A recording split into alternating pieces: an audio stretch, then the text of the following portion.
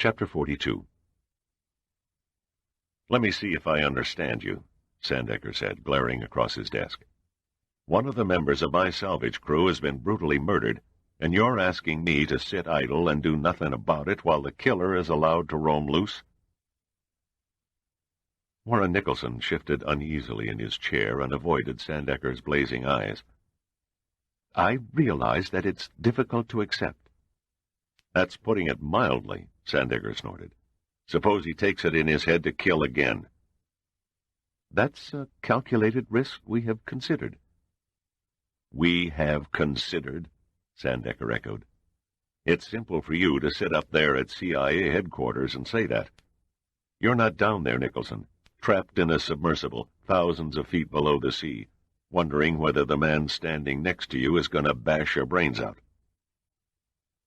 "I am certain it won't happen again," Nicholson said impassively. "What makes you so sure?" "Because professional Russian agents do not commit murder unless it is absolutely necessary." "Russian agents?" Sandecker stared at Nicholson in startled and total disbelief. "What in God's name are you talking about?" "Just that. Henry Monk was killed by an operative working for the Soviet Naval Intelligence Department." "You can't be positive. There's no proof." "Not 100%, no. It might have been someone else with a grudge against Monk. But the facts point to a Soviet-paid operative." "But why Monk?" Sandecker asked.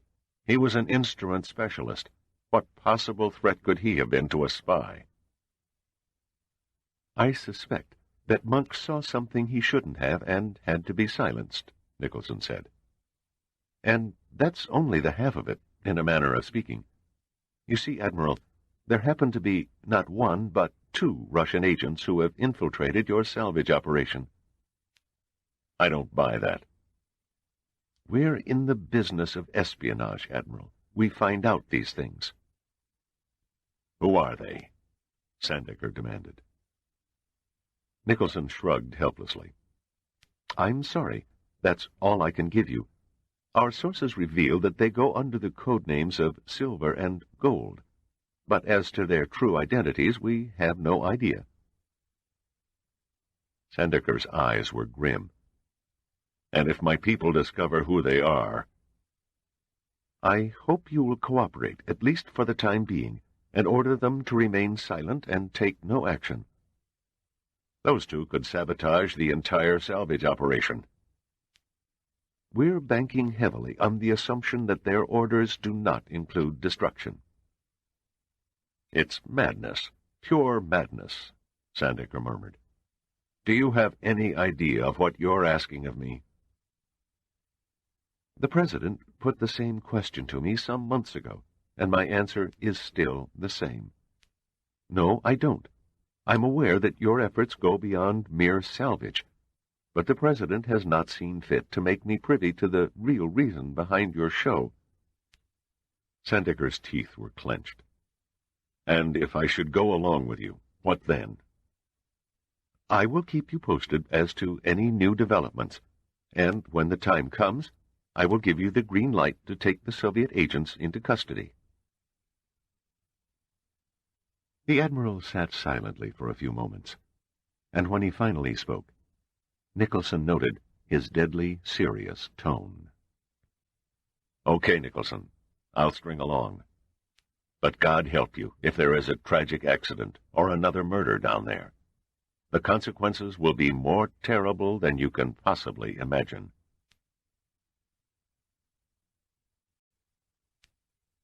Chapter 43.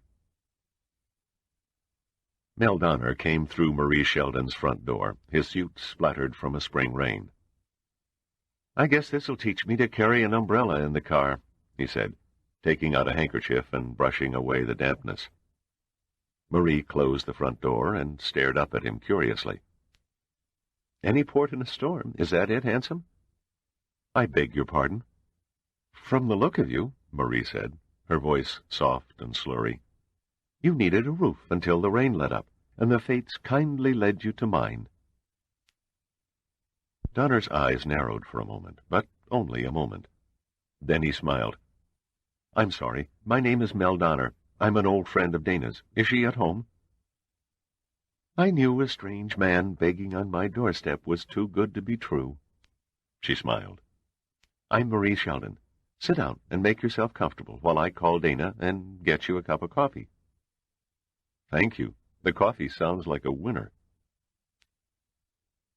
Donner appraised Marie's backside as she swiveled toward the kitchen. She wore a short white tennis skirt, a sleeveless knit top, and her feet were bare. The taut swing of her hips flipped the skirt to and fro in a pert, seductive sort of way. She returned with a cup of coffee. Dana is lazy on weekends. She seldom rolls out of the sack before 10. I'll go upstairs and speed things up. While he waited, Donner studied the books on the shelves beside the fireplace. It was a game he often practiced. Book titles seldom failed to unlock the door to their owner's personality and tastes. The selections ran the usual gamut for the single female. There were several books of poetry, The Prophet, the New York Times cookbook, and the usual sprinkling of Gothics and bestsellers. But it was the arrangement that interested Donner. Interwoven among physics of intercontinental lava flows and geology of underwater canyons, he found Explanation of Sexual Fantasies of the Female and The Story of O. He was just reaching for the latter when he heard the sound of feet coming down the stairs. He turned as Dana entered the room. She came forward and embraced him. Mel, how wonderful to see you. You look great, he said. The months of strain and anguish had been erased. She seemed more at ease, and she smiled without tenseness. How's the swinging bachelor? She asked. Which line are you using on poor innocent girls this week, the brain surgeon or the astronaut? He patted his paunch. I've retired the astronaut story until I can shed a few pounds. Actually, because of the publicity you people are getting on the Titanic, I can do no wrong by telling the little lovelies crowded around the Washington singles bars that I'm a deep-sea diver. Why don't you simply tell the truth? After all, as one of the country's leading physicists, you have nothing to be ashamed of. I know, but somehow playing the real me takes the fun out of it. Besides, women love a lover who's phony. She nodded at his cup. Can I get you more coffee? No, thanks. He smiled, and then his expression became serious. You know why I'm here. I guessed. I'm worried about Jean. So am I. You could go back to him. Dana met Mel's eyes evenly. You don't understand. When we're together, it only makes things worse. He's lost without you. She shook her head. His job is his mistress. I was only a whipping post for his frustrations. Like most wives, I'm not geared to take the anguish that goes hand in hand with a husband's insensibility when he's overburdened with on-the-job stress. Don't you see, Mel? I had to leave Jean before we destroyed each other. Dana turned and held her face in her hands, then quickly composed herself. If only he could quit and go back to teaching, then things would be different. I shouldn't be telling you this, Donner said, but the project will be completed in another month if all goes according to plan. Then Jean will have nothing to keep him in Washington. He'll be free to return to the university. But what about your contracts with the government? Finished. We enlisted for a specific project, and when it's finished, so are we. Then all of us take a bow and head back to whatever campus we originally came from. He may not even want me. I know Jean, Donner said. He's a one-woman man. He'll be waiting. Unless, of course, you're involved with another man. She looked up, surprised. Why do you say that? I happened to be in Webster's restaurant last Wednesday night. Oh, God, Dana thought. One of her few dates since leaving Jean had come back to haunt her already. It had been a foursome with Marie and two biologists from the Numa Marine Sciences Laboratory. A friendly, comfortable evening. That was all. Nothing had happened. She stood up and glared down at Donner. You, Marie, and yes, even the President, all expect me to go crawling back to Gene like some damned old security blanket he can't sleep without. But not one of you has even bothered to ask how I feel. What emotions and frustrations do I face? Well, to hell with all of you. I am my own woman, to do with my life as I please. I'll go back to Gene if and when I damn well feel like it. And if I feel in the mood to go out with other men and get laid, so be it.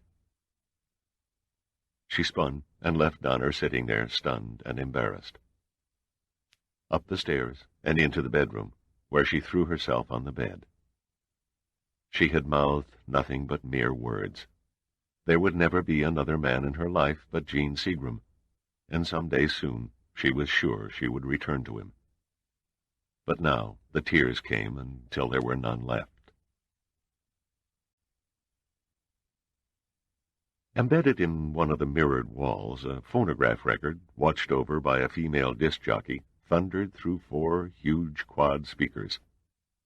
The postage-stamp dance floor was jammed, and a thick haze of cigarette smoke filtered the brightly colored lights that exploded on the ceiling of the discotheque. Donner sat at the table alone, idly watching the couples gyrate to the blaring music. A petite blonde wandered up to him and suddenly stopped. "The Rainmaker?" Donner looked up. He laughed and got to his feet. "Miss Sheldon." "Marie," she said pleasantly. "Are you alone?" "No, I'm the third wheel with a married couple." Donner's eyes followed her gesture, but it was impossible to tell who she meant among the jumbled bodies on the dance floor. He pulled back a chair for her.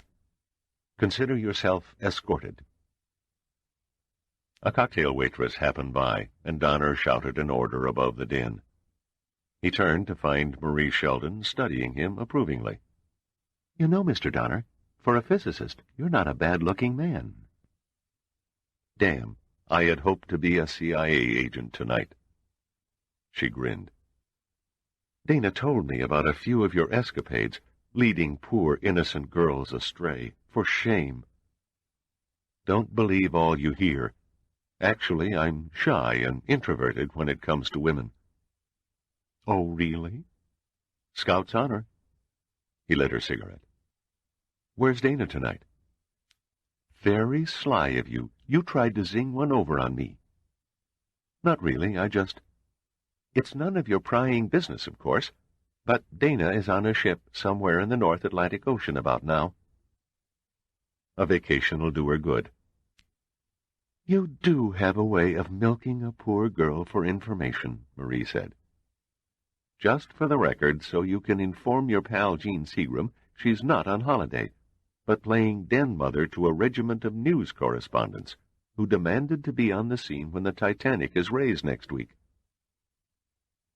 "I guess I asked for that." "Good. I'm always impressed by a man who admits the folly of his ways." She tilted her eyes at him in a kind of mocking amusement. "Now that that's settled, why don't you propose to me?" Donner's brows knitted. "Isn't the coy maiden the one who's supposed to say, 'But, sir, I hardly know you'?" She took his hand and stood up. "Come on, then." "May I ask where?" "To your place," she said, with a mischievous grin. "My place?" Events were clearly moving too fast for Donner. "Sure. We have to make love, don't we? How else can two people who are engaged to be married get to know each other?" Chapter 44. Pitt slouched in his train seat and idly watched the Devon countryside glide past the window. The tracks curved along the coastline at Dawlish. In the channel he could see a small fleet of fishing trawlers heading out for the morning's catch. Soon a misting rain streaked the glass and blurred his view, so he turned once more to the magazine on his lap and thumbed the pages without really seeing them. If they had told him 2 days ago that he'd take a temporary leave from the salvage operation, he'd have thought them stupid. And if they'd suggested that he'd travel to Tynemouth, Devonshire, population 12,260, a small, picturesque resort town on the southeast coast of England, to interview a dying old man, he'd have thought them downright insane. He had Admiral James Sandecker to thank for this pilgrimage, and that is exactly what the Admiral had called it when he had ordered Pitt back to Numa headquarters in Washington. A pilgrimage to the last surviving crew member of the Titanic. "There's no use in arguing the matter any further," Sandecker said unequivocally. "You're going to Tynemouth." "None of this adds up." Pitt was pacing the floor nervously, his equilibrium struggling to forget the months of endless pitching and rolling of the Capricorn. "You order me ashore during a crucial moment of the salvage and tell me I have 2 Russian agents, identities unknown, who have carte blanche to go about murdering my crew under the personal protection of the CIA, and then in the same breath you calmly order me to England to take down the deathbed testimony of some ancient limey. That ancient limey happens to be the only member of the Titanic's crew who hasn't been buried." "But what of the salvage operation?" Pitt persisted. "The computers indicate the Titanic's hull might break loose from the bottom any time after the next 72 hours. "Relax, Dirk. You should be back on the decks of the Capricorn by tomorrow evening, plenty of time before the main event. Meanwhile, Rudy Gunn can handle any problems that come up during your absence."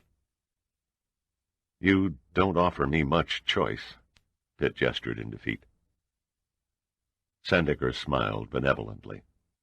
"I know what you're thinking, that you're indispensable. Well, I got news for you. That's the best salvage crew in the world out there. I feel confident that somehow they'll struggle through the next 36 hours without you." Pitt smiled, but there was no humor in his face. "When do I leave?"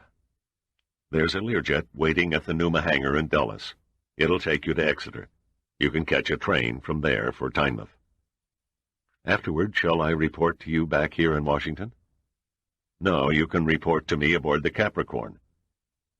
Pitt looked up. "The Capricorn?" "Certainly. Just because you're relaxing in the English countryside, you don't expect me to miss out on seeing the Titanic's regenesis, in case she decides to come up ahead of schedule, do you?"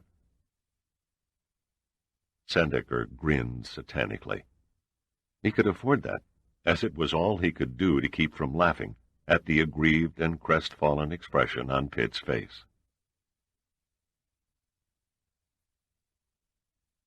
Pitt climbed into a cab at the railroad station and rode along a narrow road beside the river estuary to a small cottage overlooking the sea. He paid the cab driver, went through a vine-covered gate, and up a walk bordered by rose bushes. His knock was answered by a girl with absorbing violet eyes, framed by neatly brushed red hair, and a soft voice that was touched by a Scots accent. "Good morning, sir." "Good morning," he said with a slight nod. "My name is Dirk Pitt, and—" "Oh, yes. Admiral Sandecker's cable said you were coming. Please come in. The Commodore is expecting you." She was dressed in a neatly pressed white blouse and a green wool sweater and matching skirt. He followed her into the living room of the cottage. It was cozy and comfortable. A fire was burning brightly in the fireplace. And if Pitt had not known that the owner was a retired mariner, he could easily have guessed it by the decor. Ship's models filled every available shelf, while framed prints of famous sailing vessels graced all 4 walls. A great brass telescope was mounted in front of the window, facing the channel, and a ship's wheel, its wood gleaming from hours of hand-waxed care, stood in one corner of the room, as if awaiting a momentary turn from some long-forgotten helmsman. "You look like you've had a very uncomfortable night," the girl said. "Would you like some breakfast?" "Courtesy urges me to decline," but my stomach rumbles for me to accept. Americans are famous for hearty appetites. I would have been disappointed if you had shattered the myth. Then I'll do my best to uphold Yankee tradition, Miss... Please forgive me. I'm Sandra Ross, the Commodore's great-granddaughter. You look after him, I take it. When I can. I'm a flight attendant with Bristol Airlines. A village lady sees to him when I have a flight. She motioned him down a hallway. While you're waiting for a bite to eat, you'd best talk to Grandfather. He's very, very old, but he's dying to hear. He's anxious to hear all about your efforts to raise the Titanic. She knocked lightly on a door and opened it a crack. Commodore, Mr. Pitt is here to see you. Well, get him in here, a voice rasped back, before I founder on the reef. She stood aside, and Pitt entered the bedroom. Commodore Sir John L. Bigelow, KBE, RD, RNR, retired, sat propped up in a bunk-like bed and studied Pitt through deep blue eyes, eyes that had the dreamlike quality of another age. The few strands of hair on his head were pure white, as was his beard, and his face showed the ruddy, weathered look of a seafaring man. He wore a tattered turtleneck sweater over what looked to be a Dickens-style nightshirt. He held out a leathery hand that was as steady as a rock. Pitt took it and marveled at the firm grip. This is indeed an honor, Commodore. I have often read of your heroic escape from the Titanic. So much rot, he grumbled. I was torpedoed and cast adrift in both world wars, and all anybody ever asks me about is the night of the Titanic. He motioned to a chair. Don't stand there like a beardless lad on his first trip to sea. Sit down, sit down. Pitt did as he was told. No, tell me about the ship. What does she look like after all these years? I was a young man when I served on her, but I still remember her every deck. Pitt reached into the breast pocket of his coat and handed Bigelow an envelope of photographs. Perhaps these can give you some idea of her present condition. They were taken by one of our submersibles just a few weeks ago. Commodore Bigelow slipped on a pair of reading glasses and studied the pictures. Several minutes ticked off a ship's clock beside the bed, while the old mariner became lost in the memories of another time. Then he looked up wistfully. She was in a class all by herself, she was. I know. I sailed them all. The Olympic, Aquitania, Queen Mary. Sure, they were elaborate and modern for their time, but they couldn't touch the care and craftsmanship that went into the Titanic's furnishings. Her wonderful paneling, and her marvelous staterooms. Aye, she still casts a heavy spell, she does. She grows ever more bewitching with the years, Pitt agreed. Here, Bigelow said, as he pointed excitedly to a photo. By the port ventilator on the roof over the officers' quarters. This is where I was standing when she sank beneath my feet, and I was washed into the sea. The long decades seemed to melt away from his face. Oh, but the sea was cool that night. 4 degrees below freezing it was. For the next 10 minutes he talked of swimming in the icy water, miraculously finding a rope that led to an overturned lifeboat, the awful mass of struggling people, the pitiful cries that pierced the night air and then slowly died out. The long hours spent clutching the keel of the boat, huddled against the cold with 30 other men. The excitement when the Cunard liner Carpathia hove into view and made the rescue. Finally, he sighed and peered over the tops of his glasses at Pitt. "Am I boring you, Mr. Pitt?" "Not in the least," Pitt answered. "Listening to someone who actually lived the event seems almost like living it myself." "Then I'm going to give you another story to try on for size," Bigelow said. "Until now, I never told a soul about my last minutes before the ship went down. I never mentioned a word in any of my interrogations about the sinking, not to the United States Senate inquiry or to the British Court of Inquiry. Nor did I ever breathe a syllable to the newspaper reporters or writers who are forever researching books on the tragedy. You, sir, are the first and will be the last to hear it from my lips." 3 hours later, Pitt was on the train back to Exeter, neither tired nor worn. He did feel a kind of excitement. The Titanic, along with the strange enigma locked within the vault of cargo hold number 1, G deck, beckoned to him now more than ever. Southby, he wondered. How did Southby fit in the picture? For perhaps the 50th time, he looked down at the package that Commodore Bigelow had given him, and he was not sorry that he had come to Tynemouth.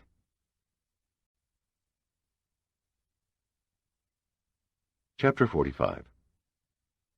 Dr. Ryan Prescott, chief of the Numa Hurricane Center in Tampa, Florida, had had every intention of getting home on time for once and spending a quiet evening with his wife playing cribbage. But at 10 minutes before midnight, he was still at his desk, staring tiredly at the satellite photo spread before him. "Just when we think we've learned all there is to know about storms," he said querulously, "one pops out of nowhere and breaks the mold." "A hurricane in the middle of May?" his female assistant replied between yawns. "It's one for the record book, all right." "But why? The hurricane season normally extends from July to September. What caused this one to materialize 2 months early?" "Beats me," the woman answered. "Where do you figure our pariah is headed?" "Too early to predict with any certainty," Prescott said. "Her berth followed the normal patterns, true enough. Vast low-pressure area, fed by moist air, swirling counterclockwise due to the Earth's rotation. But here the difference ends. It usually takes days, sometimes weeks, for a storm 400 miles wide to build up. This baby pulled off the trick in less than 18 hours. Prescott sighed, rose from his desk, and walked to a large wall chart. He consulted a pad covered with scribbles, noting the known position, atmospheric conditions, and speed. Then he began drawing a predicted track, westerly from a point 150 miles northeast of Bermuda, a track that gradually curved northward toward Newfoundland. "Until she gives us a hint of her future course, that's the best I can do." He paused as if waiting for confirmation. When none came, he asked, "Is that how you see it?" Still receiving no reply, he turned to repeat the question, but the words never came. His assistant had fallen asleep, her head cradled in her arms upon the desk. Gently, he shook her shoulder until the green eyes fluttered open. "There's nothing more we can do here," he said softly. "Let's go home and get some sleep." He glanced warily back at the wall chart.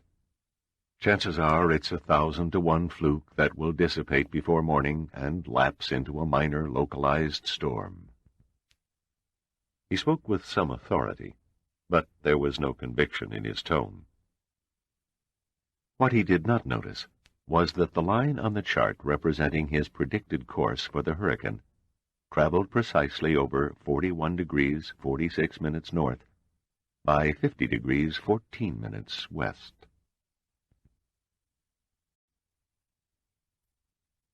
Chapter 46. Commander Rudy Gunn stood on the bridge of the Capricorn and watched a tiny blue speck far to the west materialize out of the diamond-clear sky. For a few minutes it seemed to hang there, neither changing shape nor growing larger. A dark blue dot suspended above the horizon, and then, almost all at once, it enlarged and took on the shape of a helicopter. He made his way to the landing pad aft of the superstructure and stood waiting as the craft approached and hovered above the ship.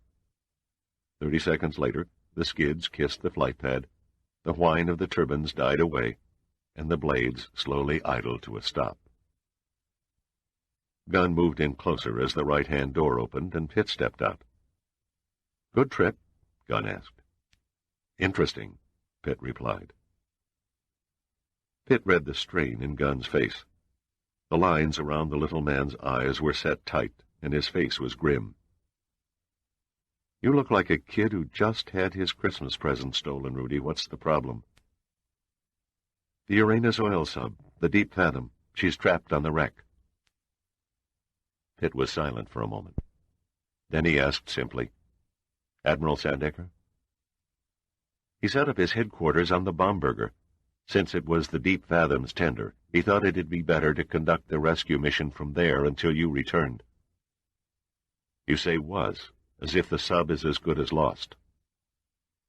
"It doesn't look good. Come topside, and I'll fill you in on the details." There was an air of tension and despair in the Capricorn's operations room. The usually gregarious Giordino simply nodded at Pitt's arrival, totally bypassing any word of greeting.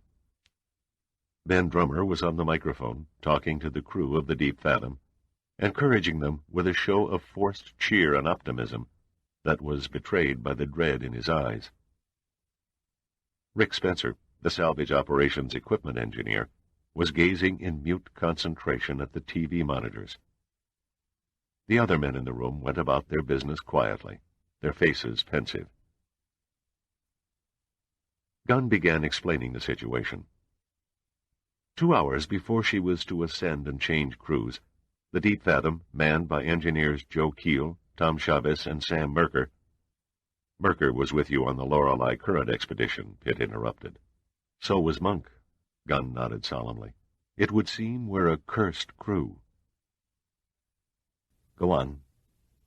They were in the midst of installing a pressure bleed valve on the starboard side of the Titanic's forecastle deck bulkheads when their stern brushed against a forward cargo crane. The corroded mounts broke loose, and the derrick section fell across the sub's buoyancy tanks, rupturing them. More than 2 tons of water poured through the opening and pinned her hull to the wreck. "How long ago did it happen?" Pitt asked. "About 3.5 hours ago."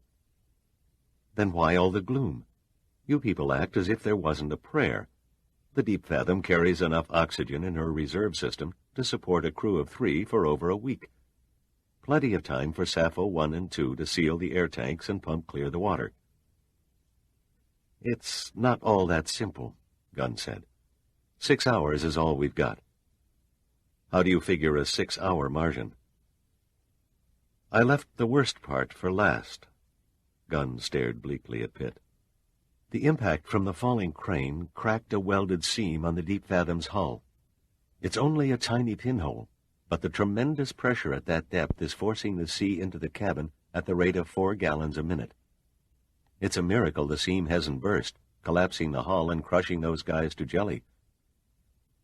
He tilted his head toward the clock over the computer panel. 6 hours is all they've got before the water fills the cabin and they drown, and there's not a damn thing we can do about it. Why not plug the leak from the outside with wet steel? Easier said than done. We can't get at it. The section of the hull seam that contains the leak is jammed against the Titanic's forecastle bulkhead. The Admiral sent down the other 3 submersibles in the hope that their combined power could move the Deep Fathom just enough to reach and repair the damage. It was no go. Pitt sat down in a chair, picked up a pencil, and began making notations on a pad. The Sea Slug is equipped with cutting equipment. If she could attack the derrick... Negative. Gunn shook his head in frustration. During the tugging operation, the Sea Slug broke her manipulator arm.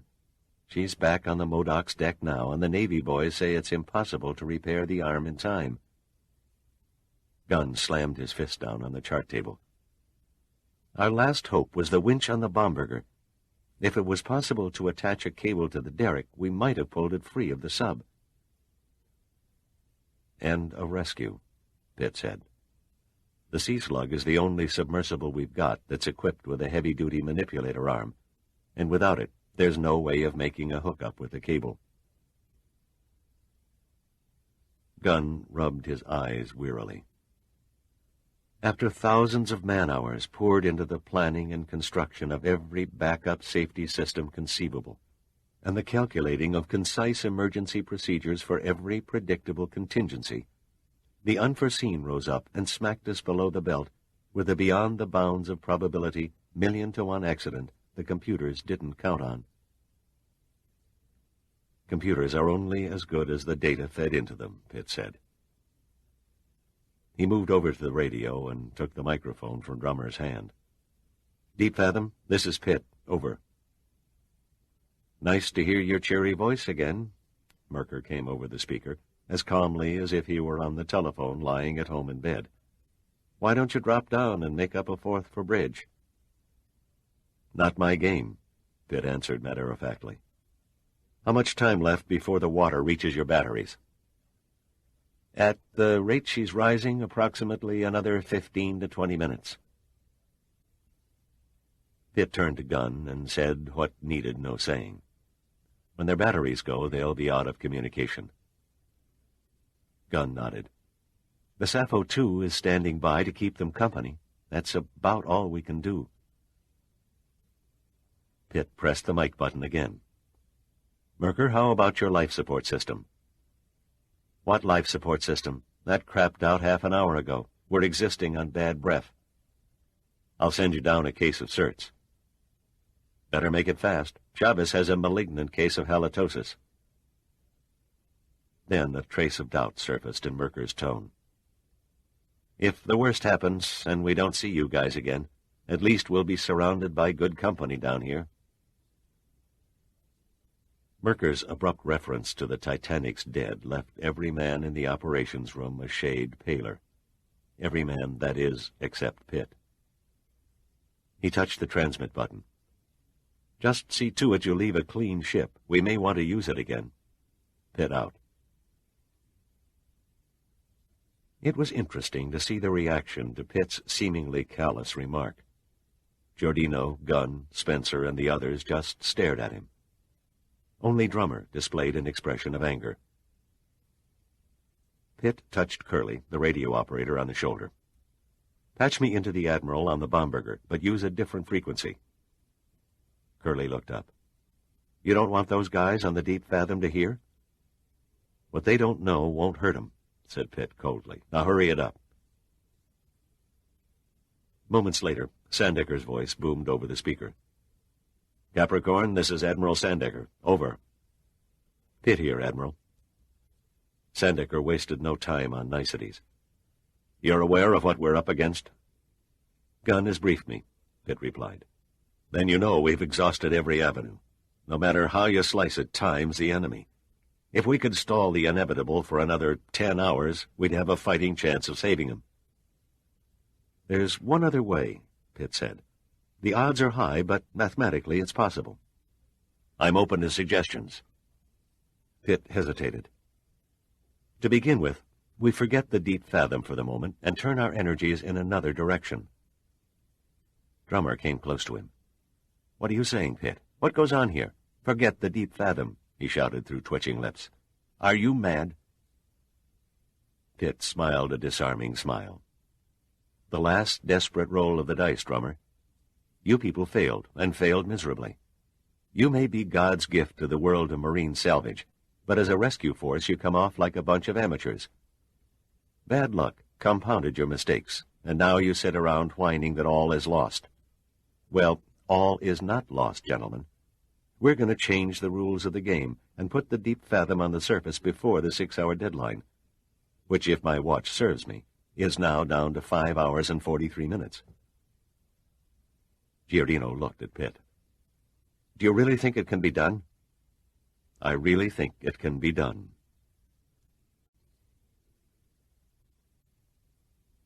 Chapter 47. The structural engineers and the marine scientists huddled around in small circles, mumbling to themselves as they frantically shoved their slide rules back and forth. Every so often, one of them would break away and walk over to the computers and check the readout sheets. Admiral Sandecker, who had just arrived from the Bomberger, sat behind a desk, gripping a mug of coffee and shaking his head. This will never be written into the textbooks on salvage, he murmured. Blowing a derelict off the bottom with explosives. God, it's insane. What other choice do we have? Pitt said. If we can kick the Titanic out of the mud, the deep fathom will be carried up with her. The whole idea is crazy, Gunn muttered. The concussion will only expand the cracked seam in the submersible's hull and cause instant implosion. Maybe, maybe not, Pitt said. But even if that occurs, it's probably best that Merker, Keel, and Chavez die instantly from the sea's crush than suffer the prolonged agony of slow suffocation. And what about the Titanic? Gunn persisted. We could blow everything we've worked for all these months all over the abyssal landscape. Score that as a calculated risk, Pitt said. The Titanic's construction is of a greater strength than most ships afloat today. Her beams, girders, bulkheads, and decks are as sound as the night she sank. The old girl can take whatever we dish out, make no mistake about it.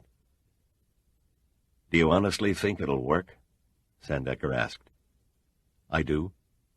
I could order you not to do this thing, you know that. I know that, Pitt replied. I'm banking on you to keep me in the ball game until the final inning. Sandecker rubbed his hand across his eyes, then shook his head slowly as if to clear it. Finally, he said, Okay, Dirk, it's your baby. Pitt nodded and turned away. There were just 5 hours and 10 minutes to go. 2.5 miles below, the 3 men in the deep fathom, cold and alone in a remote, uncharitable environment, watched the water creep up the cabin walls inch by inch until it flooded the main circuitry and shorted out the instruments, throwing the interior of the cabin into blackness. Then they began to feel the sting of the 34-degree water in earnest as it swirled around their legs. Standing there, shivering under the torment of certain death, they still nurtured the spark to survive. As soon as we get topside, Keel murmured, I'm going to take a day off, and I don't care who knows it. Come again, Chavez said in the darkness. They can fire me if they want to, but I'm sleeping in tomorrow. Chavez groped for and found Keel's arm, gripping it roughly. What are you babbling about? Take it easy, Merker said. With the life support system gone, the carbon dioxide buildup is getting to him. I'm beginning to feel a bit giddy myself. Foul air on top of everything else, Chavez grumbled. If we don't drown, we get crushed when the hull bursts, and if we don't get mashed like eggshells, we suffocate in our own air. Our future looks none too bright. You left out exposure, Merker added sardonically. If we don't climb above this freezing water, we won't get a chance at the other 3. Keel said nothing, but limply allowed Chavez to shove him into the uppermost sleeping bunk. Then Chavez followed and sat on the edge, his feet dangling over the side. Merker struggled through the crotch-deep water to the forward viewport and looked out. He could see only the haloed outline of the Sappho II through the blinding glare of her lights. Even though the other craft hovered only 10 feet away, there was nothing she could do for the stricken deep fathom, while they were both surrounded by the relentless pressure of the hostile deep. As long as she's still there, Merker thought, they haven't written us off. He took no small consolation in the fact that they were not alone. It wasn't much to lean on, but it was all they had. On board the supply ship Alhambra, camera crews from the 3 major networks swept up in the swirling tide of expectation, feverishly struggled to get their equipment into action.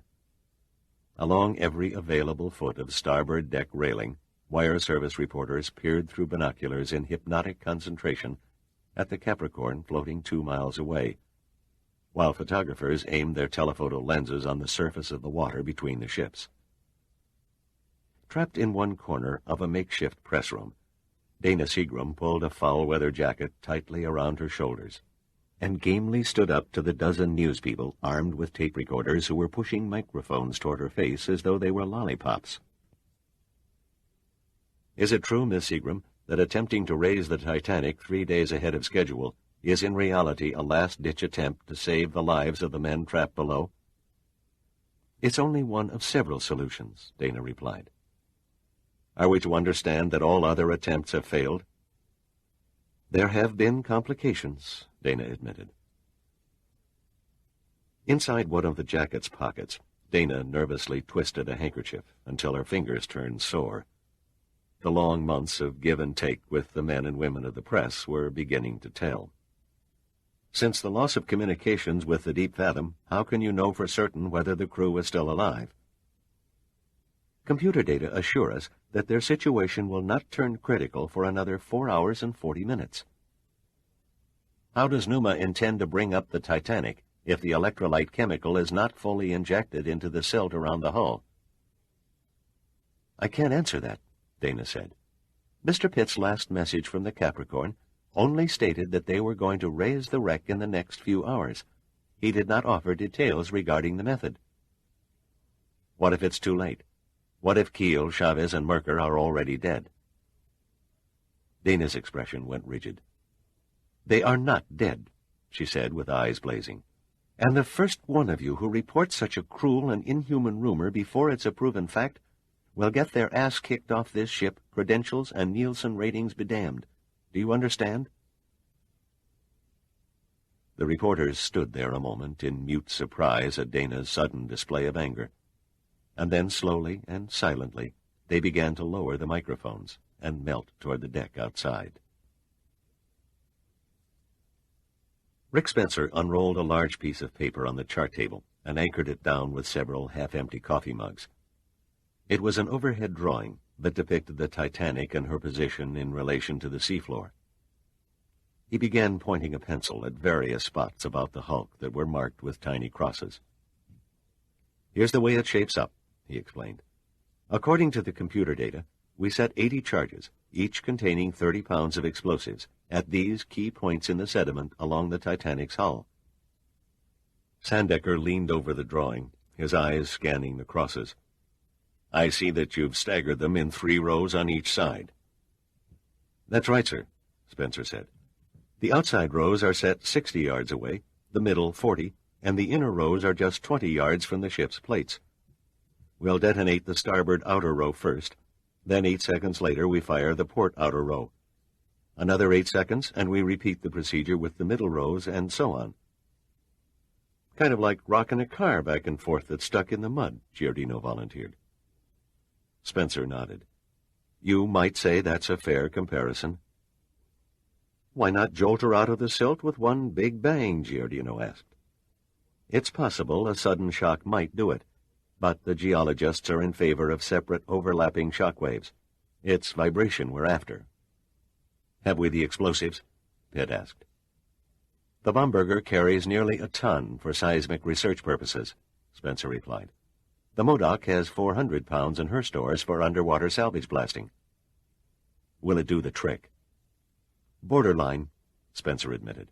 Another 300 pounds would have given us a more acceptable margin for success. We could have it flown from the mainland by jet and airdropped, Sandecker suggested. Pitt shook his head. By the time the explosives arrived and were loaded in a sub and planted on the seafloor, it'd be 2 hours too late. Then we'd best get on with it, Sandecker said brusquely. We have a tight deadline to meet. He turned to Gunn. How soon can the explosives be set in place? 4 hours, Gunn said unhesitatingly. Sandecker's eyes narrowed. That's cutting it pretty thin. That only leaves a leeway of 14 minutes. We'll make it, Gunn said. However, there is one condition. What is it? Sandecker snapped impatiently. It will take every operational submersible we've got. That means pulling the Sappho II from its station beside the Deep Fathom, Pitt said. Those poor bastards down there will think we're deserting them. There's no other way, Gunn said helplessly. There's simply no other way. Merker had lost all track of time. He stared at the luminous dial on his watch, but his eyes couldn't focus on the glowing numbers. How long since the derrick had fallen across their buoyancy tanks, he wondered. 5 hours? 10? Was it yesterday? His mind was sluggish and confused. He could only sit there without moving a muscle, breathing shallowly and slowly, each breath seemingly taking a lifetime. Gradually, he became aware of a movement, He reached out and touched Keel and Chavez in the darkness, but they made no sound, no response. They had fallen into a lethargic stupor. Then he became aware of it again, a minute but perceptible something that was not where it was supposed to be. His mind turned over as though it were immersed in syrup. But at last he had it. Except for the relentless rise of the water, there was no change, no sign of physical motion inside the floating cabin. It was the angle of the Sappho II's light beam through the forward viewports that had dimmed. He dropped off the bunk into the water. It came up to his chest now, and almost as if in a nightmare he struggled toward the upper front ports and peered into the depths outside. Suddenly, his numbed senses were gripped by a fear such as he had never known before. His eyes widened and glazed, his hands clenched in futility and despair. "Oh, God," he cried aloud, "they're leaving us. They've given us up." Sandecker twisted the huge cigar he had just lit and continued to pace the deck. The radio operator raised his hand, and the Admiral turned in mid-step and came up behind him. "The Sappho 1 reporting, sir," Curly said. "She's finished positioning her charges." "Tell her to head topside as fast as her buoyancy tanks will take her. The higher she goes, the less pressure on her hull when the explosives detonate." The Admiral swung and faced Pitt, who was keeping a watchful eye on the 4 monitors, whose cameras and floodlights were mounted in strategic spots around the Titanic superstructure. "How does it look?" "So far, so good," Pitt answered. "If the wet steel pressure seals hold up against the concussions, we'll stand a fighting chance." Sandecker stared at the color images, and his brow furrowed as he perceived great streams of bubbles issuing from the liner's hulk. "She's losing a lot of air," he said. "Excess pressure escaping through the bleeder valves," Pitt said tonelessly. "We switched from the electrolyte pumps back to the compressors in order to cram as much extra air as we can into the upper compartments." He paused to fine-tune a picture and then continued. "The Capricorn's compressors put out 10,000 cubic feet of air an hour, so it didn't take long to raise the pressure inside the hull another 10 pounds per inch, just enough to pop the bleeder valves." Drummer ambled over from the computers and checked off a series of notations on a clipboard. "As near as we can figure, 90% of the ship's compartments are unwatered," he said. "The main problem, as I see it, is that we have more lift than the computers say is necessary. If and when the suction gives way, she'll come up like a kite." "The Sea Slug just dropped her last charge," Curly reported. "Ask her to make a swing by the deep fathom before she starts for the surface," Pitt said, "and see if she can make visual contact with Merker and his crew." 11 minutes to go," Giardino announced. "What in hell is keeping the Sappho 2? Sandecker asked no one in particular. Pitt looked across the room to Spencer. "Are the charges ready to fire?" Spencer nodded. "Each row is tuned to a different transmitter frequency. All we have to do is turn a dial, and they'll go off in their proper sequence." "What do you bet we see first, the bow or the stern?" "There's no contest. The bow is buried 20 feet deeper in the sediment than the rudder. I'm counting on the stern breaking free and then using its buoyant leverage to pull up the rest of the keel. She should rise on very nearly the same angle she sank, providing she's agreeable and rises at all." "Last charge secured," droned Curly. "Sappho 2 is making her getaway." "Anything from the Sea Slug?" "She reports no visual contact with Deep Fathom's crew." "Okay, tell her to hightail it toward the surface," Pitt said. "We fire the first row of charges in 9 minutes. "They're dead," Drummer suddenly cried, his voice breaking. "We're too late. They're all dead." Pitt took 2 steps and gripped Drummer by the shoulders. "Cut the hysterics. The last thing we need is a premature eulogy." Drummer dropped his shoulders, his face ashen and frozen in a stone-like expression of dread. Then he silently nodded and walked unsteadily back to the computer console. The water must only be a couple of feet from the sub's cabin ceiling by now, Giordino said. It came out about half an octave higher than his normal tone. If pessimism sold by the pound, you guys would all be millionaires, Pitt said dryly. The Sappho 1 has reached the safety zone at 6,000 feet. This from the sonar operator. 1 down, 2 to go, murmured Sandecker. There was nothing left to do now but wait for the other submersibles to rise above the danger level of the approaching concussion waves. 8 minutes passed. 8 interminable minutes that saw the sweat begin to ooze on 24 foreheads. Sappho 2 and Sea Slug now approaching safety zone. Sea and weather? Pitt demanded. 4-foot swells, clear skies, wind out of the northeast at 5 knots, answered Farquhar, the weatherman. You couldn't ask for better conditions. For several moments, no one spoke. Then Pitt said, Well, gentlemen, the time has come. His voice was level and relaxed, and no trace of apprehension showed in his tone or manner. Okay, Spencer, count it down. Spencer began repeating the announcements with clock-like regularity. 30 seconds, 15 seconds, 5 seconds, signal transmitting, mark. Then he unhesitatingly went right into the next firing order. 8 seconds, 4 seconds, signal transmitting, mark. Everyone clustered around the TV monitors and the sonar operator, their only contacts now at the bottom. The first explosion barely caused a tremor through the decks of the Capricorn, and the volume of sound came to their ears like that of faraway thunder. The cloud of anxiety could be slashed with a sword. Every single eye was trained straight ahead on the monitors, on the quivering lines that distorted the images when the charges went off. Tense, strained, numb with the expectant look of men who feared the worst but hoped for the best. They stood there immobile as Spencer droned on with his countdowns. The shudders from the deck became more pronounced as shockwave followed shockwave and broke on the surface of the ocean.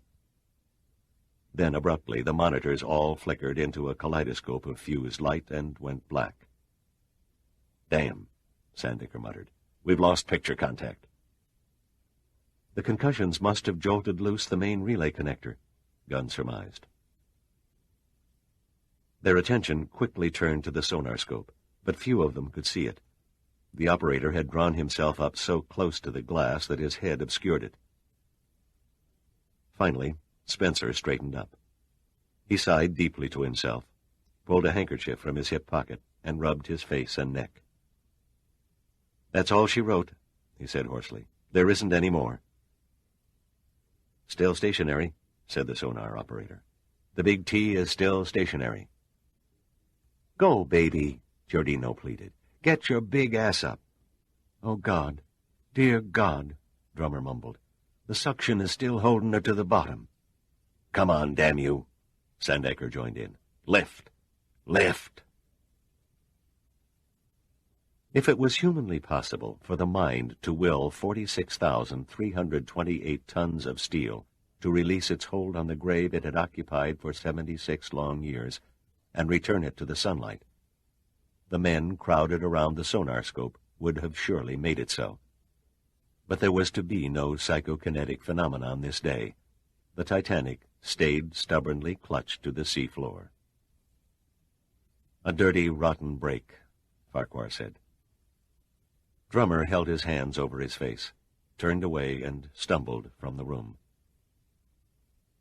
Woodson on the Sappho 2 requests permission to descend for a look-see, said Curley. Pitt shrugged. Permission granted. Slowly, wearily, Admiral Sandecker sank into a chair. What price failure, he said. The bitter taste of hopelessness flooded the room, swept by the grim tide of total defeat. What now? Giordino asked, staring vacantly at the deck. What we came here to do, answered Pitt tiredly. We go on with the salvage operation. Tomorrow we'll begin again to... She's moved. No one reacted immediately. She moved, the sonar operator repeated. His voice had a quiver to it. Are you sure?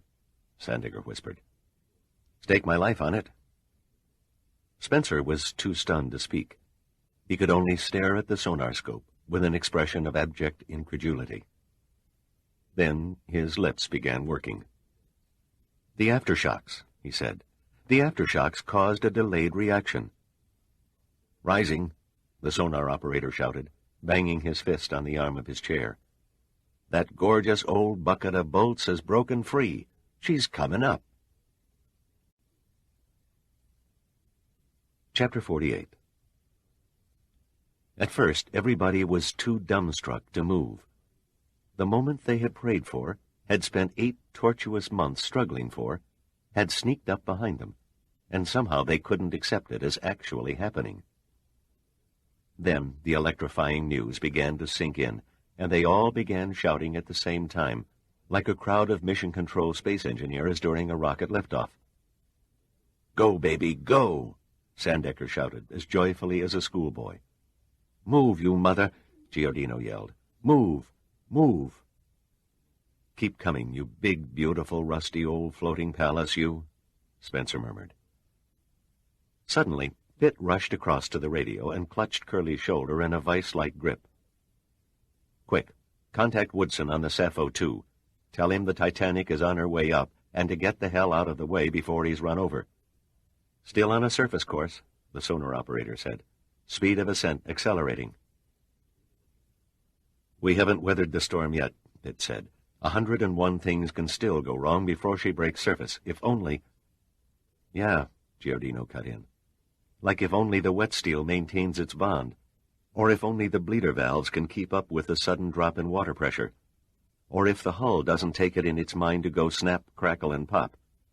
If, it's a mighty big word. Still coming, and coming fast, the sonar operator said, staring at his scope. 600 feet in the last minute. Pitt swung to Giordino. Al, find Doc Bailey and the pilot of the helicopter, and get in the air like a mad bull was on your ass. Then, as soon as the Titanic stabilizes herself, drop down on her forecastle deck.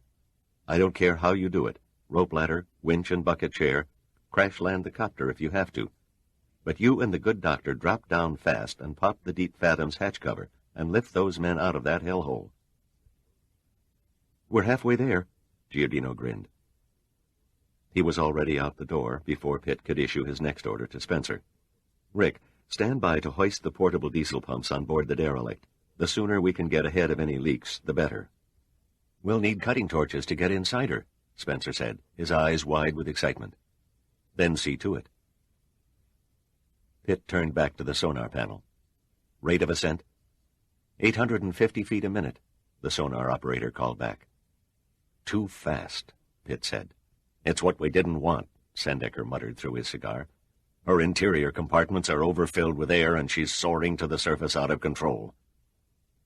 And if we've miscalculated the amount of ballast water left in her lower holds, she could rocket 2/3 her length out of the water and capsize, Pitt added. Sandecker looked him in the eye. And that would spell finish to the Deep Fathom's crew. Then, without another word, the Admiral turned and led the Exodus from the operations room to the deck outside, where everyone began scanning the restless swells in heart-pounding anticipation. Only Pitt hung back. What depth is she? This to the sonar operator. Passing the 8,000-foot mark. Woodson reporting in, Curly intoned. He says the Big T just went by the Sappho 2 like a greased pig. Acknowledge, and tell him to surface. Relay the same message to the Sea Slug and Sappho 1. There was nothing left to do here, so he stepped out the door and up the ladder to the port bridge wing, where he joined Gunn and Sandecker. Gunn picked up the bridge phone. Sonar, this is the bridge. Sonar, can you give me an approximate fix on where she'll appear? She should break water about 600 yards off the port quarter. Time? There was a pause. Time? Gunn repeated. Is now soon enough for you, Commander? At that very moment, a huge wave of bubbles spread across the sea, and the fantail of the Titanic burst up into the afternoon sun like a gigantic whale. For a few seconds, it seemed as though there was no stopping her soaring flight from the depths. Her stern kept crowding into the sky, until she came free of the water up to the boiler casing, where her number 2 funnel had once stood. It was a staggering sight. The inside air bleeding down sent great torrents of spray shooting through the pressure relief valves, shrouding the great ship in billowing rainbowed clouds of vapor. She hung poised for several moments, clawing at the crystal blue heavens, and then, slowly at first, began to settle until her keel smacked the sea with a tremendous splash that sent a 10-foot wave surging toward the surrounding fleet of ships. She heeled down as if she had no intention of recovering. 1,000 onlookers held their breath as she careened ever farther onto her starboard beam ends, 30, 40, 45, 50 degrees. And there she hung for what seemed like a dreadful eternity. Everyone was half expecting her to continue the roll over onto her superstructure. But then, with agonizing sluggishness, the Titanic slowly began the struggle to right herself. Gradually, foot by foot, until her hull reached a starboard list of 12 degrees. And there she stayed. Nobody could speak. They all just stood there, too stunned, too mesmerized by what they had just seen to do anything but breathe. Sandeker's weathered face looked ghostly pale even in the bright sun. Pitt was the first to find his voice. "She's up," he managed in a barely audible whisper. "She's up," Gunn acknowledged softly. Then the spell was broken by the pulsing blades of the Capricorn's helicopter as it headed into the wind and angled over the debris-laden forecastle of the resurrected ship. The pilot held the craft on a level position a few feet above the deck, and almost instantly 2 tiny specks could be seen dropping out of a side door. Giordino scrambled up the access ladder and found himself staring at the hatch cover of the deep fathom. Thank God for small miracles, the hull was still sound. Cautiously, he maneuvered his body on top of the rounded, slippery deck and tried the hand wheel. The spokes felt like ice, but he gripped firm and gave a heavy twist. The hand wheel refused to cooperate. "Stop dawdling and open the damn thing," Dr. Bailey boomed behind him. "Every second counts." Giordino took a deep breath and heaved with every ounce the muscles of his ox-like body could give. It moved an inch. He tried again, and this time forced a half-turn. And then, finally, it began spinning easily as the air inside the sub hissed out and the pressure against the seal relaxed. When the hand wheel halted at the end of its threads, Giordino swung the hatch open and peered into the darkness below. A stale, rancid smell rose up and attacked his nostrils. His heart sank when, after his eyes became accustomed to the darkness inside, he saw the water sloshing only 18 inches from the upper bulkhead. Dr. Bailey pushed past and lowered his immense hulk through the hatch and down the interior ladder. The icy water stung his skin. He pushed off the rungs and dog-paddled toward the after part of the submersible until his hand touched something soft in the dim light. It was a leg. Following it over the knee, he felt his way toward the torso. His hand came out of the water at shoulder level, and he touched a face. Bailey moved closer until his nose was a bare inch from the face in the darkness. He tried to feel for a pulse, but his fingers were too numb from the cold water, and he detected nothing that indicated life or death. Then, suddenly, the eyes fluttered open, the lips trembled, and a voice whispered, "Go away. I told you, I'm not working today." "Bridge?"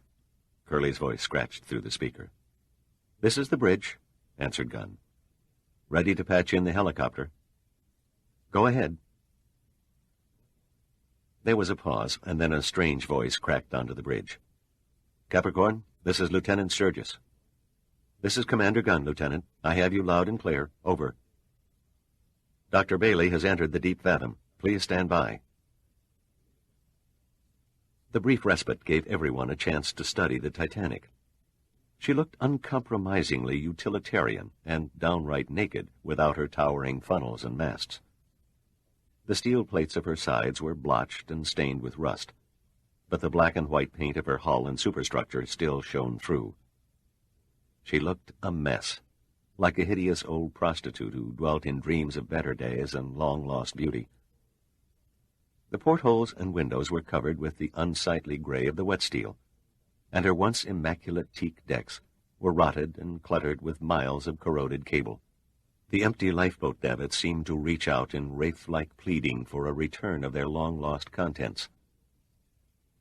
The overall effect of the ocean liner's presence came across the water like an eerie subject in a surrealistic painting. And yet there was an inexplicable serenity about her that could not be described. "Capricorn, this is Sturgis. Over." "Gunn here. Come in." "Mr. Giordino has just given me 3 fingers and the thumbs-up sign. Merker, Keel, and Chavez are still alive." A strange quiet followed. Then Pitt walked over to the emergency equipment panel and pressed the siren button. The ear-splitting sound whooped across the water. Then the Modoc's whistle blared in reply, and Pitt saw the normally reserved Sandecker laugh and throw his cap in the air. The Monterey Park joined in, and the Alhambra, and finally the Baumburger, until the sea around the Titanic was one huge cacophony of sirens and whistles. Not to be outdone, the Juno moved up and punctuated the mad din with a thunderous salute from her 8-inch gun mount. It was a moment that none of those present would ever live again. And for the first time in all the years he could remember, Pitt felt the trickle of warm tears on his cheeks.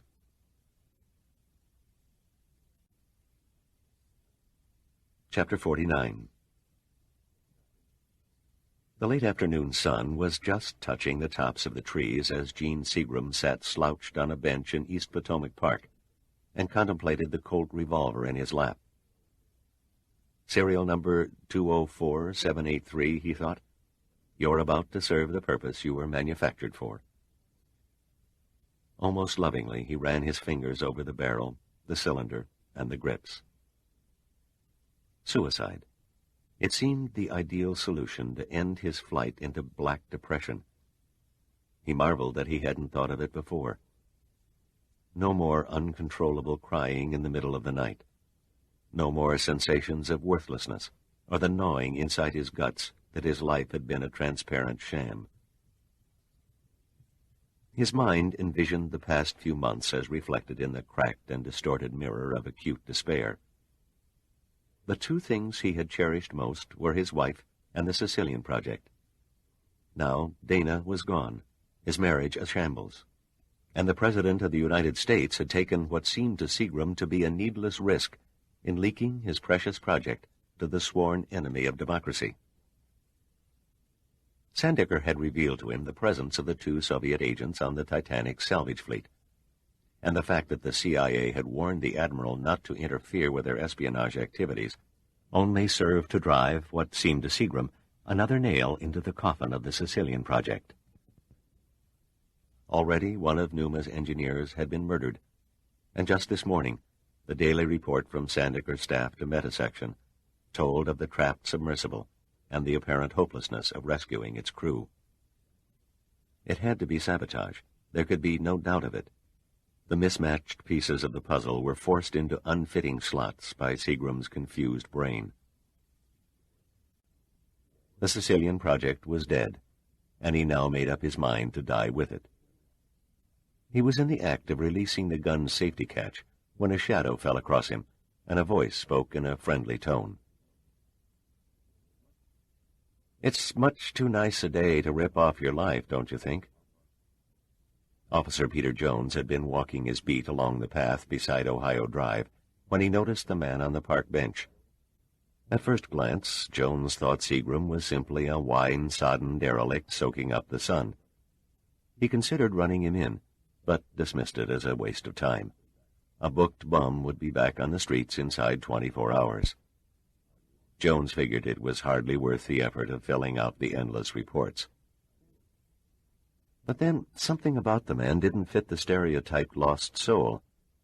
Jones moved casually, inconspicuously around a large leafing elm tree, and doubled back slightly to the side of the bench. On closer inspection, his suspicions were confirmed. True, the reddened, unseeing eyes and the vacant look of the alcoholic were there, as was the listless, uncaring droop of the shoulders, but so were small bits and pieces that didn't belong. The shoes were shined, the suit expensive and pressed, the face neatly shaven and the fingernails trimmed. And then there was the gun. Seagram slowly looked up into the face of a black police officer. Instead of meeting a determined look of wariness, he found himself gazing into an expression of genuine compassion. "Aren't you jumping to conclusions?" Seagram said. "Man, if I ever saw a classic case of suicidal depression, you're it." Jones made a sitting gesture. "Mind if I share your bench?" "It's city property," Seagram said indifferently. Jones carefully sat down an arm's length from Seagram, and languidly stretched out his legs and leaned against the backrest, keeping his hands in plain sight and away from his holstered service revolver. "Now me, I'd pick November," he said softly. "April is when the flowers pop and the trees go green. But November, that's when the weather turns nasty. The winds chill you to the bone, and the skies are always cloudy and dreary. Yeah, that's the month I'd pick all right to do away with myself." Seagram clutched the Colt tighter, eyeing Jones in apprehension, waiting for him to make his move. "I take it you consider yourself something of an expert on suicide?"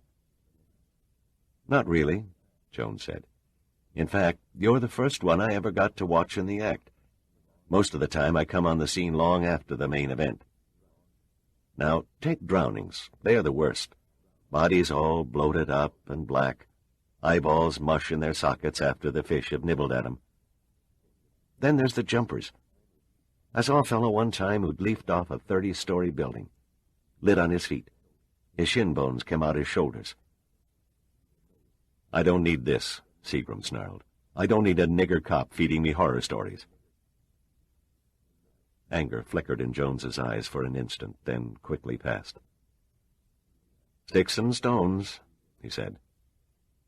He took out a handkerchief and leisurely wiped the sweatband of his cap. "Tell me, Mr. Seagram, you might as well know. It won't make any difference later. Tell me, Mr. Seagram, how do you intend on doing it? A bullet in the temple, the forehead, or in the mouth?" "What does it matter? The results are the same." "Not necessarily," Jones said conversationally. "I don't recommend the temple or the forehead, at least not with a small-caliber gun. Let's see, what have you got there? Yeah, looks like a .38. It might do a messy job okay, but I doubt if it'd kill you proper. I knew one guy who fired a .45 into his temple, scrambled his brains and shoved out his left eye, but he didn't die. Lived for years like a turnip. Can't you picture him lying there, his bowels running all over the sheets, and him begging to be put out of his misery? Yeah, if I was you, I'd stick the barrel in my mouth and blow off the back of the head. That's the safest bet." "If you don't shut up," Seagram snapped, pointing the Colt at Jones, "I'll kill you, too." "Kill me?" Jones said. "You haven't got the balls. You're not a killer, Seagram. It's written all over you. Every man is capable of committing murder." "I agree. Murder's no big deal. Anybody can do it. But only a psychopath ignores the consequences." "Now you're beginning to sound like a philosopher." "Us dumb nigger cops oftentimes like to fool white people with our smarts routine." "I apologize for my poor choice of words." Jones shrugged. "You think you've got problems, Mr. Seagram? I'd love to have your problems. Look at yourself. You're white, obviously a man of means. You probably have a family and a nice position in life. How'd you like to trade places with me? Change the color of your skin? Be a black cop with 6 kids and a 90-year-old frame house with a 30-year mortgage on it? Tell me about it, Seagram. Tell me about how tough your world really is.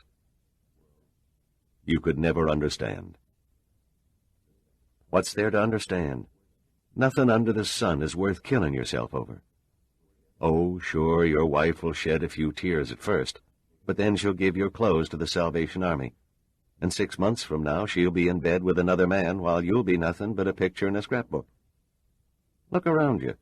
It's a beautiful spring day. Hell, think what you'll be missing. Didn't you watch the president on TV? The president? He came on at 4 o'clock and talked about all the great things that were happening. Manned flights to Mars are only 3 years away. There's been a breakthrough on the control of cancer. And he showed pictures of some old sunken ship the government salvaged from almost 3 miles below the ocean. Seagram stared at Jones with unbelieving eyes. What was that you said? A ship salvaged. What ship? I don't remember. The Titanic? Seagram asked in a whisper. Was it the Titanic? Yeah, that was the name. It rammed an iceberg and sank a long time ago. Come to think of it, I remember seeing a movie about the Titanic on television.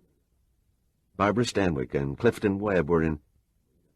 Jones broke off, at the look of incredulity, then shock, then twisted confusion that showed in Seagram's face.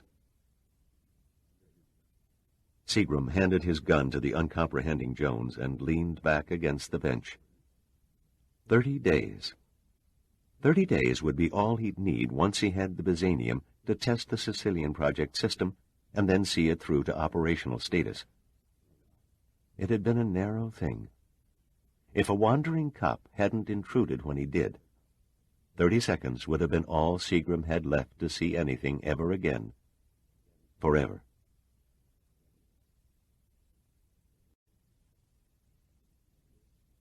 Chapter 50. I assume you have weighed the staggering consequences of your accusations?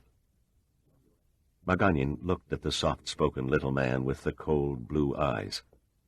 Admiral Boris Sloyuk seemed more the baker around the corner than the shrewd head of the Soviet Union's second-largest intelligence-gathering network.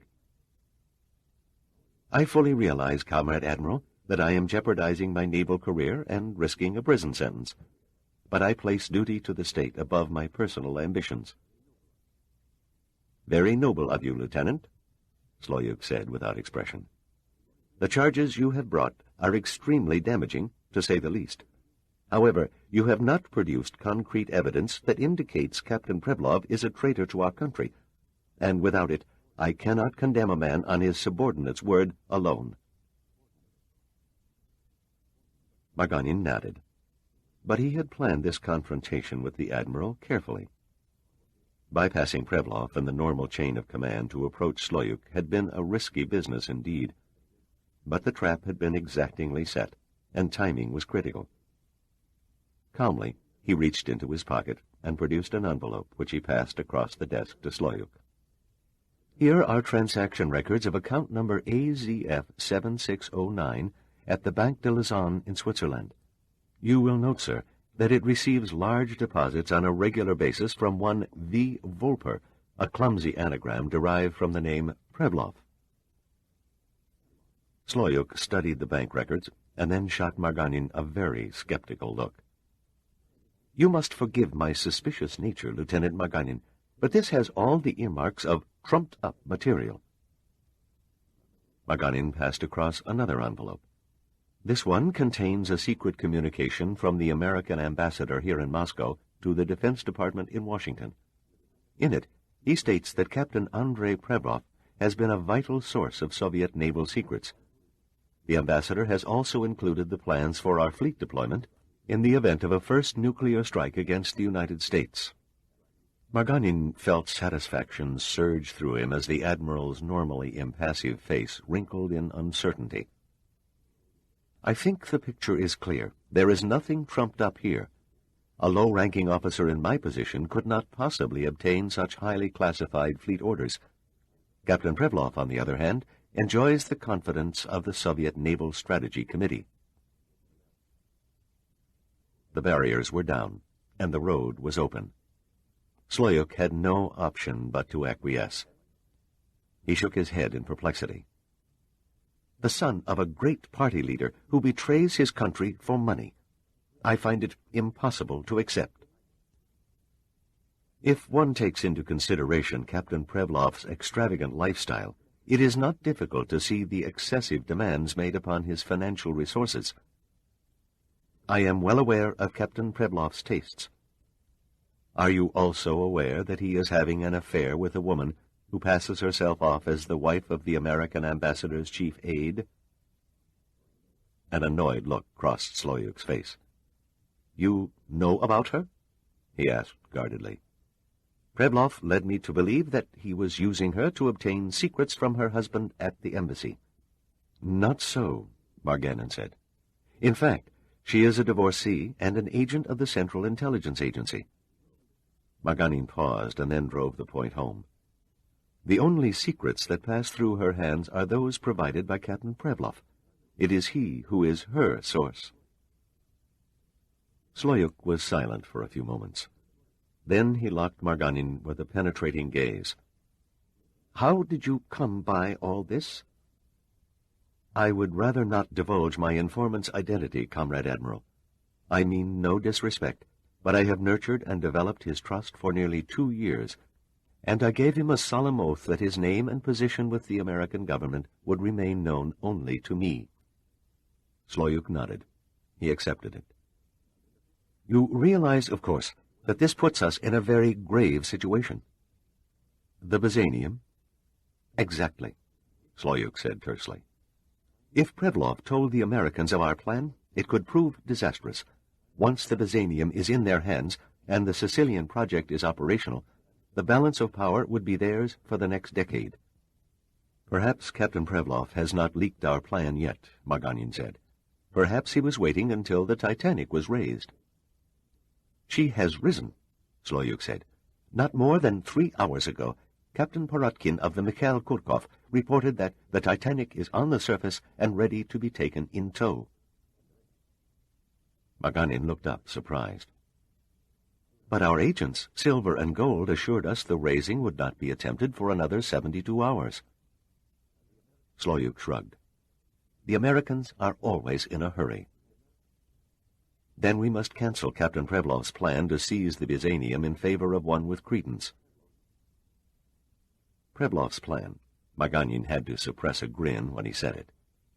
The shrewd captain's colossal ego would be his downfall. From here on in, Marganin thought confidently, the drama would have to be played out very, very carefully. It is too late to change our strategy now, Sloyuk said slowly. The men and ships are in place. We will go ahead as scheduled. But what about Captain Prevlov? Surely you will order his arrest. Sloyuk looked at Marganin coldly. No, Lieutenant. He will remain at his duties. He cannot be trusted, Marganin said desperately. You have seen the evidence. I have seen nothing that cannot be manufactured, Sloyuk snapped brusquely. Your little package comes too neatly wrapped, too meticulously tied with ribbon to be bought at first glance. What I do see is a young upstart who is stabbing his superior in the back in order to reach the next rung on the ladder of promotion. Purges went out before you were born, Lieutenant. You played a dangerous game, and you lost. I assure you. Enough. Sloyuk's tone was hard as granite. I am secure in the knowledge that the Byzanium will be safely on board a Soviet ship no later than 3 days from now, an event that will prove Captain Prevlov's loyalty and your guilt.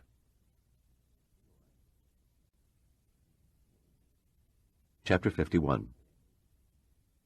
The Titanic lay motionless and dead against the unending onslaught of the waves, as they swirled around her huge mass, then closed ranks again and swept onward toward some as yet unknown and distant shore.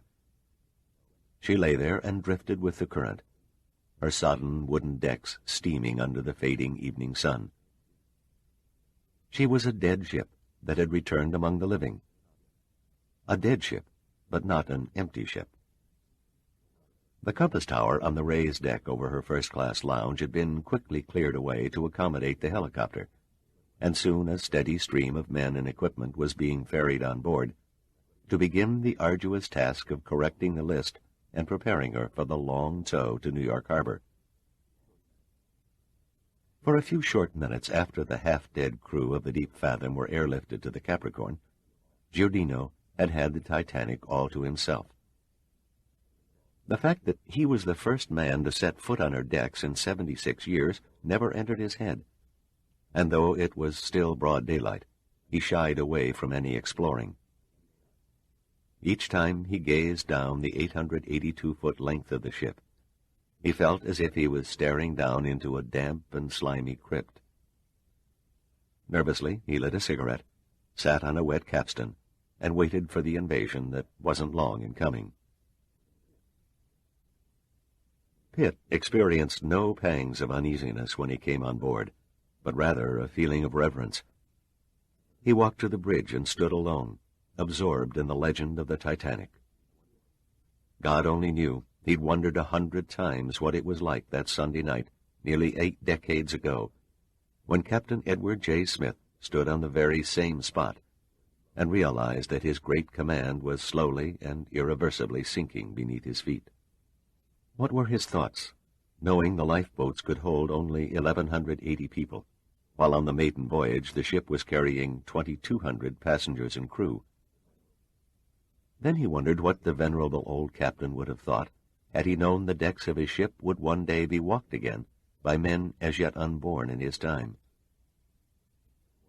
After what seemed hours, but was in reality only a minute or two, Pitt broke out of his reverie and moved aft along the boat deck, past the sealed door of the wireless cabin, where First Operator John G. Phillips had sent history's first SOS, past the empty davits of Lifeboat No. 6, in which Mrs. J. Brown of Denver later achieved enduring fame as the unsinkable Molly Brown, past the entrance to the grand stairway, where Graham Farley and the ship's band had played to the end, past the spot where millionaire Benjamin Guggenheim and his secretary had stood calmly waiting for death, dressed in the finery of their evening clothes so that they could go down like gentlemen.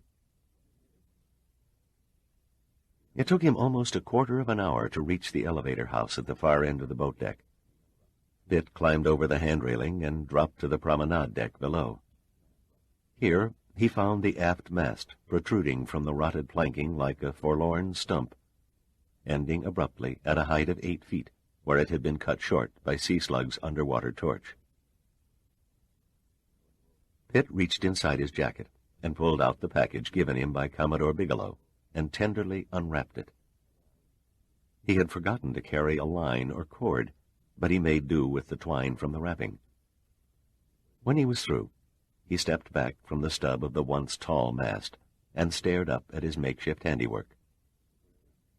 It was old, and it was faded, but the red pennant of the White Star Line that Bigelow had snatched from oblivion so long ago proudly flew once more over the unsinkable Titanic.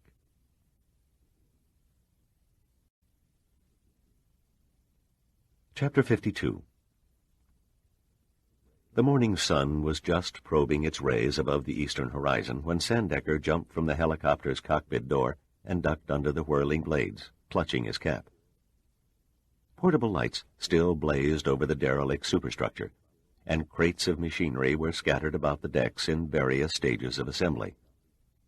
Pitt and his crew had slaved through the night, struggling like madmen to organize the salvage efforts. Rudy Gunn greeted him under a rust-cankered ventilator. "Welcome aboard the Titanic, Admiral," Gunn said, grinning. It seemed as if everybody in the salvage fleet was grinning this morning. "What's the situation?" "Stable for the moment. As soon as we get the pumps operating, we should be able to correct her list." "Where's Pitt?" "In the gymnasium."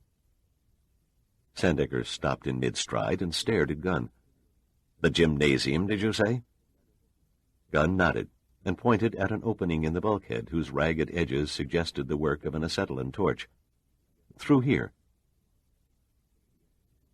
The room measured about 15 feet wide by 40 feet deep, and was inhabited by a dozen men who were all involved in their individual assignments, and who were seemingly oblivious to the weird assortment of antiquated and rust-worn mechanisms mounted on what had once been a colorful linoleum block floor.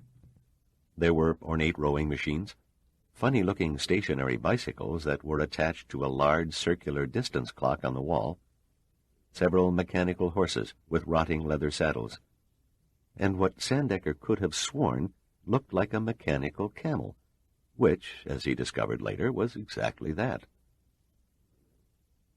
Already the salvage crew had equipped the room with a radio transmitter and receiver, 3 portable gas-driven electrical generators, a small forest of spotlights on stands, a compact little Rube Goldberg-like galley, a clutter of desks and tables made out of collapsible aluminum tubing and packing crates, and several folding cots.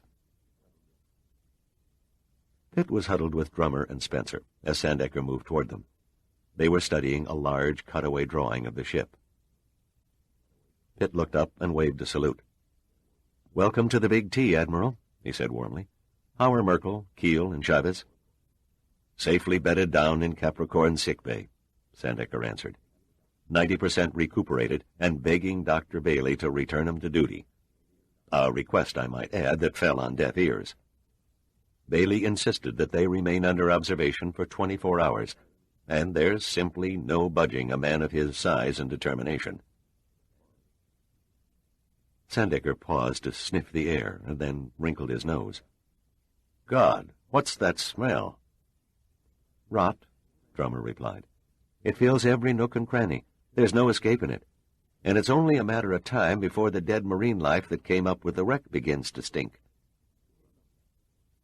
Sandecker gestured about the room. "A cozy place you've got here," he said. "But why set up operations in the gym rather than the bridge?" "A break from tradition for practical reasons," Pitt replied. "The bridge serves no useful function on a dead ship. The gym, on the other hand, sits amidships and offers us equal access to either bow or stern. It also adjoins our improvised helicopter pad over the first-class lounge roof. The closer to our supplies we are, the more efficiently we can operate." "I had to ask," Sandecker said heavily. "I should have known you didn't pick this museum of mechanical monstrosities just to launch a physical fitness program." Something in a pile of wreckage that lay in a soggy heap against the forward wall of the gymnasium caught the Admiral's eyes, and he walked over to it. He stood and stared grimly for several moments at the skeletal remains of what had once been a passenger or crew member of the Titanic. "I wonder who this poor devil was." "We'll probably never know," Pitt said. "Any dental records from 1912 have no doubt been destroyed long ago." Sandecker leaned down and examined the pelvic section of the bones. Good Lord, it was a woman. Either one of the first-class passengers who elected to remain behind, or one of the women from the steerage quarters who arrived on the boat deck after all the lifeboats had been launched. "Have you found any other bodies?" "We've been too busy to do any extensive exploring," Pitt said, "but one of Spencer's men reported another skeleton wedged against the fireplace in the lounge." Sandecker nodded toward an open doorway. "What's through there?" "That opens onto the grand staircase." "Let's have a look." They walked onto the landing above the A-deck lobby and looked down. Several rotting chairs and sofas were scattered haphazardly on the steps where they had fallen when the ship sank by the bow. The graceful, flowing lines of the banisters were still sound and undamaged, and the hands of the bronze clock could be seen frozen at 2:21. They made their way down the silt-coated stairs and entered one of the passageways leading to the staterooms. Without the benefit of outside light, the scene was an eerie one. Room after room was filled with rotted and fallen paneling, interspersed with overturned and jumbled furniture. It was too dark to discern any detail, and after penetrating about 30 feet, They found their way blocked by a wall of debris, so they turned and headed back to the gymnasium. Just as they came through the doorway, the man hunched over the radio turned from his set. It was Al Giordino. "I wondered where you two went. The Uranus oil people want to know about their submersible." "Tell them they can retrieve the deep fathom off the Titanic's foredeck just as soon as we make dry dock in New York," Pitt said. Giordino nodded and turned back to the radio. "Leave it to the commercial business interests to bitch about their precious property on such a momentous occasion," Sandecker said with a gleam in his eye. "And speaking of momentous occasions, would any of you gentlemen care to celebrate with a touch of spirits?" "Did you say spirits?" Giordino looked up expectantly. Sandecker reached under his coat and produced 2 bottles. "Do not let it be said that James Sandecker ever fails to look out for the best interests of his crew." "Beware of admirals bearing gifts," Giordino murmured. Sandecker shot him a weary glance. "What a pity walking the plank became passé." "And keel-hauling," Drummer added.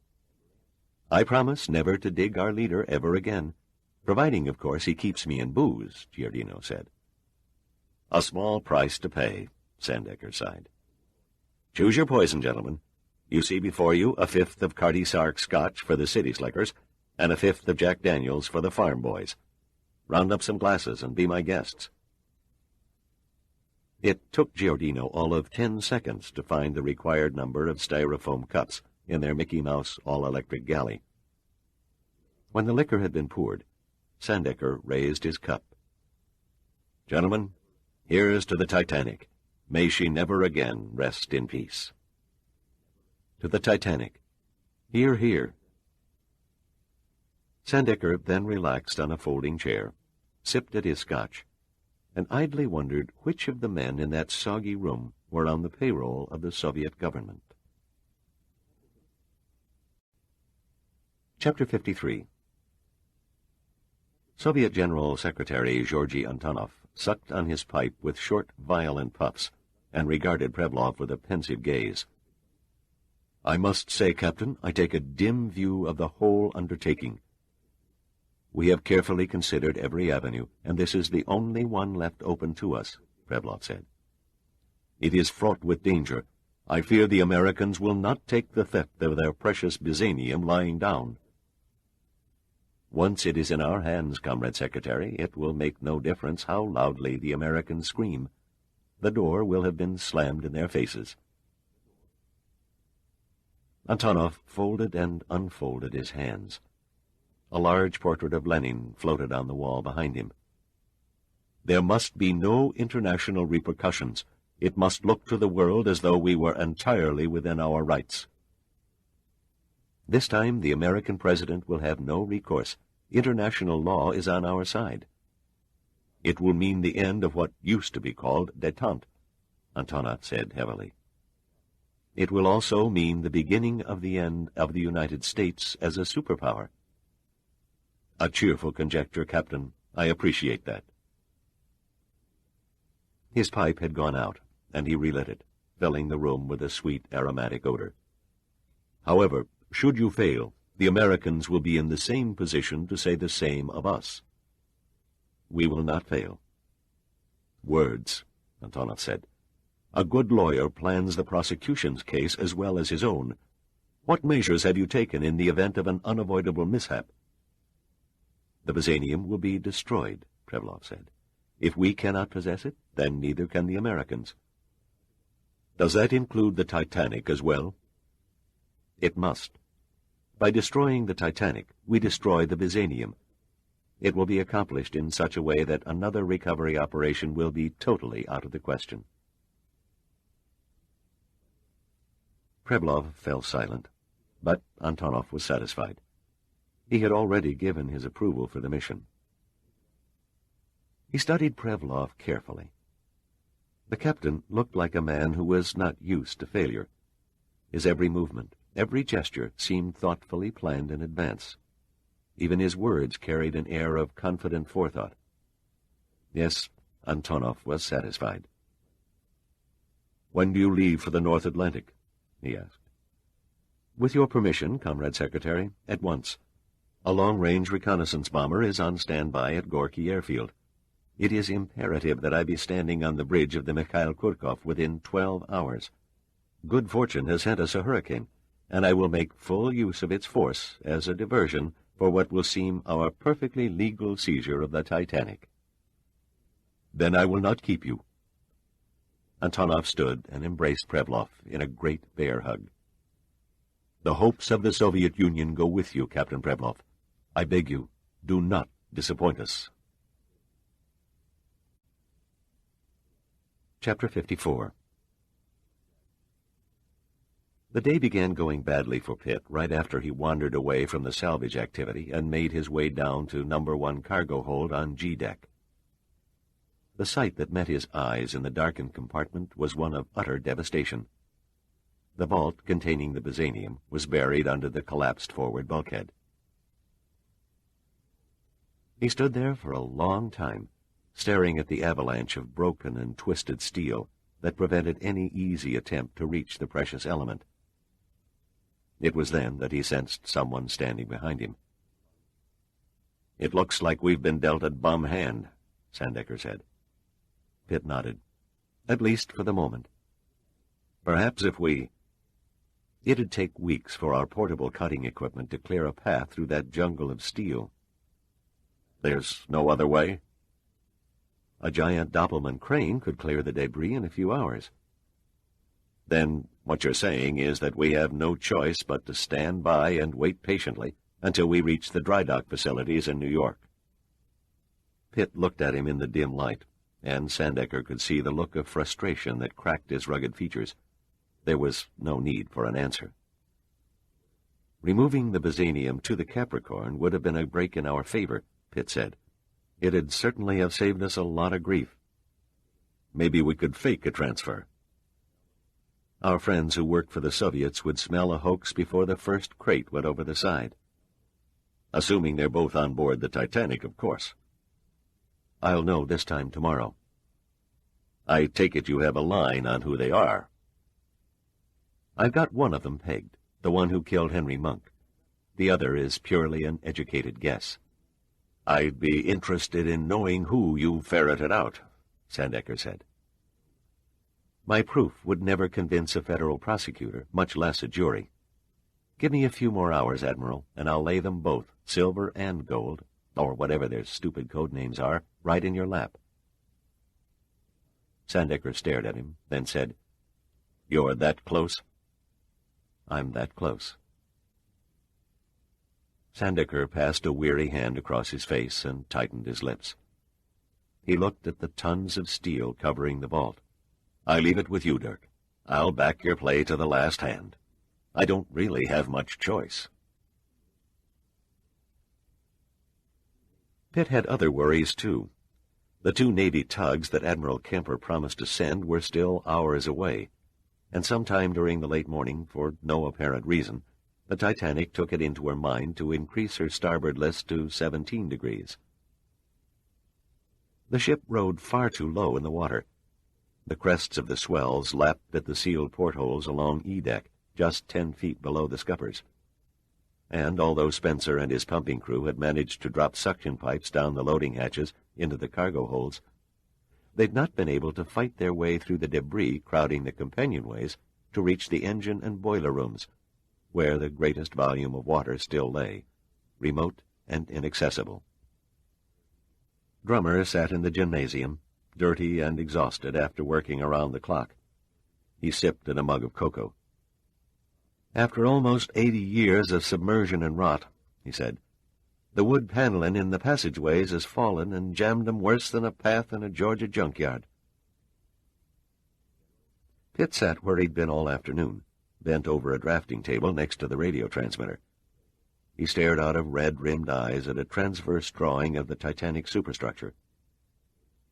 "Can't we thread our way down the main staircase or the elevator shafts?" "The staircase is filled with tons of loose junk once you get down past D-deck," Spencer declared. "And there isn't a prayer of penetrating the elevator shafts," Gunn added. "They're crammed with jumbled masses of corroded cables and wrecked machinery. If that wasn't bad enough, All the watertight double-cylinder doors in the lower compartments are frozen solid in the closed position. They were shut automatically by the ship's first officer immediately after she struck the iceberg, Pitt said. At that moment, a short bull of a man, covered from head to toe with oil and grime, staggered into the gym. Pitt looked up and faintly smiled. "That you, Al?" Giardino hauled himself over to a cot and collapsed like a sack of wet cement. "I'd appreciate it if none of you lit any matches around me," he murmured. "I'm too young to die in a fiery blaze of glory." "Any luck?" asked Sandecker. "I made it as far as the squash court on F deck. God, it's blacker than sin down there. Fell down a companionway. It was flooded with oil that had seeped up from the engine room. Stopped cold. There was no way down." "A snake might make it to the boiler rooms," Drummer said, "but it's for sure a man ain't gonna. At least not until he spends a week clearing a passage with dynamite and a wrecking crew." "There has to be a way," Sandecker said. "Somewhere down there she's taken water. If we don't get ahead of it by this time tomorrow, she'll roll belly up and head back to the bottom."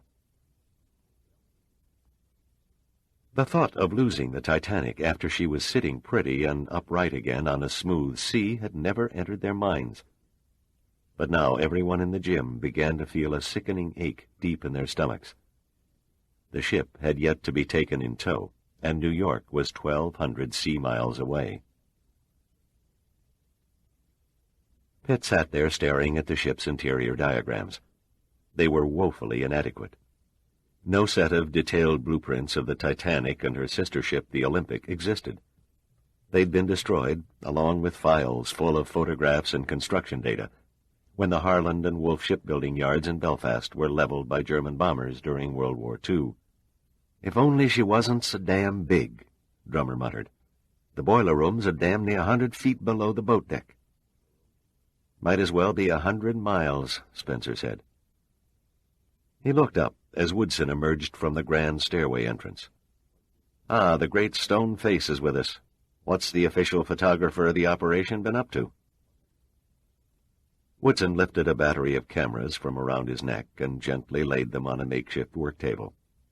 "Just taking some pictures for posterity," he said with his usual deadpan expression. "Never know. I just might write a book about all this someday, and naturally I'll want credit for the illustrations."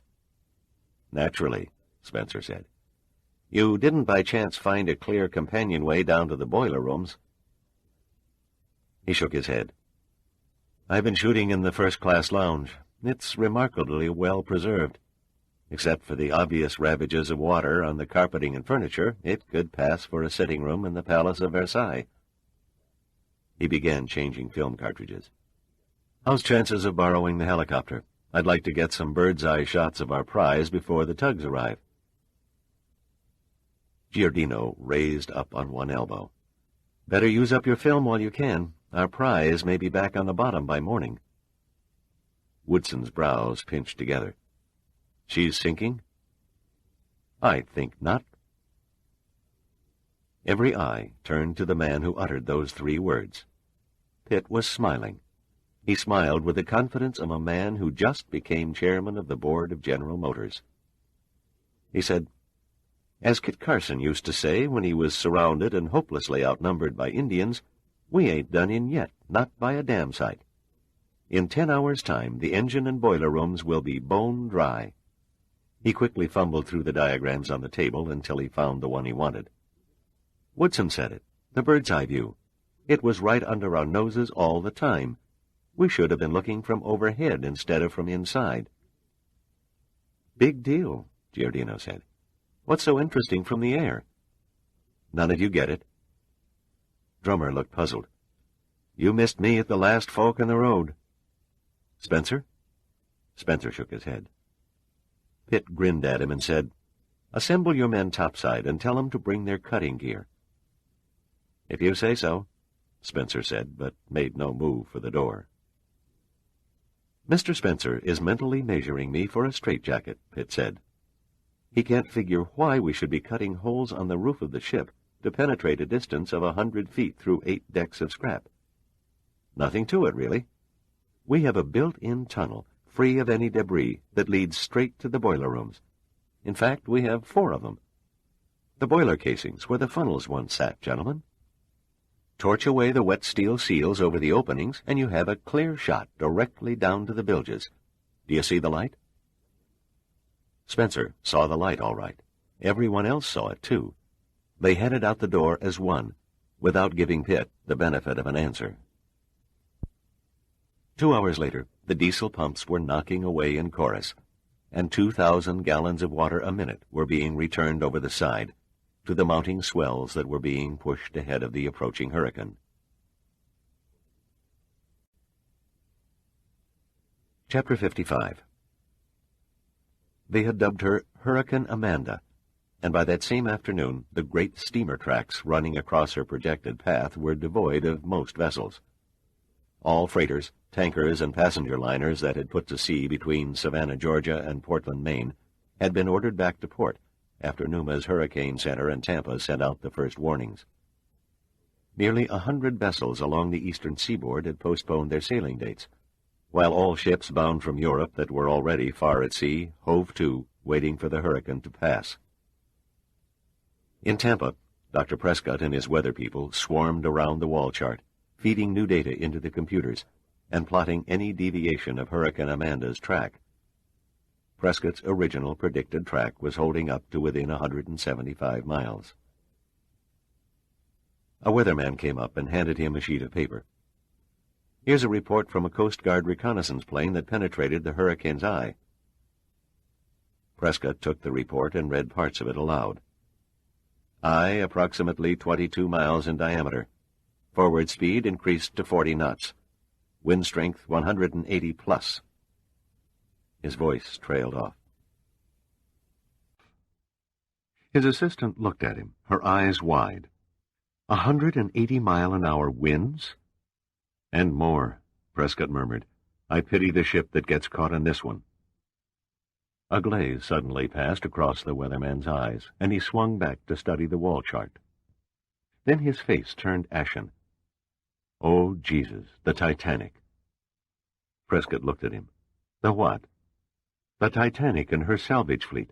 They're sitting right in the middle of the projected path of the hurricane.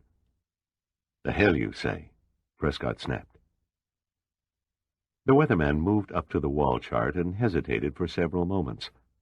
Finally, he reached up and drew an X just below the Newfoundland Grand Banks. There, that's the position where she was raised from the bottom. Where did you get this information? It's been smeared all over the newspapers and television since yesterday. If you don't believe me, teletype Numa headquarters in Washington and confirm. Screw the teletype, Prescott growled. He rushed across the room, snatched up a telephone, and shouted into the receiver. Punch me on a direct line to our headquarters in Washington. I want to speak with someone who's connected with the Titanic project. While he waited for his call to go through, he peered over his glasses at the X on the wall chart. Here's hoping those poor bastards have a weatherman on board with uncanny foresight, he muttered to himself. Or about this time tomorrow, they'll forever learn the meaning of the fury of the sea. There was a vague expression on Farquhar's face as he stared at the weather maps laid out before him on the table.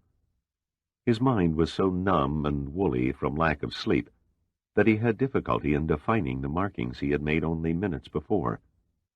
The indications of temperature, wind velocity, barometric pressure, and the approaching storm front all melted together into one indistinct blur. He rubbed his eyes in a useless attempt to get them to focus. Then he shook his head to clear the cobwebs, trying to remember what it was that he had been about to conclude. The hurricane. Yes, that was it. Farquhar slowly came to the realization that he had made a serious miscalculation. The hurricane had not veered into Cape Hatteras as he'd predicted. Instead, a high-pressure area along the eastern coast held it over the ocean on a northerly course. And what was worse, it had begun to move faster after recurving, and was now hurtling toward the Titanic's position with forward speed approaching 45 knots. He had watched the hurricane's birth on the satellite photos, and had closely studied the warnings from the Numa station in Tampa. But nothing in all his years of forecasting had prepared him for the violence and the speed that this monstrosity had achieved in such a short time. A hurricane in May? It was unthinkable. Then his words to Pitt came back to haunt him. What was it he had said? Only God can make a storm? Farquhar suddenly felt sick, his face beaded with sweat, hands clenching and unclenching. God help the Titanic this time, he murmured under his breath. He's the only one who can save her now.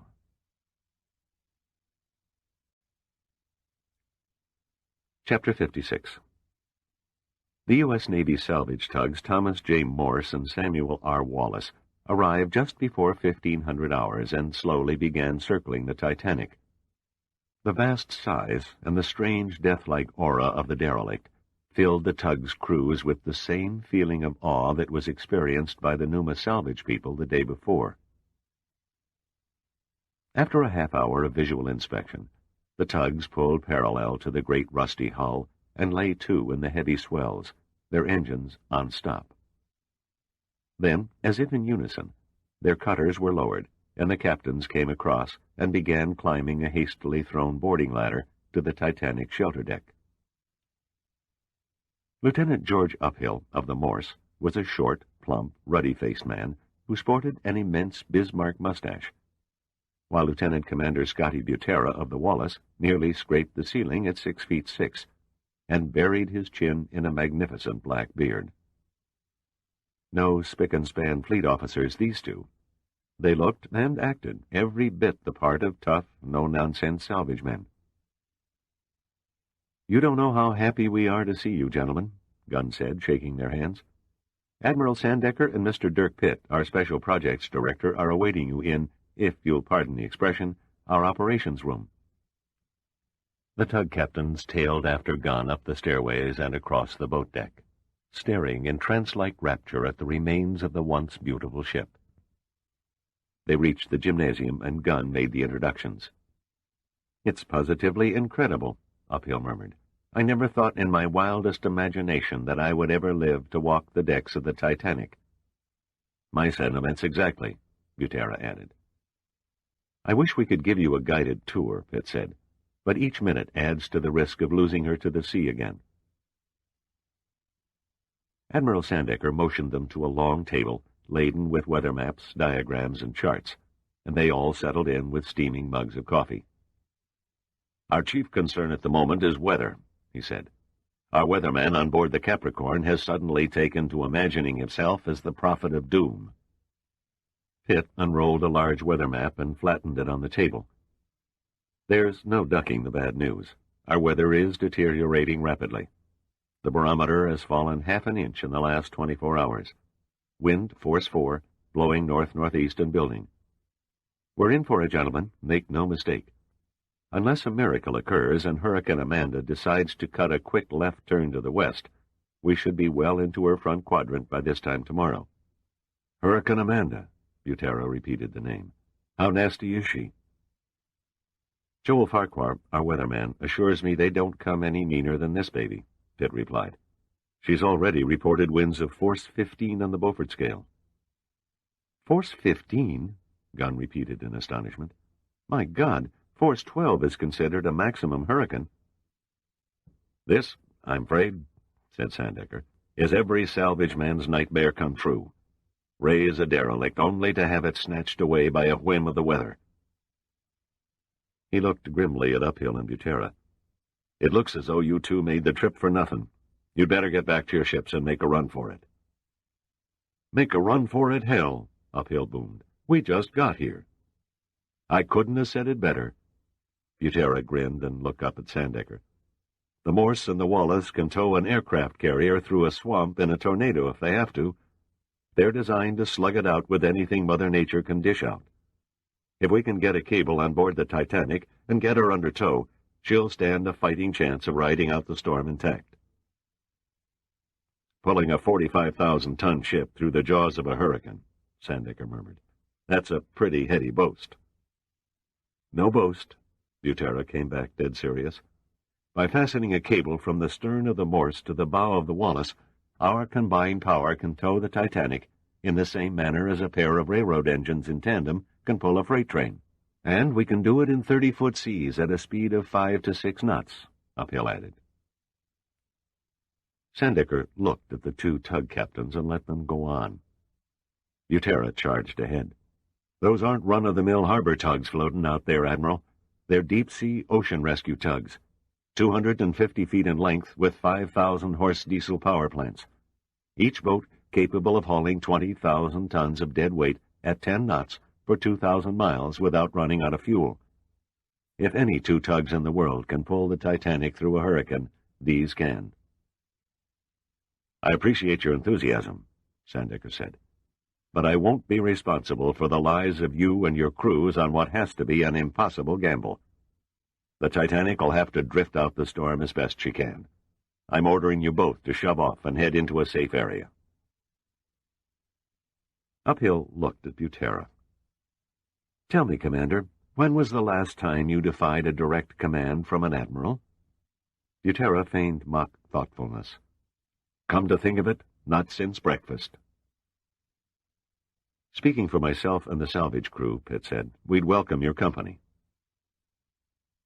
"There you have it, sir," Butera said, grinning. "Besides, my orders from Admiral Kemper were either to bring the Titanic into port or take out papers for an early retirement. Me, I opt for the Titanic." "That's mutiny," Sandecker said flatly. But there was no hiding the trace of satisfaction in his tone, and it took no great stroke of perception to recognize that the argument had gone exactly as he had planned it. He gave everyone a very shrewd look and said, "Okay, gentlemen, it's your funeral. Now that that's settled, I suggest that instead of sitting around here, you get about the business of saving the Titanic." Captain Ivan Poratkin stood on the port wing bridge of the Mikhail Kurkov and searched the sky with a pair of binoculars. He was a slender man of medium height, with a distinguished face that almost never smiled. He was in his late 50s, but his receding hair showed no sign of gray. A thick turtleneck sweater covered his chest, while his hips and legs were encased in heavy woolen pants and knee boots. Poratkin's first officer touched him on the arm and pointed skyward above the Mikhail Kurkov's huge radar dome. A 4-engine patrol bomber appeared out of the northeast and magnified until Poratkin could make out its Russian markings. The aircraft seemed to be crawling scant miles per hour above its stalling speed as it swept overhead. Then suddenly a tiny object ejected from the underbelly, and seconds later a parachute blossomed open and began drifting over the ship's forward mastpeak, its occupant finally dropping into the water about 200 yards off the starboard bow. As the Mikhail Kurkov's small boat put away and dipped over the mountainous, wide-spaced waves, Poratkin turned to his first officer. "As soon as he is safely on board, conduct Captain Prevlov to my quarters." Then he laid the binoculars on the bridge counter and disappeared down a companionway. 20 minutes later, the first officer knocked at the highly polished mahogany door, opened it, and then stood aside to allow a man to pass through. He was thoroughly soaked and dripping salt water in puddles about the deck. "Captain Poratkin." "Captain Prevlov." They stood there in silence a few moments, both highly trained professionals, and sized each other up. Prevlov had the advantage. He'd studied Poratkin's service history in depth. Poratkin, on the other hand, had only repute and first appearances to form a judgment. He wasn't sure he liked what he saw. Prevlov came off too handsome, too fox-like for Poratkin to grasp a favorable sense of warmth or trust. "We are short on time," Prevlov said. "If we could get right down to the purpose of my visit." Poratkin held up his hand. "First things first. Some hot tea and a change of clothing. Dr. Rogovsky, our chief scientist, is about your height and weight." The first officer nodded and closed the door. "Now then," Poratkin said, "I am certain a man of your rank and importance didn't risk his life parachuting into a running sea merely to observe the atmospheric phenomenon of a hurricane? Hardly. Personal danger is not my cup of tea. And speaking of tea, I don't suppose you have anything stronger on board. Poratkin shook his head. Sorry, Captain. I insist on a dry ship. Not exactly to the crew's liking, I admit, but it does save occasional grief. Admiral Sloyik said you were a paragon of efficiency. I do not believe in tempting the fates. Prevlov unzipped his sodden jumpsuit and let it fall on the floor. I am afraid you are about to make an exception to that rule, Captain. We, you and I, are about to tempt the fates as they have never been tempted before.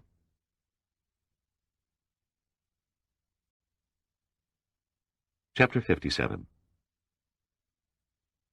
Pitt could not escape the feeling he was being deserted on a lonely island as he stood on the foredeck of the Titanic and watched the salvage fleet get under way and begin moving toward the western horizon and safer waters. The Alhambra was the last in line to slip past, her captain flashing a good luck with his Andis lamp, the newspeople quietly, solemnly filming what might be the last visual record of the Titanic. Pitt searched for Dana Seagram among the crowd gathered at the railings, but his eyes failed to pick her out. He watched the ships until they became small, dark specks on a leaden sea. Only the missile cruiser Juno and the Capricorn remained behind, but the salvage tender would soon depart and follow the others once the tug captain signaled they had the derelict in tow. Mr. Pitt.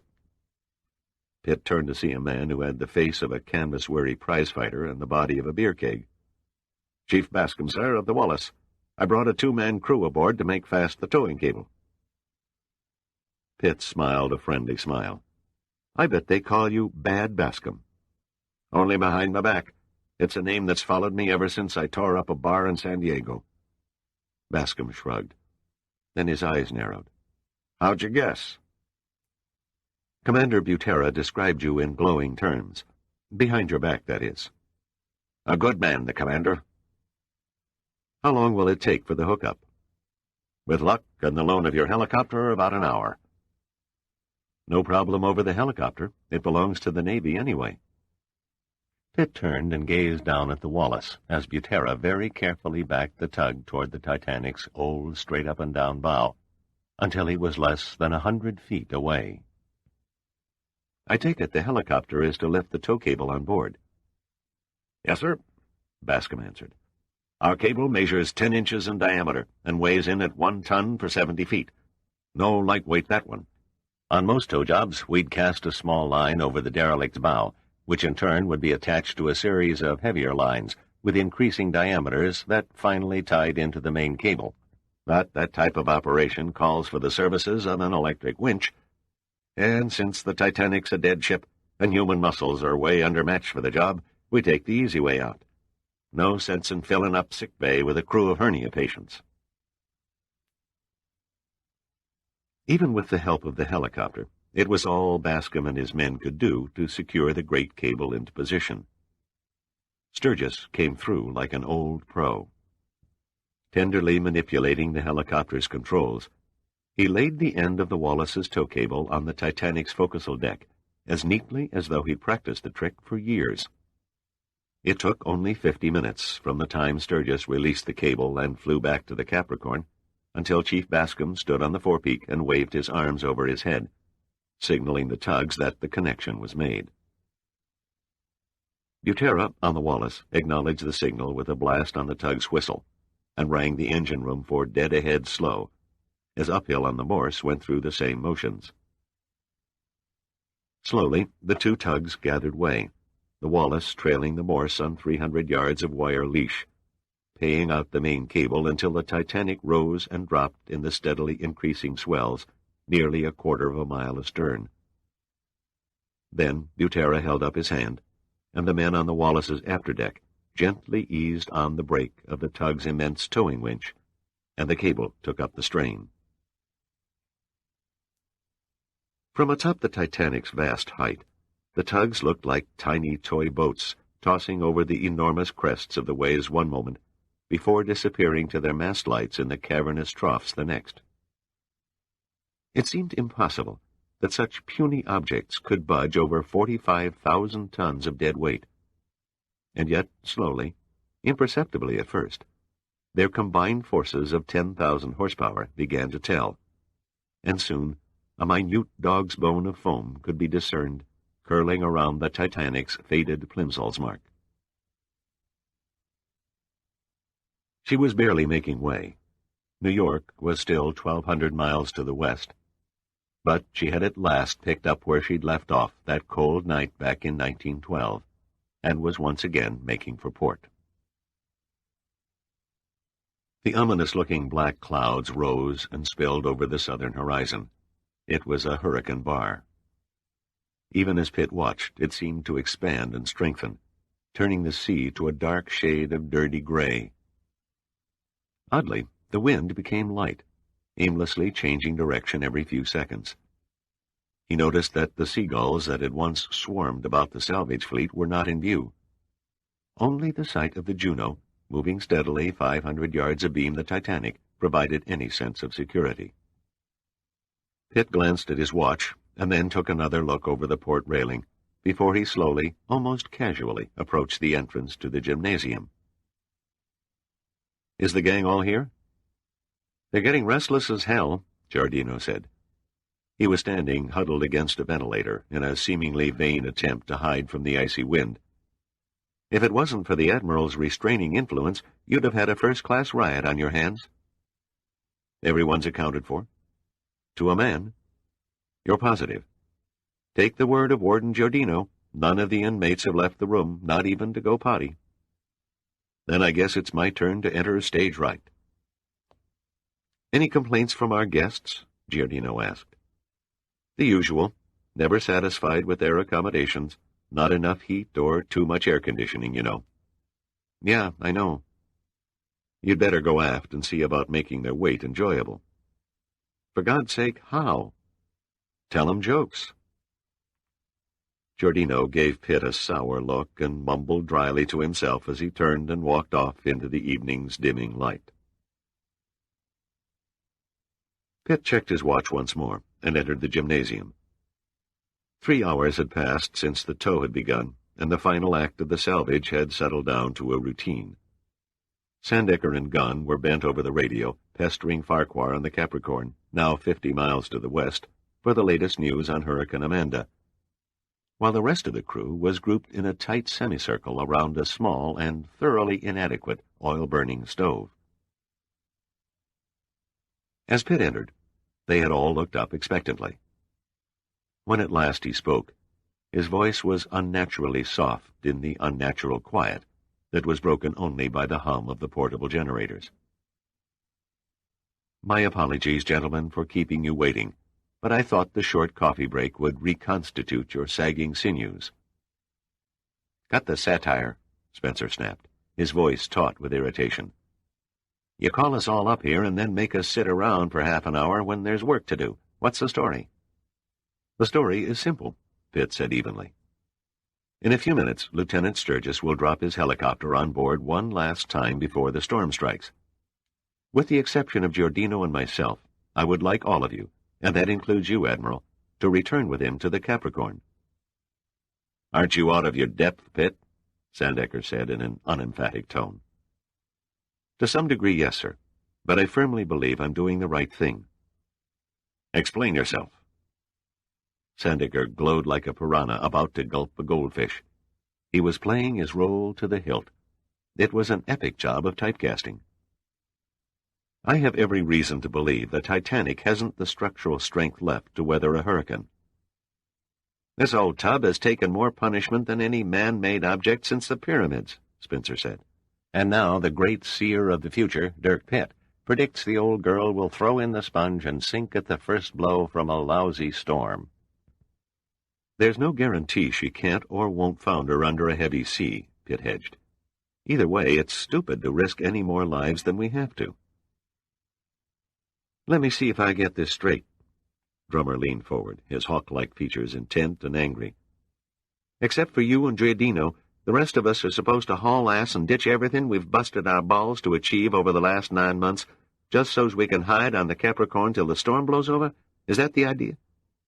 You go to the head of the class, drummer. Man, you're out of your gourd.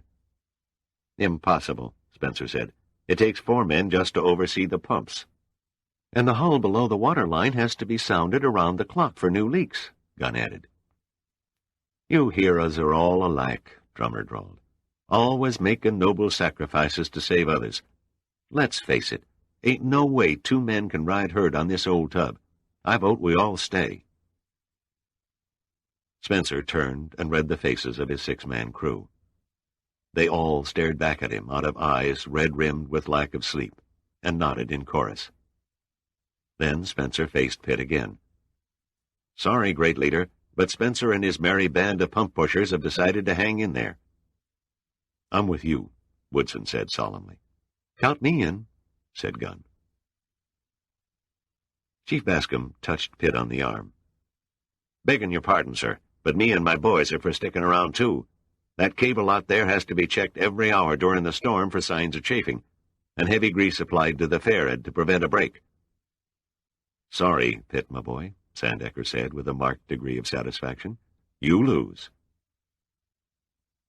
The sound of Sturgis's helicopter was heard hovering for a landing over the lounge roof.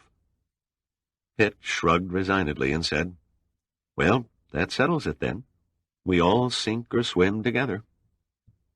Then he cracked a tired smile. You'd all better get some rest and some food in your stomachs. It may be your last chance. A few hours from now, we'll be up to our eyeballs in the front quadrant of the hurricane, and I don't have to draw a picture of what we can expect. He swung on his heels and walked out the door to the helicopter pad. Not a bad performance, he thought to himself. Not a bad performance at all. He'd never be nominated for an Academy Award, but what the hell? His captive audience had thought it convincing, and that's all that really mattered. Jack Sturgis was a short, thin man with sad, drooping eyes, the kind women considered bedroom eyes. He gripped a long cigarette holder between his teeth and jutted his chin forward in a show reminiscent of Franklin Roosevelt. He'd just climbed down from the cockpit of the helicopter and seemed to be groping for something under the landing gear when Pitt stepped onto the pad. Sturgis looked up. Any passengers? He asked. Not this trip. Sturgis nonchalantly flicked an ash from his cigarette holder. I knew I should have stayed cuddled in my warm, cozy cabin on the Capricorn, he sighed. Flying in the face of hurricanes will be the death of me yet. You better get going, Pitt said. The wind will be on us any time now. Makes no difference, Sturgis shrugged indifferently. I'm not going anywhere. Pitt looked at him. What do you mean by that? I've been had, that's what I mean. He gestured up at the rotor blades. The 2-foot tip of one was hanging down like a limp wrist. Somebody around here resents whirlybirds. Did you strike a bulkhead on landing? Sturgis put on a hurt expression. I do not. Repeat, do not strike objects upon landing. He found what he was searching for and straightened up. Here, see for yourself. Some son of a bitch tossed a hammer into my rotor blades. Pitt took the hammer and examined it. The rubber hand grip showed a deep gash where it had come in contact with the blade. And after all I've done for you people, Sturgis said, this is how you show your appreciation. Sorry, Sturgis, but I suggest you forget any aspirations of ever becoming a television detective. You sadly lack an analytical mind, and you're prone to leap to false conclusions. Get off it, Pitt. Hammers don't fly through the air without a means of propulsion. One of your people must have tossed it when I was landing. Wrong. I can vouch for the whereabouts of every soul on board this ship, and no one was anywhere near the helicopter pad in the last 10 minutes. Whoever your little destructive friend is, I'm afraid you brought him with you. You think I'm a dead brain? Don't you think I'd know if I carried a passenger? Besides, now you're insinuating a suicidal act. If that hammer had been thrown 1 minute sooner, when we were 100 feet in the air, You and your crew would have had an ugly mess to clean up. Wrong nomenclature, Pitt said. Not passenger, but stowaway. And he's no dead brain either. He waited until your wheels kissed the deck before he made his play and escaped through the cargo hatch. God only knows where he's hiding now. A thorough search of 50 miles of pitch-dark passageways and compartments is impossible. Sturgis's face suddenly paled. Christ, our intruder is still in the copter. Don't be ridiculous. He beat it the instant you landed. No. It's possible to throw a hammer out and up through an open cabin window into the rotor blades, but escape is something else again. I'm listening, Pitt said quietly. The cargo compartment hatch is electronically operated and can only be activated from a switch in the control cabin. Is there another exit? Only a door to the control cabin. Pitt studied the sealed cargo hatch for a long moment, then turned back to Sturgis, his eyes cold. Is this any way to treat an unexpected guest? I think the appropriate thing to do is for us to invite him into the fresh air. Sturgis became rooted to the deck as he spotted the Colt .45 automatic, complete with silencer, that had suddenly materialized in Pitt's right hand. Sure, he stammered. If you say so. Sturgis clambered up the ladder to the control cabin, leaned in, and pushed a switch. The electric motors made a whirring sound, and the contoured 7-foot by 7-foot door rose open and upward over the helicopter's fuselage. Even before the locking pins clicked into position, Sturgis was back on the deck and standing warily behind Pitt's broad shoulders. Half a minute after the door had opened, Pitt was still standing there. He stood there for what Sturgis thought was a lifetime without moving a muscle, breathing slowly and evenly and listening. The only sounds were the slap of the waves against the hull, the low whine of the steadily building wind over the Titanic superstructure, and the murmur of voices that carried through the gymnasium door, not the sounds he was tuned in for. When he was satisfied, there were no sounds of feet scraping, rustling of clothing, or other tones relating to menace or stealth. He stepped into the helicopter.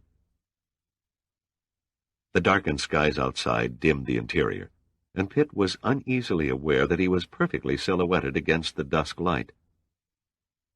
At first glance, the compartment seemed empty. But then Pitt felt a tapping on his shoulder, and noted that Sturgis was pointing past him at a tarpaulin tucked around a human-like shape. I neatly folded and stowed that tarp not more than an hour ago, Sturgis whispered. Swiftly, Pitt reached down and dragged the tarpaulin away with his left hand, while aiming the Colt as steadily as a park statue with his right. A figure, enveloped in a heavy foul-weather jacket, lay huddled on the cargo deck, the eyes loosely closed in a state of unconsciousness that was obviously related to the ugly, bleeding, and purplish bruise just above the hairline. Sturgis stood rooted in the shadows in shocked immobility, his widening eyes blinking rapidly, still adjusting to the diminishing light. Then he rubbed his chin lightly with his fingers and shook his head in disbelief. Good Lord, he muttered in awe. Do you know who that is? I do, Pitt answered evenly. Her name is Seagram. Dana Seagram.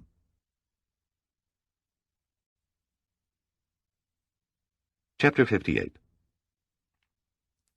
With appalling abruptness, the sky above the Mikhail Kurkov went pitch dark. Great black clouds rolled overhead, obliterating the evening stars, and the wind returned and rose to a wailing gale of 40 miles an hour, breaking the edges of the wave crests and carrying the foam in well-defined streaks toward the northeast. Inside the large wheelhouse of the Soviet ship, it was warm and comfortable. Prevlov stood beside Porotkin, who was watching the Titanic's blip on radar. When I took command of this ship, Porotkin said, as though lecturing a schoolboy, I was under the impression my orders were to carry out research and surveillance programs. Nothing was said about conducting an out-and-out military operation. Prevlov held up a protesting hand.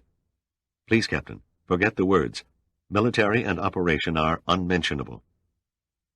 The little venture upon which we are about to embark is a perfectly legal civilian activity, known in the Western countries as a change in management.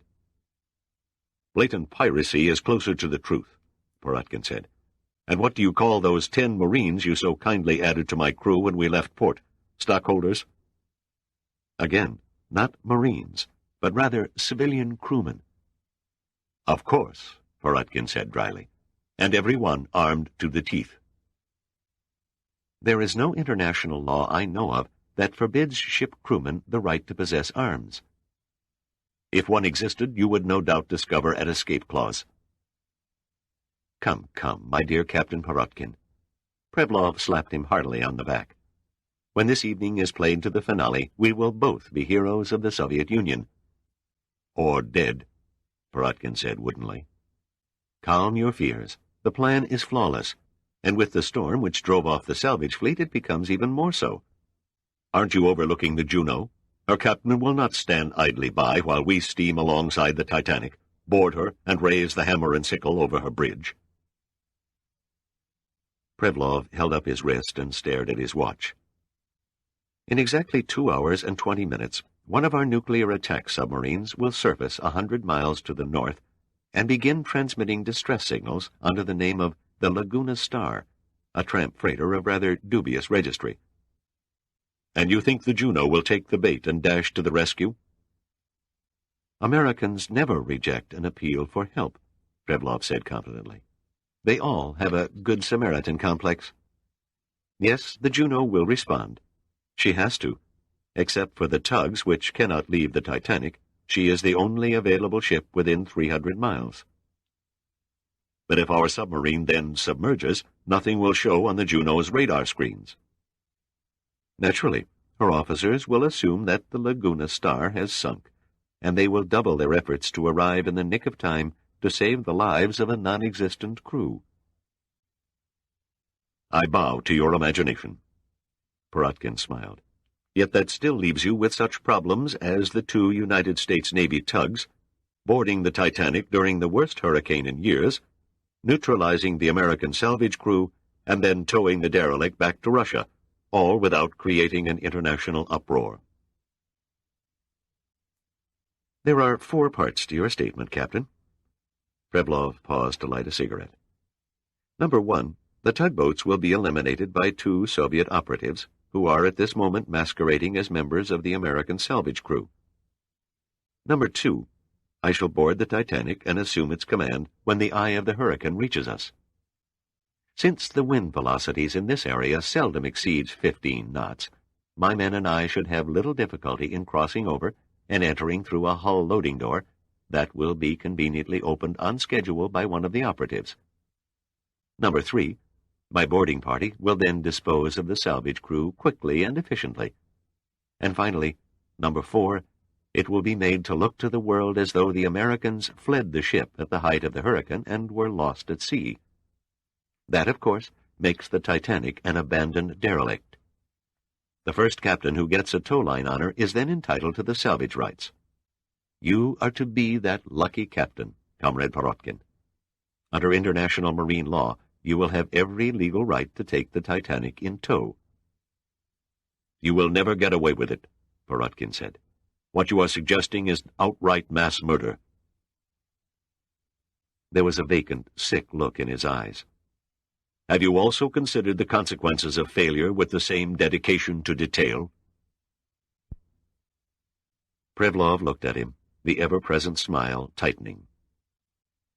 Failure has been considered, comrade, but let us fervently hope our final option will not be required. He pointed at the large blip on the radar screen. It would be a pity to have to sink the world's most legendary ship a second time, and for all time.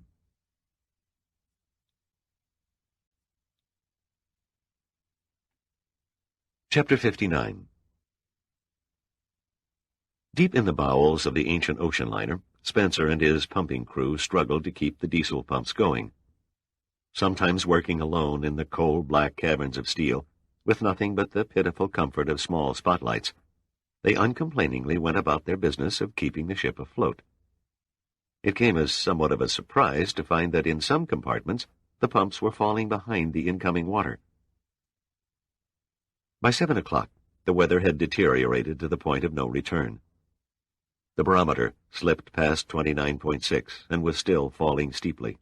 The Titanic began to pitch and roll and take solid water over her bow and cargo deck bulwarks. Visibility over the shroud of night and the driving rain dropped to almost zero. The only sighting the men on the tugs had of the big ship came with an occasional bolt of lightning that vaguely silhouetted her ghostly outline. Their main concern, however, was the cable that disappeared into the mad, swirling waters astern. The constant strain on this lifeline was enormous. Every time the Titanic took the full onslaught from a wave of massive proportions, they watched in ominous fascination as the cable arched out of the water and creaked in agonized protest. Butera never moved from his bridge, keeping in constant contact with the men in the afterdeck cable house. Suddenly, a voice from the speaker crackled over the howl of the outside wind. "Captain?" "This is the captain," he replied into a handphone. "Ensign Kelly in the cable house, sir. Something mighty peculiar going on back here." "Would you care to explain, Ensign?" "Well, sir, the cable seems to have gone berserk. First she swung to port, and now she's carried over to starboard at what I must say, sir, is an alarming angle." "Okay, keep me posted." Butera switched off and opened another channel. "Uphill, can you hear me? This is Butera." On the Morse, Uphill answered almost immediately. "Go ahead." "I think the Titanic is sheared off to starboard." "Can you make out her position?" "Negative. The only indication is the angle of the cable." There came a silence of several moments as Uphill thrashed the new development over in his mind. Then he came back through the speaker. "We're hardly making 4 knots as it is. We have no alternative but to push on. If we stop to see what she's up to, she may swing broadside into the sea and roll over." "Can you pick her up on your radar?" "No can do. A sea swept away our antenna 20 minutes ago. How about yours?" "Still have the antenna, but the same sea that took yours shorted out my circuits." "Then it's a case of the blind leading the blind." Butera set the radio phone in its cradle and cautiously cracked the door leading to the starboard wing of the bridge. Shielding his eyes with his arm, he staggered outside and strained his eyes to penetrate the night gone crazy. The searchlights proved useless. Their beams merely reflected the driving rain and revealed nothing. Lightning flashed astern, its thunder drowned out by the wind, and Butera's heart skipped a beat. The brief burst of backlighting failed to reveal any outline of the Titanic. It was as though she had never been. Water streaming down his oilskins, his breath coming in gasps, he pushed back past the door, just as Ensign Kelly's voice rasped over the speaker again. "Captain?" Butera wiped the spray from his eyes and picked up the phone. "What is it, Kelly?" "The cable. It's slackened." "Is it a break?" "No, sir. The cable's still paid out, but it's settled several feet lower in the water. I've never seen one act like this before. It's as if the derelict took it in her mind to pass us." It was the words "pass us" that did it, and Butera would never forget the sudden shock of realization. A mental click triggered open a floodgate in his mind, released a nightmare of images in orderly sequence, images of a mad pendulum, its arc growing ever wider until it turned in on itself. The signs were there. The cable angled badly to starboard, the sudden slackness. He envisioned the whole scene in his mind. The Titanic driven slightly ahead and parallel to the Wallace's starboard beam, and now the pull from the cable snapping the derelict back, in the manner of a line of schoolchildren playing crack the whip. Then something broke the nightmare inside Butera's head and released him from its numbing thrall. He grabbed the radiophone and rang the engine room in almost the same movement. "Ahead, full speed. Do you hear me, engine room? Ahead, full speed." And then he called the Morse. "I'm coming at you full speed," he shouted. "Do you read me, Uphill?" "Please repeat," Uphill asked. "Order full speed ahead, damn it, or I'll run you down." Butera dropped the phone and fought his way outside onto the bridge wing again. The hurricane was beating the sea into a froth so savage, so angry, that it was nearly impossible to separate air from water. It was all he could do to maintain a hold on the railing. Then he saw it, the immense bow of the Titanic looming up through the curtain of the thrashing deluge, hardly more than 100 feet off the starboard quarter. There was nothing he could do now except watch in frozen horror as the menacing mass moved inexorably closer to the Wallis. "No," he cried above the wind. "You dirty old corpse, you leave my ship alone." It was too late. It seemed impossible that the Titanic could ever swing clear of the Wallis's stern. And yet the impossible happened. The great 60-foot bow rose up on a mountainous wave and hung there suspended just long enough for the tug's screws to take bite and pull her clear. Then the Titanic dropped in the trough, missing the stern of the Wallis by no more than 3 feet, throwing up a surge that engulfed the entire smaller vessel, carrying away both its lifeboats and one of the ventilators. The wave tore Butera's grip from the railing and swept him across the bridge, jamming his body against the wheelhouse bulkhead. He lay there, totally submerged under the billow, his throat choking, his lungs gasping for air, his brain sluggishly taking strength from the strong, pulsing beat of the Wallis's engines that transmitted through the deck.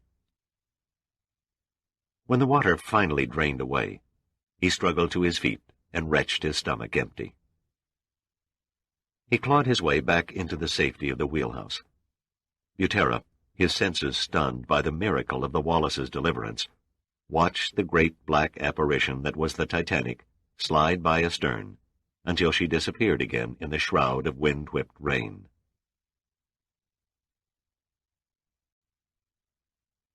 Chapter 60. "Leave it to Dirk Pitt to pick up a dame in the middle of the ocean during a hurricane," Sandecker said. "What's your secret?" "The Pitt curse," Pitt answered, as he tenderly bandaged the swelling on Dana's head. "Women are forever attracted to me under impossible circumstances when I'm in no mood to respond." Dana began to moan softly. "She's coming around," Gunn said. He was on his knees next to a cot they had wedged between the gymnasium's old exercise equipment to steady it from the ship's rolling and pitching. Pitt covered her with a blanket. She suffered a nasty tap, but her mass of hair probably saved her from anything worse than a concussion. "How did she come to be on Sturgis's helicopter?" Woodson asked. "I thought she was babysitting the news people on board the Alhambra." "She was," Admiral Sandecker said. "Several television network correspondents requested permission to cover the Titanic's haul to New York from aboard the Capricorn. I gave authorization on the condition that Dana accompany them." "I ferried them over," Sturgis said, "and I saw Mrs. Seagram disembark when I landed on the Capricorn. It's a mystery to me how she re-entered the helicopter without being noticed." "Yeah, a mystery," Woodson repeated caustically. "Don't you bother checking your cargo compartment between flights?" "I'm not running a commercial airline," Sturgis snapped back. He looked as though he was about to hit Woodson. He glanced at Pitt and was met with a disapproving stare. Then, with a visible effort, he reined in his emotions and spoke slowly and firmly. "I've been flying that bird out there steady for 20 hours straight. I was tired. I easily convinced myself that there was no need to bother with a cargo compartment check, because I was certain it was empty. How was I to know Dana Seagram would sneak on board?" Gunn shook his head. "Why did she do it? Why would she?" "I don't know why. How the hell should I?" Sturgis said. "Suppose you tell me why she threw a hammer through my rotor blades, wrapped herself up in a tarpaulin, and then clouted herself on the head, not necessarily in that order." "Why don't you ask her?" Pitt said. He nodded down at the cot. Dana was staring up at the men, her eyes devoid of understanding. She looked as though she had just been dragged up from the sanctuary of exhausted sleep. "Forgive me for asking such a hackneyed question," she murmured, "but where am I?" "My dear girl," Sandecker said, kneeling at her side, "you're on the Titanic."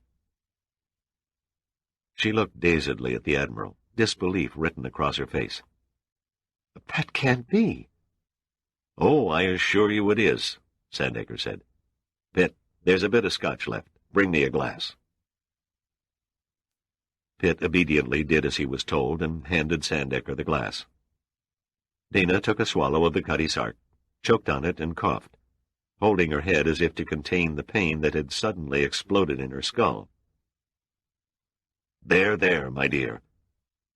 It was plain to see Sandecker was somewhat at a loss as to how to treat a woman in agony. Rest easy. You've suffered a nasty blow on the head. Dana felt the bandage circling her hair, and then clutched the Admiral's hand, knocking the glass on the deck. Pitt winced as the scotch spilled. Women just don't appreciate good booze. No, I'm all right. She struggled to a sitting position on the cot and stared in wonder at the strange mechanical contrivances. The Titanic? She said the name reverently. I'm actually on the Titanic? Yes. Pitt's voice was edged with sharpness. And we'd like to know how you got here. She looked at him, half uncertainly, half confused, and said, I don't know. I honestly don't know. The last thing I recall, I was on the Capricorn. We found you in the helicopter, Pitt said. The helicopter? I lost my makeup kit. Must have dropped it on the flight from the Alhambra. She forced a wan smile. Yes, that's it. I returned to the helicopter to search for my makeup kit. I found it, jammed between the fold-up seats. I tried pulling it free when... Well, I guess I fainted and hit my head when I fell. Fainted? You're sure you... Pitt broke off his question and asked another instead. What was the very last thing you remember seeing before you blacked out? She thought a moment, staring as if at some distant vision in time. Those coffee-brown eyes seemed unnaturally large against her pale and strained face. Sandecker patted her hand paternally. Just take your time. Finally, her lips formed a word. Boots. Say again, Pitt ordered. A pair of boots, she answered, as if seeing a revelation. Yes, I remember now. A pair of sharp-toed cowboy boots. Cowboy boots? Gunn asked, his expression blank. Dana nodded. You see, I was down on my hands and knees trying to extricate my makeup kit, and then, I don't know, they just seemed to be there. She paused. What color were they? Pitt prodded her. Kind of a yellow-cream color. Did you see the man's face? She started to shake her head and caught herself at the first stab of pain. No, everything went dark then. That's all there is. Her voice trailed off. Pitt could see that there was nothing to be gained by further interrogation. He looked down at Dana and smiled. She looked up and smiled back with an anxious-to-please smile. We dirty old men had best leave you alone to rest for a while, he said. If you need anything, one of us will always be close by. Sandecker followed Pitt over to the entrance to the grand staircase. What do you make of it? Sandecker asked. Why would anyone want to harm Dana? For the same reason they killed Henry Monk? You think she got wise to one of the Soviet agents? More likely in her case, it was a matter of being in the wrong place at the wrong time. The last thing we need on our hands now is an injured woman, Sandecker sighed. There'll be hell to pay when Gene Seagram gets my radio message about what happened to his wife. With all due respect, sir, I told Gunn not to send your message. We can't risk a change in plans at the last minute. Men make cautious decisions where women are concerned. We won't hesitate to risk the lives of a dozen members of our own sex, but we'll balk every time when it comes to endangering one of the female species. What Seagram, the President, Admiral Kemper, and the others in Washington don't know won't hurt 'em, at least for the next 12 hours. It would appear my authority means nothing around here, Sandecker said acidly. Anything else you neglected to tell me, Pitt? Like who those outlandish cowboy boots belong to? The boots belong to Ben Drummer. I've never seen him wear them. How could you know that? I discovered them when I searched his quarters on the Capricorn. Now you've added burglarizing to your other talents, Sandecker said. Drummer wasn't alone. Giordino and I have searched every one of the salvage crew's belongings over the past month. Find anything of interest? Nothing incriminating. Who do you think injured Dana? It wasn't Drummer. That much is certain. He's got at least a dozen witnesses, including you and me, Admiral, who will testify that he's been on board the Titanic since yesterday. It would have been impossible for him to attack Dana Seagram on a ship that was 50 miles away. At that moment, Woodson came up and caught Pitt's arm. "Sorry for the interruption, boss, but we just received an urgent call from the Juno. I'm afraid it's bad news." "Let's have it," Sandecker said wearily. "The outlook can't possibly be painted any blacker than it is now." "Oh, but it can," Woodson said. "The message is from the missile cruiser's captain, and it reads, 'Have received distress call from eastbound freighter Laguna Star, bearing 05 degrees, 110 miles north of your position. Must respond. Repeat, must respond. Sorry to leave you. Good luck to the Titanic.'" "Good luck to the Titanic," Sandecker echoed. His voice was flat and empty of life. "We might as well raise a flashing sign on the hull that says, 'Welcome, thieves and pirates. Come one, come all.'" So now it begins, Pitt thought to himself. But the only sensation that coursed through his body was a sudden, overwhelming urge to go to the bathroom.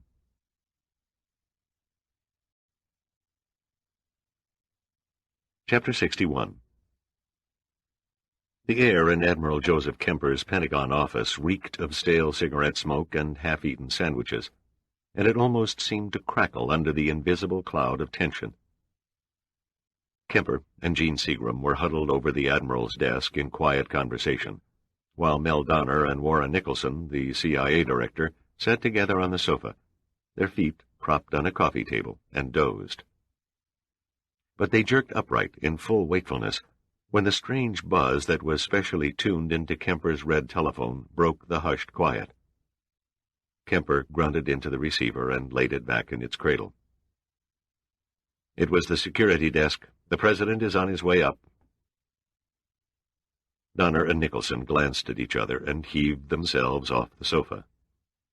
They had no sooner cleared the coffee table of the evening's debris, straightened their ties, and donned their coats, when the door opened and the President strode in, followed by his Kremlin security advisor, Marshal Collins. Kemper came from behind his desk and shook the President's hand.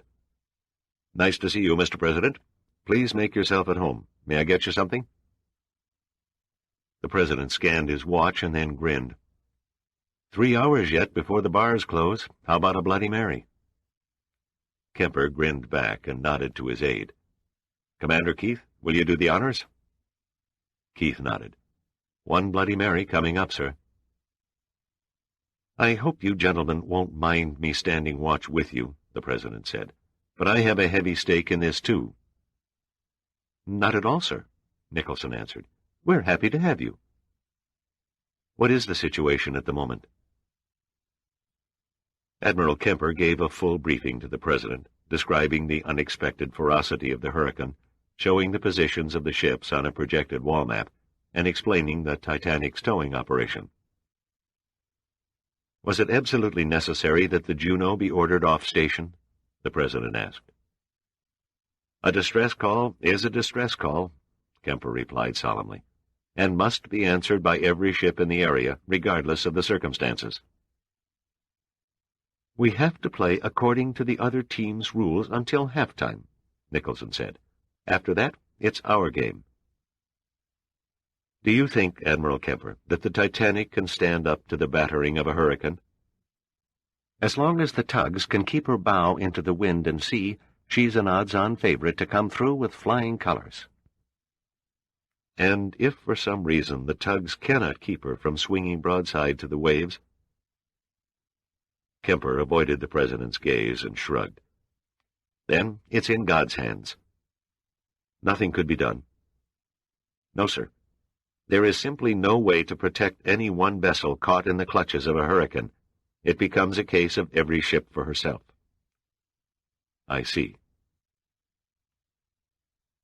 A knock at the door, and another officer entered, laid 2 slips of paper on Kemper's desk, and retreated. Kemper read the notes and looked up, his face set in a grim expression. "A message from the Capricorn," he said. "Your wife, Mr. Seagram. Your wife is reported missing. A search party aboard the ship was unable to locate her. They fear she was lost overboard.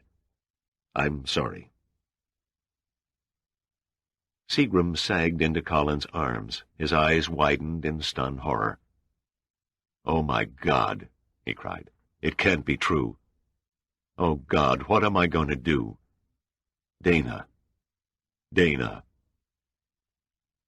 Donner rushed to his side. "Steady, Gene, steady." He and Collins steered Seagram over to the sofa and gently lowered him to the cushions. Kemper gestured to the president for his attention. "There's another message, sir, from the Samuel R. Wallace, one of the tugs towing the Titanic." "The towing cable," Kemper said. "It snapped. The Titanic is adrift in the center of the hurricane." The cable hung like a dead snake over the stern of the Wallace, its severed end swaying in the black depths a quarter of a mile below. Butera stood frozen beside the great electric winch, refusing to believe his eyes. "How?" he shouted in Ensign Kelly's ear. "How could it part? It was built to take worse stress than this." "Can't figure it," Kelly yelled back above the storm. "There was no extreme stress on her when she went."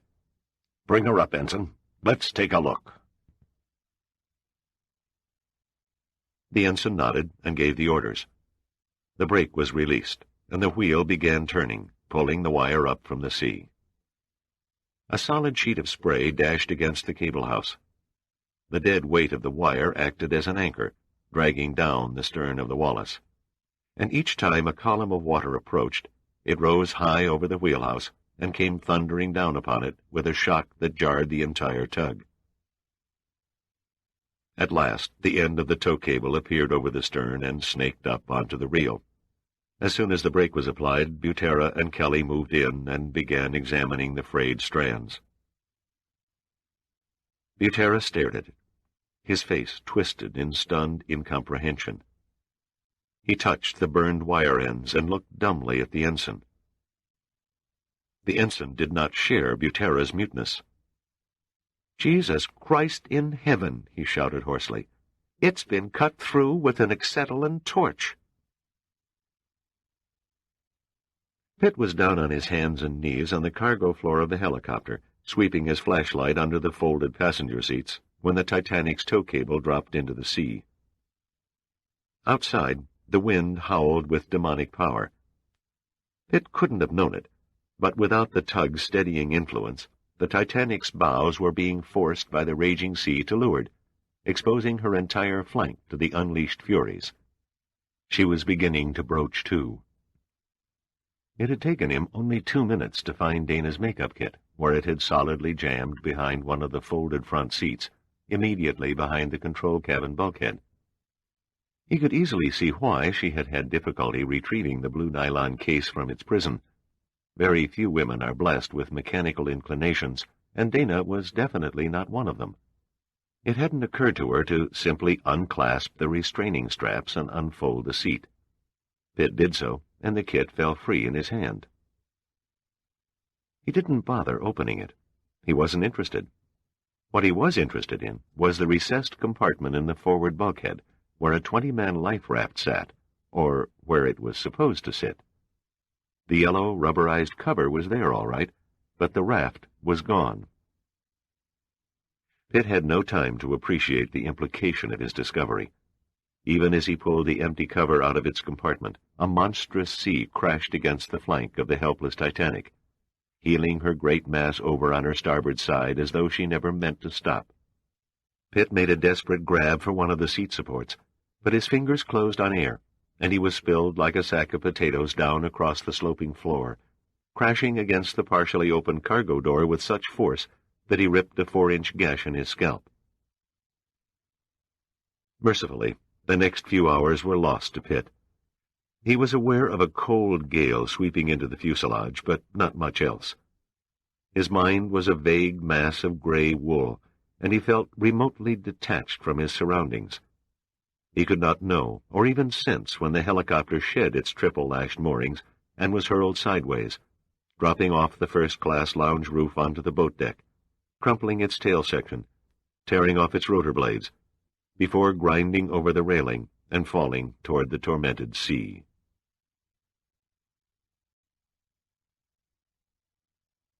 Chapter 62. The Russians came aboard the Titanic during the storm's lull.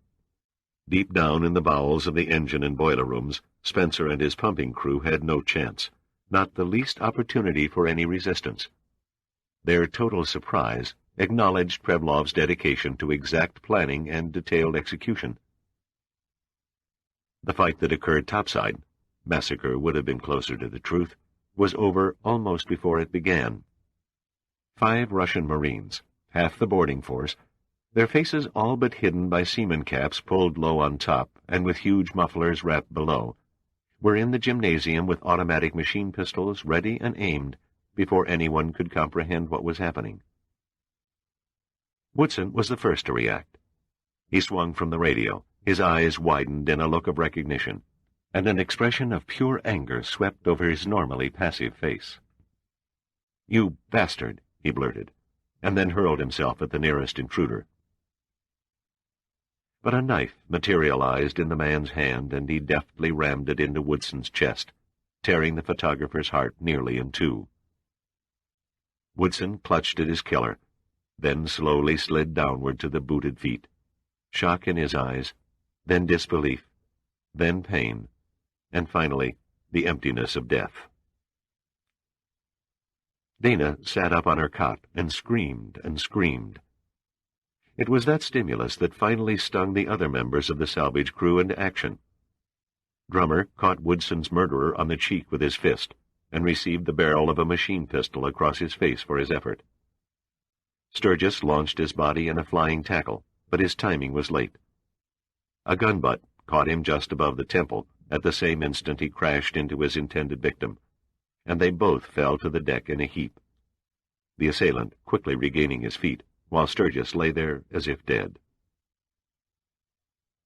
Giordino was in the act of bringing a wrench down on another Russian skull when there was an ear-splitting crack. A bullet passed through his upraised hand and sent the wrench clattering across the deck.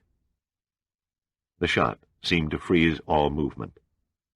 Sandecker, Gunn, and Chief Bascom and his men halted in mid-action, as they abruptly realized that their unarmed defense of the ship was hopeless in the face of guns held by highly trained killers. At that precise moment, a man strode into the room, his intense gray eyes taking in every detail of the scene. He wasted no more than 3 seconds. 3 seconds, and no more, was all Andrei Prevlov needed to survey any given situation. He stared down at the still screaming Dana and smiled graciously. "Do you mind, my dear lady?" he said in fluent, idiomatic English. "I think female panic inflicts quite an unnecessary strain on the vocal cords." Her round eyes were stricken. Her mouth closed, and she sat huddled in a ball on the cot, staring at the spreading pool of blood under Omar Woodson and shuddering uncontrollably. "There now, that's much better." Prevlov followed her eyes to Woodson, then to Drummer, who was sitting on the deck in the process of spinning out a tooth, and then to Giordino, who glared back, holding his bleeding hand. "Your resistance was foolish," Prevlov said. "1 dead and 3 injured, and for nothing." "Who are you?" Sandecker demanded. "By what right do you board this ship and murder my crew?" "Ah, a pity we must meet under such remote and unpleasant circumstances," Prevlov apologized. "You are, of course, Admiral James Sandecker, are you not?" "My questions still stand." Sandecker spat angrily. "My name is of no consequence," Prevlov replied. "The answer to your other question is obvious. I am taking over this ship in the name of the Union of Soviet Socialist Republics." "My government will never stand idly by and let you get away with it." "Correction," Prevlov murmured. "Your government will stand idly by." "You underestimate us." Prevlov shook his head. "Not I, Admiral. I am fully aware of what your countrymen are capable of.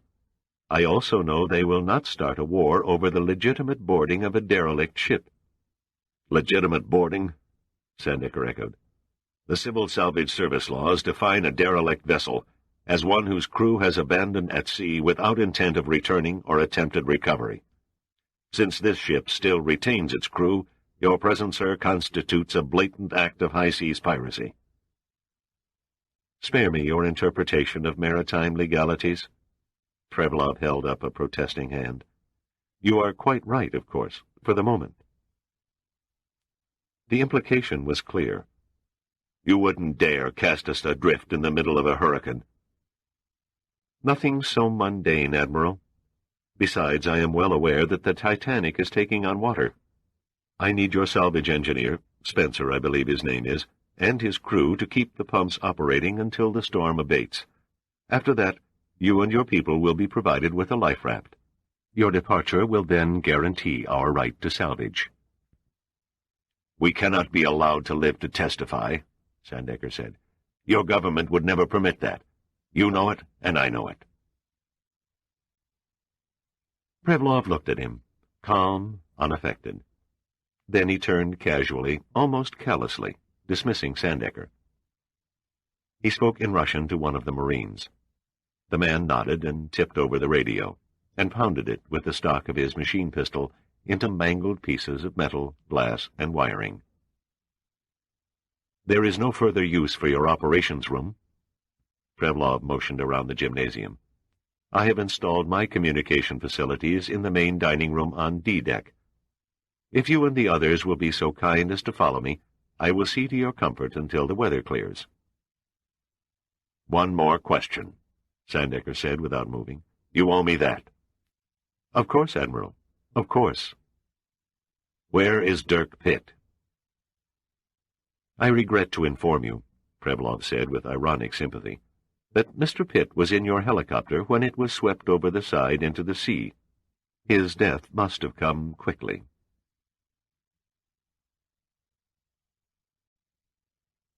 Chapter 63.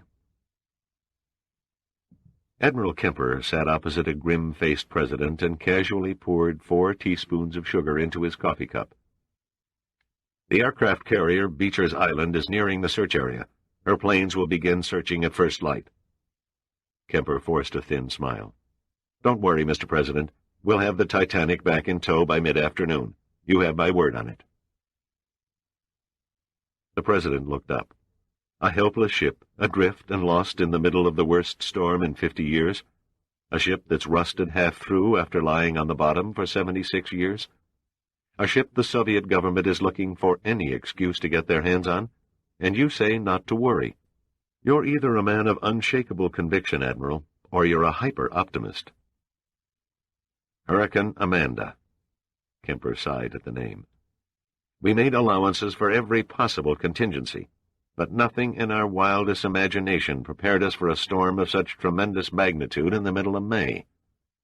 It struck so fearfully hard and on such short notice that there was no time to reshuffle our priorities and time schedules. Suppose the Russians took it into their heads to make their play and are on board the Titanic this minute. Kemper shook his head. Boarding a ship under 100+ mile-an-hour winds and 70-foot seas, my years at sea tell me that's impossible. A week ago, Hurricane Amanda would have been considered impossible, too. The President looked up dully as Warren Nicholson sank in the opposite sofa. Any news? Nothing from the Titanic, Nicholson said. They haven't reported since they entered the eye of the hurricane. And the Navy tugs?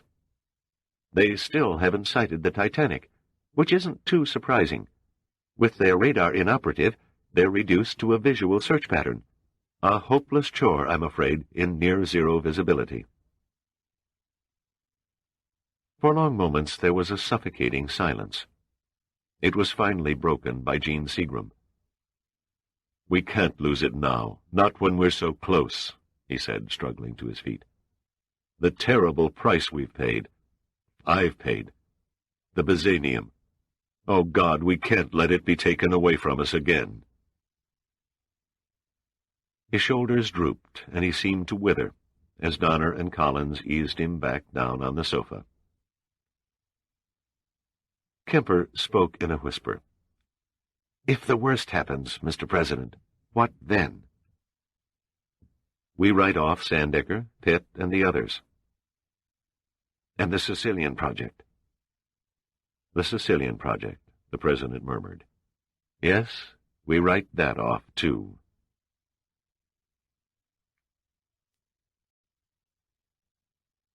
Chapter 64. The heavy gray wool slowly began to fade away, and Pitt became aware that he was lying in an upside-down position on something hard and in something wet. He hung there long minutes, his mind in the twilight zone between consciousness and unconsciousness, until gradually he was able to pry open his eyes, or at least one eye. The other was caked shut by coagulated blood. Like a man who had just struggled up from a deep, dark tunnel into the daylight, he squinted his good eye from right to left, up and down. He was still in the helicopter. His feet and legs curled upward along the floor, and his back and shoulders lay against the aft bulkhead. That accounted for the hardness. The wetness was an understatement. Several inches of water sloshed back and forth around his body. He wondered vaguely how he had come to be contorted in this awkward position. His head felt as if little men were running around inside it, jabbing pitchforks into his brain. He splashed some water over his face, ignoring the sting of the salt, until the blood diluted and ran off, allowing the eyelid to open. Now that he had regained his peripheral vision, he turned his body so that he was sitting on the bulkhead and looking up at the floor. It was like staring at the crazy room of an amusement park funhouse. There was to be no exiting through the cargo door. It had been jammed shut from the beating the fuselage had taken during its journey across the Titanic's deck. Left with no other choice but to get out through the control cabin hatch, Pitt began climbing up the floor, using the cargo tie-down rings for hand grips. One ring at a time, he pulled himself toward the forward bulkhead, or what now constituted the ceiling. His head ached, and he had to stop every few feet waiting for the cobwebs to clear. At last he could reach up and touch the door latch. The door wouldn't budge. He pulled out the Colt and pounded at the latch. The force of the blow knocked the pistol out of his wet hand, and it clattered all the way to the rear bulkhead. The door remained stubbornly closed. Pitt's breath was coming now in heaving gasps. He was on the verge of blacking out from exhaustion. He turned and looked down. The aft bulkhead seemed a long way away. He gripped a cargo tie-down ring with both hands, swung in a series of ever-widening arcs, and then lashed out with both feet, using all the muscle a man can use when he knows it is his last try. The latch gave, and the door sprung upward at an angle of 30 degrees before gravity took over and brought it slamming back down. But the brief opening was all Pitt needed to thrust a hand over the doorframe, using his fingers as a jam. He gasped in agony as the door fell across his knuckles. He hung there, soaking up the pain, gathering the strength for the final hurdle. He took a deep breath and heaved his body through the opening as one would climb through a trap door in an attic without benefit of a ladder.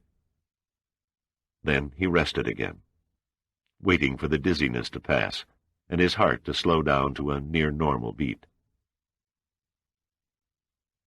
He wrapped his bleeding fingers in a sodden handkerchief and took stock of the control cabin. No problem escaping here. The cabin hatch had been torn off its hinges, and the windshield glass knocked from its frames. Now that his escape was assured, he began to wonder how long he had been unconscious. 10 minutes? An hour? Half the night? He had no way of knowing, as his watch was gone, probably wrenched from his wrist. What had happened? He tried to analyze the possibilities. Had the helicopter been blown into the sea? Not likely. It would have been Pitt's coffin in the abyss by now. But where had the water in the cargo section come from? Maybe the aircraft had been ripped loose from its moorings and swept against one of the boat deck bulkheads of the derelict. That didn't work either. It couldn't explain why the helicopter was standing in a perfect perpendicular position. What he did know for certain was that every additional second spent sitting around in the middle of a hurricane and playing question-and-answer games moved him 1 second closer to more serious injury or even death. The answers were waiting outside, so he worked himself over the pilot seat and stared through the shattered cockpit windows into the darkness beyond. He was staring straight up at the side of the Titanic. The gargantuan rusty plates of the hull stretched off into the dim light to the right and left. A quick downward look revealed the angry sea. The waves were swirling about in massive confusion, often coming together in huge collisions that sounded like an artillery barrage. Visibility was better now. No heavy rain was falling, and the wind had slackened to no more than 10 or 15 knots. At first, Pitt thought that he must have slept through the hurricane, but then he figured out why the sea was leaping skyward without any sense of direction. The Titanic was drifting in the eye of the coil, and only a few more minutes would pass before the full fury of the storm's rear quadrant would fall upon the wallowing ship. Pitt edged carefully through one of the broken windows, over the nose of the helicopter, and then dropped onto the deck of the Titanic. No sensuous or erotic interlude with the world's most beautiful woman could have come close to matching the thrill he felt at finding his feet on one of the old liner's waterlogged decks again. But which deck? Pitt leaned over the railing, twisted around, and looked up. There on the deck above was the bent and broken handrail still clutching a part of the helicopter.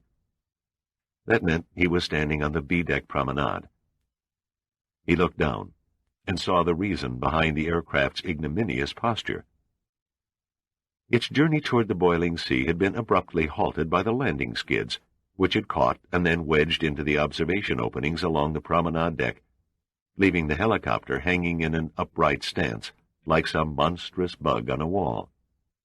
The great swells had then slammed against its fuselage, jamming it even tighter against the ship.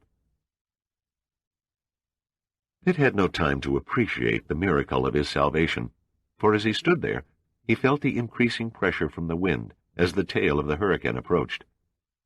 He had trouble getting his footing, and he realized that the Titanic's list had returned and she was leaning heavily to starboard again.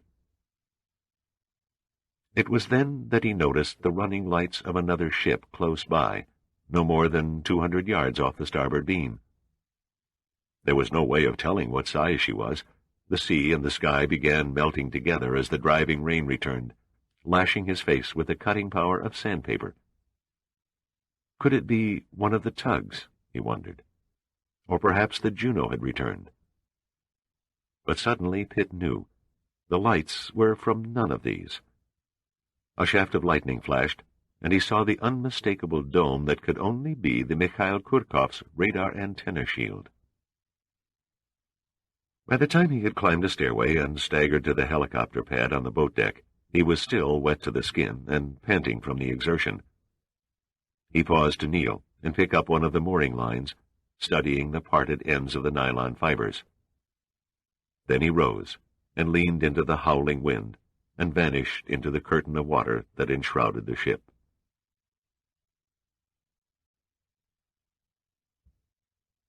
Chapter 65.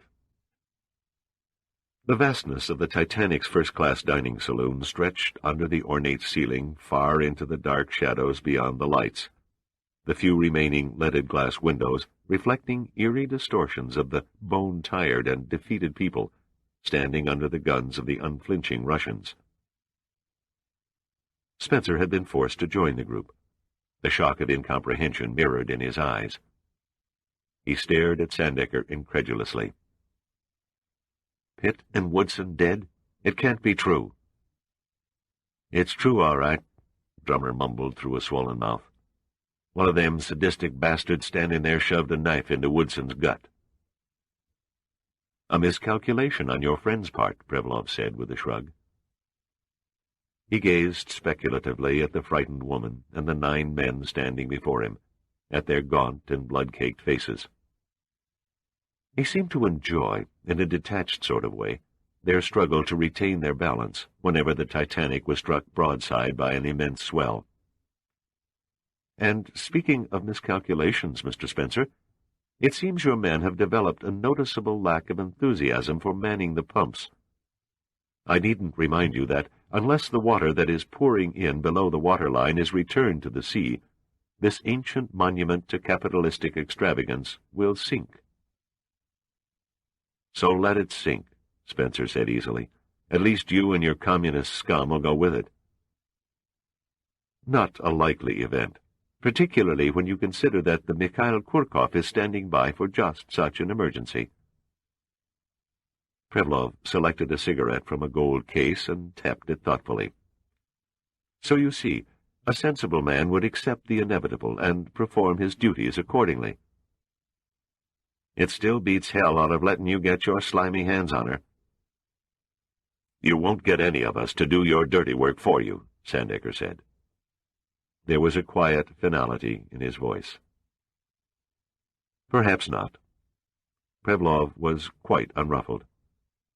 On the other hand, I think I shall have the cooperation I require, and very soon. He motioned to one of the guards and muttered in Russian. The guard nodded, walked unhurriedly across the dining saloon, grabbed Dana by the arm and roughly pulled her under one of the portable lights. As one, the salvage crew crowded forward, only to be met by 4 unyielding machine pistols held at gut level. They froze helplessly, rage and hostility seething through their every pore. "If you harm her," Sandecker whispered, his voice quivering in quiet anger, "you'll pay for it." "Oh, come now, Admiral," Prevlov said. "Rape is for the sick. Only a cretin would attempt blackmailing you and your crew with such a sorry ploy. American men still place their women on marble pedestals. You'd all willingly die in a useless attempt to protect her virtues, and where would that leave me? No, cruelty and torture are crude methods in the fine art of persuasion. Humiliation." He paused, savoring the word. "Yes, humiliation. A magnificent incentive for inducing your men to return to their labors and keep the ship afloat." Prevlov turned to Dana. She looked at him, pathetic and lost. "Now then, Mrs. Seagram, if you will be so good as to take off your clothes, all of them." "What kind of cheap trick is this?" Sandecker asked. "No trick. Mrs. Seagram's modesty will be laid bare, layer after layer, until you order Mr. Spencer and his men to cooperate." "No," Gunn pleaded. "Don't do it, Dana." "Please, no appeals," Prevlov said wearily. "I will have one of my men strip her by force, if necessary." Slowly, barely perceptibly, a strange gleam of belligerence began spreading in Dana's eyes. Then, without the slightest hesitation, she slipped out of her jacket, jumpsuit, and underclothing. In less than a minute, she stood there in the halo of light, her body supple and alive and very nude. Sandecker turned his back, and one by one the other hardened salvage men followed suit until they were facing away into the darkness. "You will look upon her," Prevlov said coldly. "Your gallant gesture is touching, but completely useless. Turn around, gentlemen. Our little performance is just beginning." I think this stupid, chauvinistic bullshit has gone far enough. Every head jerked around as if yanked by the strings of a puppeteer at the sound of Dana's voice. She stood there, with legs apart, hands on hips, breasts thrust outward, and her eyes blazed with a mocking awareness. Even with the unsightly bandage around her head, she looked magnificent. The admission is free, boys. Stare all you want. A woman's body is no big secret. You've all seen and undoubtedly touched one before. Why all the bashful glances? Then her eyes changed to shrewd reflection, and her lips lifted away from her teeth, and she began laughing. She had decisively stolen the stage from Prevlov. He stared at her, his mouth slowly tightening. An impressive performance, Mrs. Seagram, an impressive performance indeed, but a typical display of Western decadence I hardly find amusing. Show me a communist, and I'll show you an asshole every time, Dana taunted him. If you shitheads only knew how the whole world laughs behind your threadbare backs every time you spout your gauche little Marxist terms like Western decadence, imperialist warmongering, or bourgeois manipulating, you might straighten up and show a little class. As it is, your kind is the biggest diabolical farce played on mankind since we climbed down from the trees, and if you had any balls, you'd face up to it. Prevlov's face went white. This has gone far enough, he snapped.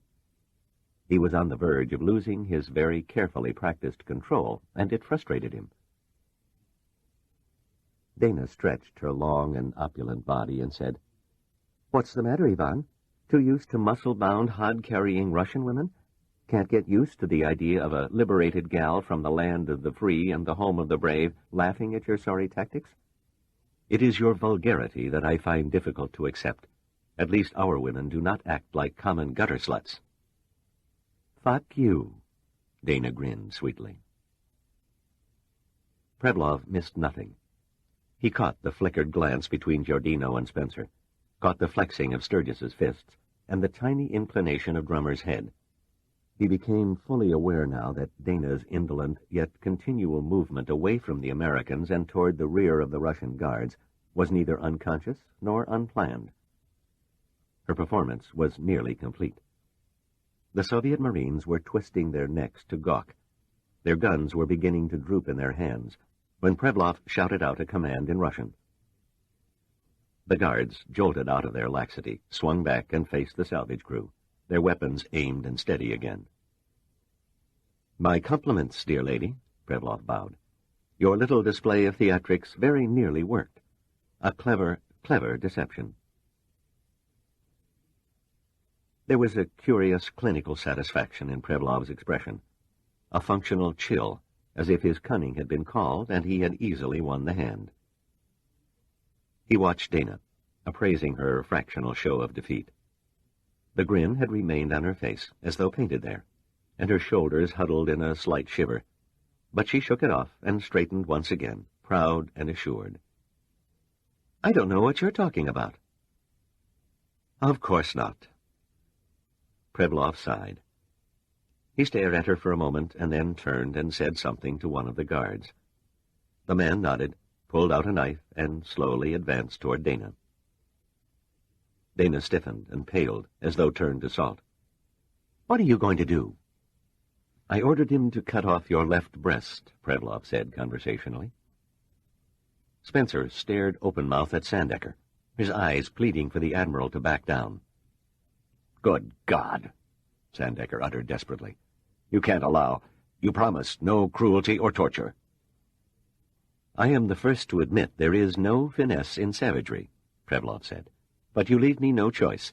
It is the only solution to your obstinacy."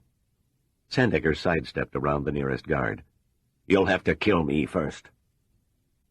The guard jammed his machine pistol muzzle into Sandecker's kidney, and the Admiral fell to his knees, his face twisted in agony, his breath coming in loud, sucking noises.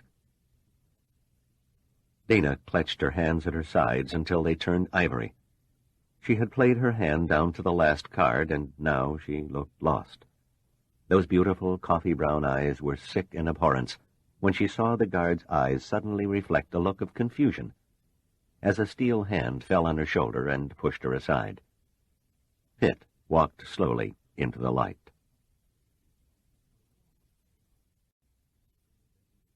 Chapter 66. Pitt stood frozen in time like some unspeakable apparition that had risen from the depths of a watery hell. He was saturated from head to foot, his black hair plastered down across a bloodied forehead, his lips curled in a satanic smile. In the light of the lamps, the droplets of water sparkled as they trickled from his wet clothing and splattered on the deck. Pavlov's face was a wax mask. Calmly, he pulled a cigarette from the gold case, lit it, and exhaled the smoke in a long sigh. "Your name? May I assume that your name is Dirk Pitt? That's what the fine print reads on the birth certificate." "It seems you are an uncommonly durable man, Mr. Pitt. It was my understanding that you were dead." "It just goes to prove you can't rely on shipboard gossip." Pitt took off his damp jacket and gently draped it over Dana's shoulders. "Sorry, dear heart, it's the best I can do for the moment." Then he turned back to Prevlov. "Any objections?" Prevlov shook his head. Pitt's offhand manner puzzled him. He scrutinized Pitt as a diamond cutter studies a stone, but saw nothing behind the veil of those sea-green eyes. Prevlov gestured to one of his men, who moved up to Pitt. "Simply a precautionary search, Mr. Pitt. Any objections?" Pitt shrugged agreeably and held his hands in the air. The guard quickly, efficiently ran his hands up and down Pitt's clothing, and then stepped back and shook his head. "No arms," Prevlov said. "Very wise of you. But then I would have expected nothing less from a man of your reputation. I have read with considerable interest a dossier describing your exploits. I would have liked very much to have known you under less adversary circumstances." "Sorry I can't return the compliment," Pitt said pleasantly. "But you're not exactly the type of vermin I'd like for a friend." Prevlov stepped forward 2 paces and hit Pitt with all his strength with the back of his hand. Pitt staggered back 1 step and stood there, a trickle of blood oozing from one corner of his still grinning lips. "Well, well," he said, quietly, thickly. "The illustrious Andrei Prevlov finally blew his cool." Prevlov leaned forward, his eyes half closed in wary speculation. "My name?" His voice was barely above a murmur. "You know my name?" "Fair is fair," Pitt answered. "I know as much about you as you know about me." "You're even cleverer than I was led to believe," Prevlov said. "You've discovered my identity, an astute piece of perception. On that I commend you. But you needn't bluff with knowledge you do not possess. Beyond my name, you know nothing." "I wonder. Perhaps I can enlighten you further with a bit of local folklore." "I have no patience for fairy tales," Prevlov said. He motioned to the guard with the knife. "Now, if we can get on about the business of persuading Admiral Sandecker to inspire your pumping crew to greater efforts, I would be most grateful." The guard, a tall man, his face still hidden under the muffler, began advancing toward Dana once more. He extended the knife. Its blade gleamed in the light, no more than 3 inches from Dana's left breast. She hugged Pitt's jacket tightly around her shoulders and stared at the knife, numbed beyond fear. "Too bad you're not big on fairy tales," Pitt said conversationally. "This is one you'd have enjoyed. It's all about a pair of bumbling characters called Silver and Gold." Prevlov glanced at him, hesitated, and then nodded the guard back. "You have my attention, Mr. Pitt. I will give you 5 minutes to prove your point." "It won't take long," Pitt said. He paused to rub the eye that had caked closed from the hardening blood. "Now then, once upon a time there were 2 Canadian engineers who discovered that spying could be a lucrative sideline. So they shed all qualms of guilt and became professional espionage agents in every sense of the word, concentrating their talents on obtaining classified data about American oceanographic programs and sending it through hidden channels to Moscow. Silver and Gold earned their money, make no mistake. Over the past 2 years, there wasn't a Numa project the Russians didn't have knowledge of down to the tiniest detail. Then, when the Titanic salvage came up, the Soviet Navy's Department of Foreign Intelligence, your department, Prevlov, smelled a windfall. Without the slightest degree of chicanery, you found yourself with not one, but 2 men in your employ, who were in a perfect situation to obtain and pass along America's most advanced deep-water salvage techniques. There was, of course, another vital consideration, but even you weren't aware of it at the time. Silver and Gold, Pitt went on, sent regular reports concerning the raising of the wreck through an ingenious method. They used a battery-powered pinger, a device that can transmit underwater sound waves similar to sonar. I should have caught on to it when the Capricorn sonar man detected the transmissions, but instead I dismissed it as loose debris caused by a deep-water current knocking about the Titanic. The fact that someone was sending out coded messages never entered our heads. Nobody bothered to decipher the random noises. Nobody, that is, except the man sitting under a set of hydrophones on board the Mikhail Kurkov. Pitt paused and glanced about the dining saloon. He had everyone's attention. We didn't begin to smell either rat until Henry Monk felt the need for a poorly timed call of nature. On his way back to the head at the aft end of the Sappho II, he heard the pinging device in operation and investigated. He caught one of the agents in the act. Your man probably tried to lie his way out of it, but Henry Monk was an instrument specialist. He recognized a communications pinger when he saw one and quickly figured the game. It was a case of the cat killing curiosity. Monk had to be silenced, and he was, from a blow to the base of the skull by one of Woodson's camera tripods. This created an awkward situation for the murderer, so he bashed Monk's head against the alternator housing to make it look like an accident. However, the fish didn't take the bait. Woodson was suspicious. I was suspicious. And to top it off, Doc Bailey found the bruise on Monk's neck. But since there was no way of proving who the killer was, I decided to string along with the accident story until I could scratch up enough evidence to point an accusing finger. Later, I went back and searched the submersible and discovered one slightly used and very bent camera tripod, along with the pinging device where our friendly neighborhood spy had, ironically, hidden them in Monk's own storage locker. Certain that it was a waste of time to have them checked on shore for fingerprints, I didn't need a bolt from the blue to tell me I was dealing with a professional. I left the tripod and the pinger exactly as I found them. I took the chance that it would only be a matter of time before your agent got complacent and began contacting the Mikhail Kurkov again. So I waited. A fascinating story, Prevlov said, but very circumstantial. Absolute proof would have been impossible to come by. Pitt smiled enigmatically and continued. The proof came through a process of elimination. I was relatively sure the killer had to be one of the 3 men on board the submersible who were supposedly asleep during their rest period. I then alternated the Sappho II's crew schedule every few days, so that 2 of them had duties on the surface, while the 3rd was diving below on the wreck. When our sonar man picked up the next transmission from the pinger, I had Monk's murderer. "Who is it, Pitt?" Spencer asked grimly. "There are 10 of us here. Was it one of us?" Pitt locked eyes for an instant with Prevlov, and then turned suddenly and nodded at one of the weary men huddled under the lamps. "I regret that the only introductory fanfare I can offer is the pounding of the waves against the hull. But bear with me and take a bow anyway, drummer. It may well be your final encore before you toast in the electric chair." "Ben Drummer?" Gunn gasped. "I can't believe it. Not with him sitting there all battered and bloody after attacking Woodson's killer." "Local color," Pitt said. It was too early to raise the curtain on his identity, not at least until we had all walked the plank. Until then, Prevlov needed an informer to blow the whistle on any ideas we might have dreamed up for retaking the ship. "He fooled me," said Giardino. "He's worked harder than any 2 men on the crew to keep the Titanic floating." "Has he?" Pitt came back. "Sure, he's looked busy, even managed to work up a sweat and get dirty. But what have you actually seen him accomplish since we came on board?" Gunn shook his head. "But he's Rather, I thought that he'd been working day and night surveying the ship. Surveying the ship, hell.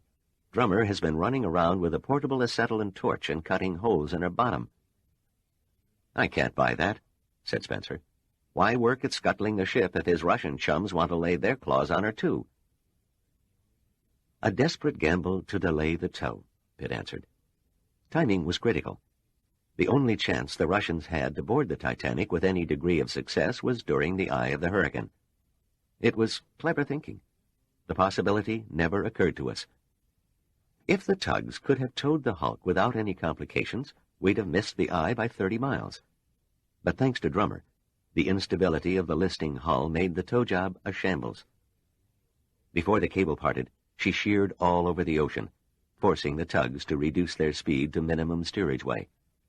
And, as you can see, the mere presence of Prevlov and his band of cutthroats attest to the success of Drummer's efforts. The truth began to register then. None of the salvage crew had actually witnessed Drummer slaving over a pump or offering to carry his share of the load. It registered that he'd always been off on his own, showing up only to complain of his frustration at not overcoming the obstacles that supposedly prevented his survey tour of the ship. They stared at Drummer as though he was some alien from another world, waiting for, expecting the indignant words of denial. There was to be no denial, no shocked plea of innocence, only a flicker of annoyance that vanished as quickly as it had come. Drummer's transformation was nothing short of astounding. The sad droop to the eyes had disappeared. They suddenly took on a glinting sharpness. Gone, too, was the lazy curl from the corners of his lips and the slouched, indifferent posture of his body.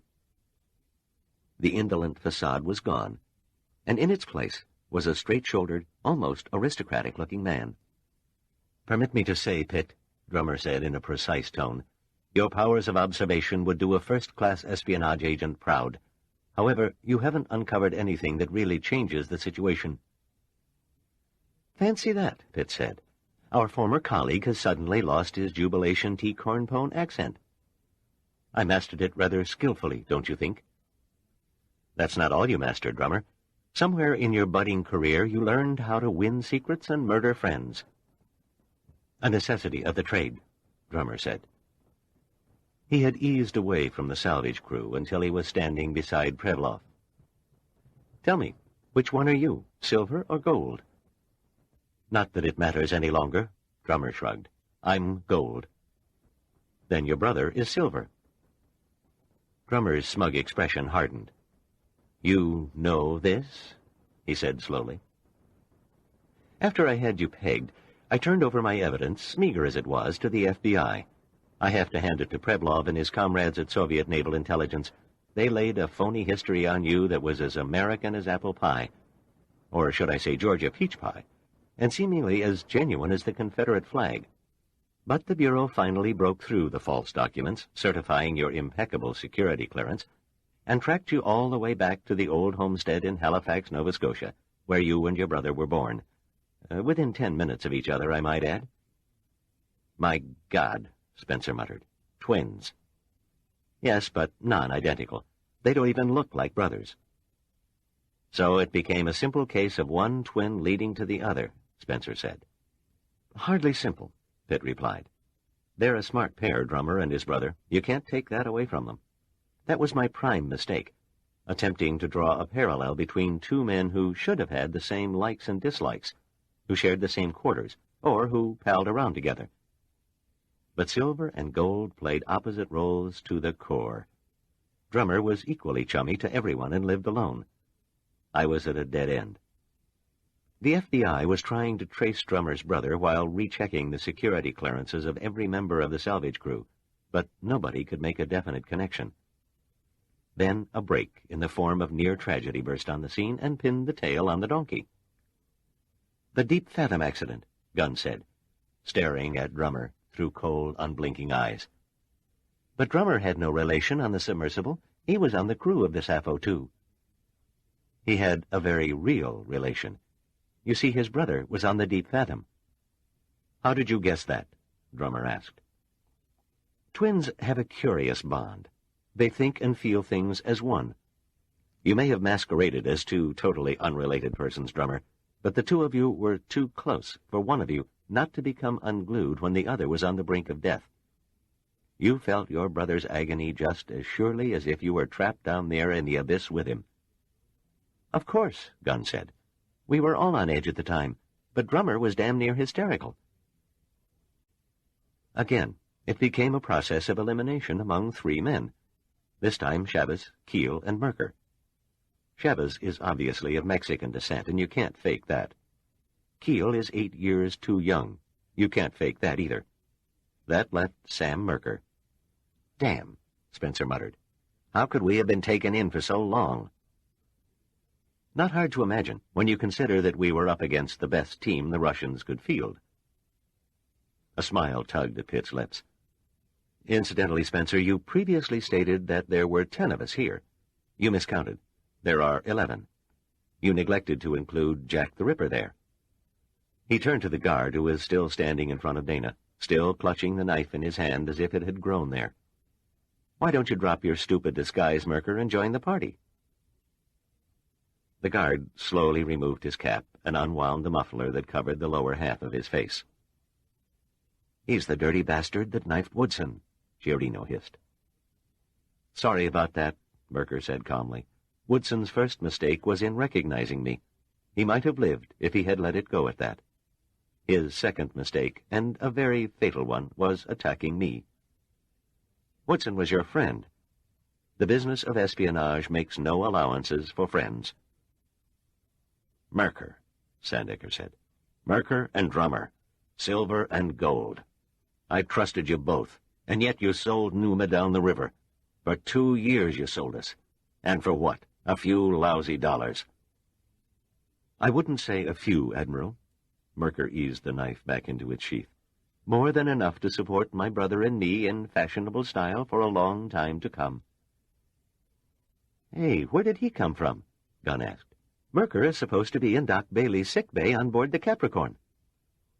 He stowed away on Sturgis's helicopter, Pitt said, patting his bleeding head with a damp handkerchief. Can't be, Sturgis blurted out.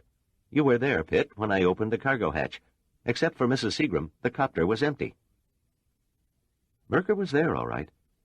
After he gave Doc Bailey the slip, he kept away from his own cabin and made for Brother Drummer's quarters, where he borrowed a fresh change of clothing, including a pair of cowboy boots.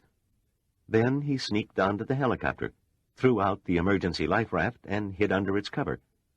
Unfortunately for Dana, she happened along in search of her makeup kit. When she knelt down to retrieve it, her eye caught Merker's boots protruding from under the life raft cover. Not about to let her screw up his escape, he popped her on the head with a hammer he'd found lying around somewhere, wrapped her in a tarpaulin, and crawled back into his hiding space. That means he was still in the cargo compartment when we uncovered Mrs. Seagram. No, by then he was gone. If you recall, after you switched open the cargo door, we waited for a few moments, listening for any movement inside. There was none because Merker had already crept into the control cabin, under the cover of the noise from the door actuator motors. Then, when you and I played Keystone Cops and entered the cargo compartment, he dropped down the cockpit ladder outside and walked peacefully into the night. But why throw the hammer into the rotor blades? Sturgis persisted. What was the purpose? Since you flew the copter from the Capricorn empty, Merker said, and there was no freight to unload, I couldn't risk the chance of your taking off again without opening the cargo door. You had me trapped back there and didn't know it. You became a busy little beaver after that, Pitt said to Merker, flitting about the ship, guided, no doubt, by a diagram provided by Drummer. First, you took your brother's portable cutting rig and burned off the tow cable, while Chief Bascom and his men were resting in the gymnasium between inspection tours.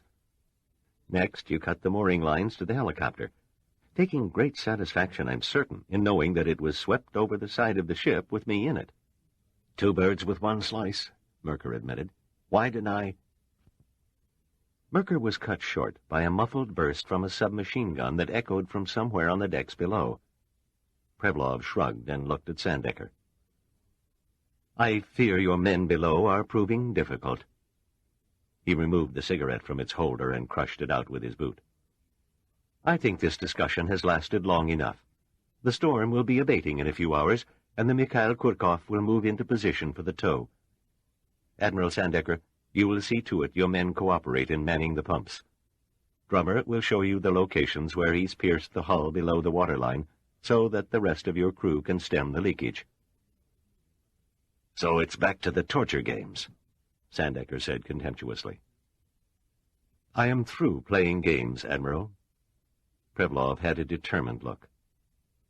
He spoke to one of the guards, a short man with a coarsened toughness about him, the same guard who had shoved his gun into Sandecker's side. "This is Buski, a very direct fellow who happens to be the finest marksman in his regiment. He also understands a smattering of English, enough at any rate to translate numerical progression." He turned to the guard. "Buski, I am going to begin counting. When I reach 5, you will shoot Mrs. Seagram in the right arm. At 10, in the left. At 15, in the right knee, and so on, until Admiral Sandecker mends his uncooperative ways." "A businesslike concept," Pitt added. "And you'll shoot the rest of us after we've served your purpose, weight our bodies and dump them in the sea so they're never found. Then you'll claim we abandoned the ship in the helicopter, which, of course, conveniently crashed. You'd even provide 2 witnesses, Drummer and Merker, who would testify after their miraculous survival about how the benevolent Russians plucked them from the sea just as they were going down for the 3rd time." "I see no need to prolong the agony any further," Prevlov said tiredly. "Buski?" Buski raised his machine pistol and took aim at Dana's arm. "You intrigue me, Prevlov," Pitt said. "You've shown little interest in how I learned Drummer and Merker's code names, or why I didn't have them thrown in the brig after I ferreted out their identities. You don't even seem curious as to how I came to know your name." "Curious, yes, but it makes no difference. Nothing can change the circumstances.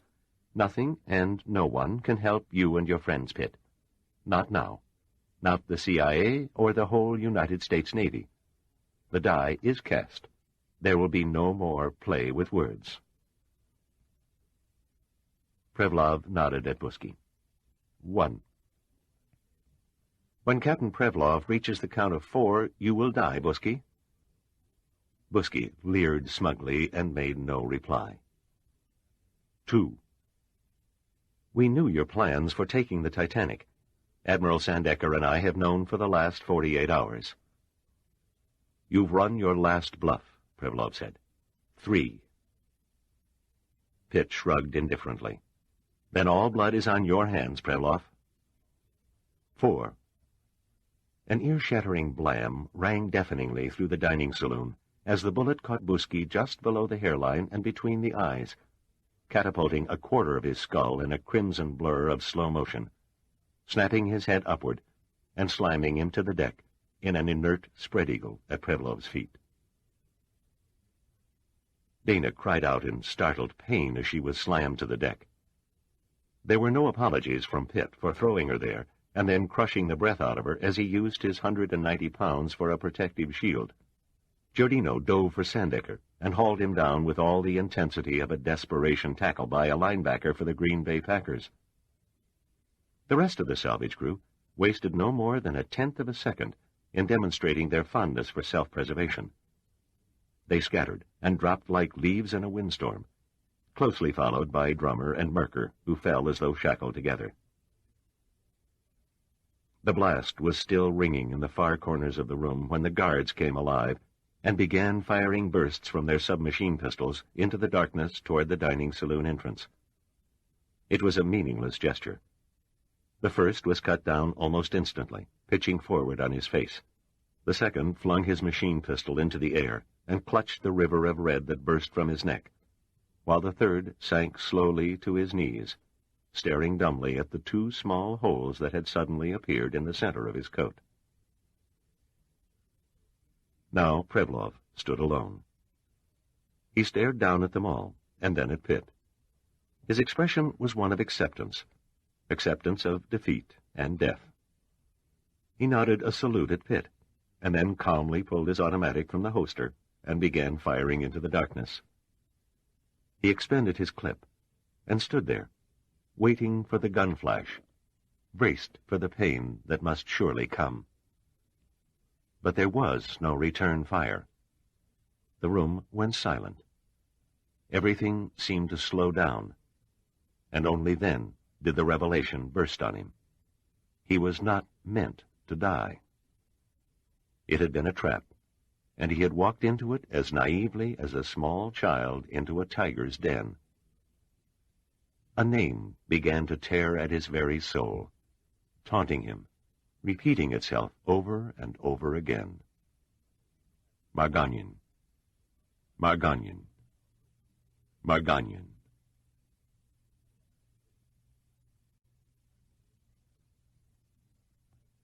Chapter 67. A marine seal is usually defined as an aquatic carnivorous mammal with webbed flippers and soft fur. But the wraith-like phantoms who suddenly materialized around Prevlov and the fallen guards bore little resemblance to their namesake. The United States Navy SEALs, an acronym of sea, air, and land, were members of an extraordinary elite fighting group, trained in every phase of combat from underwater demolition to jungle warfare. There were 5 of them, encased in pitch-black rubber wetsuits, hoods, and tight slipper-like boots. Their faces were indistinguishable under the ebony war paint, making it all but impossible to tell where the wetsuits left off and flesh began. 4 men held M24 automatic rifles with collapsible stocks, while the 5th tightly gripped the stoner weapon, a wicked-looking affair with 2 barrels. One of the SEALs detached himself from the rest and helped Pitt and Dana to their feet. "Oh, God," Dana moaned. "I'll be black and blue for a month." For perhaps 5 dazed seconds he massaged her aching body, oblivious to the fact that Pitt's jacket had come open. When shocked realization did come, when she saw the guards sprawled grotesquely in death, her voice dropped to a whisper. "Oh, shit. Oh, shit." "I think it's safe to say the lady survived," Pitt said with a half-grin. He shook the SEAL's hand, then introduced him to Sandecker, who was unsteadily clutching Giardino's shoulder for support. "Admiral Sandecker, may I present our deliverer, Lieutenant Fergus, United States Navy SEALs?" Sandecker acknowledged Fergus's smart salute with a pleased nod, released his hold on Giardino, and stood ramrod straight. "The ship, Lieutenant. Who commands the ship?" "Unless I'm mistaken, sir, you do." Fergus's words were punctuated by another burst of echoing gunfire from somewhere in the cavernous depths of the ship. "The last stubborn holdout," Fergus smiled. It was obvious. His white teeth gleamed like a neon sign at midnight.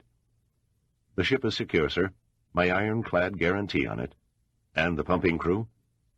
"Safe and sound and back at their work." "How many men in your command?" 2 combat units, Admiral. 10 men in all, including myself." Sandecker's eyebrows raised. "Only 10 men, did you say?" "Ordinarily, for an assault of this nature," Fergus said matter-of-factly, "we'd have used just 1 combat unit. But Admiral Kemper thought it best to double our force to be on the safe side." "The Navy's advanced some since I served," Sandecker said wistfully. "Any casualties?" Pitt asked. "Until 5 minutes ago, 2 of my men wounded, nothing serious, and 1 missing." "Where did you come from?" The question was from Merker's lips. He was staring malevolently over the shoulder of a wary SEAL. There was no ship in the area, no aircraft was sighted. How— Fergus looked at Pitt questioningly. Pitt nodded. "Permission granted to inform our former colleagues the fact of life, Lieutenant. He can muse over your answers while he's sitting in a cell on death row." "We came aboard the hard way," Fergus obliged. "From 50 feet below the surface, through the torpedo tubes of a nuclear submarine. That's how I lost 1 of my men. The water was rough as hell. A wave must have crushed him against the Titanic's hull while we were taking turns climbing the boarding ladders, dropped over the side by Mr. Pitt. "Strange that no one else saw you come on board," Spencer murmured. "Not strange at all," Pitt said. "While I was helping Lieutenant Fergus and his team come over the aft cargo deck bulwarks, and then tucking them away in the chief steward's old cabin on sea deck, the rest of you were assembled in the gymnasium, awaiting my soul-stirring speech on personal sacrifice." Spencer shook his head. "Talk about fooling all of the people some of the time." "I have to hand it to you," Gunn said. "You had us all flim-flammed." At that, the Russians nearly stole the ball game. We didn't expect them to make their play until the storm quieted down. Boarding during the lull of the hurricane's eye was a masterstroke, and it almost worked. Without either Giardino or the Admiral or me to warn the lieutenant, we three were the only ones privy to the SEAL's presence, Fergus would never have known when to launch his attack on the boarders. "I don't mind admitting," Sandecker said. "For a while there I thought that we'd had it. Giardino and I prisoners of Prevlov, and Pitt thought to be dead." "God knows," Pitt said. "If the helicopter hadn't wedged itself into the promenade deck, I'd be asleep in the deep right now." "As it was," Fergus said, "Mr. Pitt looked like death warmed over when he stumbled in the chief steward's cabin. A hardy man, this one. Half drowned, his head split open, and yet he still insisted on guiding my team through this floating museum until we located your Soviet visitors." Dana was looking at Pitt in a peculiar way. "How long were you hiding in the shadows before you made your grand entrance?" Pitt grinned slyly. "For a minute prior to your striptease." "You bastard! You stood there and let me make an ass out of myself," she flared. "You let them use me like I was a cut of beef in a butcher store window." "I used you too, dear heart, as a matter of necessity. After I found Woodson's body and the smashed radio in the gymnasium, I didn't need a gypsy to tell me the boys from the Ukraine had boarded the ship. I then rounded up Fergus and his men and led them down to the boiler rooms, figuring the Russians would already be guarding the pumping crew. I was right. First priorities first. Whoever controlled the pumps controlled the derelict. When I saw that I would be more hindrance than help in overcoming the guards, I borrowed a seal and came looking for the rest of you. After wandering through half the ship, we finally heard voices coming out of the dining saloon. Then I ordered the seal to hightail it below for reinforcement." "Then it was all a great big stalling tactic," Dana said. "Exactly. I needed every second I could beg, borrow, or steal until Fergus showed up and evened the odds. That's why I held off until the last second to put in an appearance." "A high-stakes gamble," Sandecker said. "You cut Act 2 a bit fine, didn't you?" "I had two things going for me," Pitt explained. "One was compassion.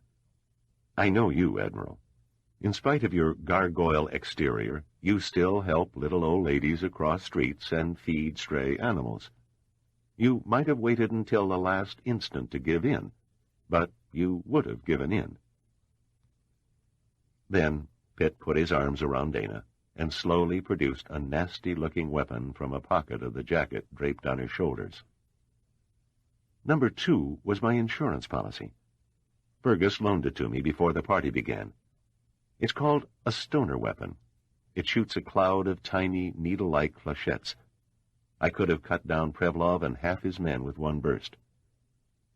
"And I thought you were being a gentleman," Dana said with a contrived, bitter tone. "You only hung your jacket on me so they wouldn't find the gun when they searched you."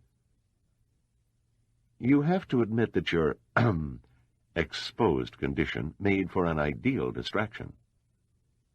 "Begging your pardon, sir," said Chief Bascom, "but why on earth would this rusty old bucket of bolts interest the Russians?"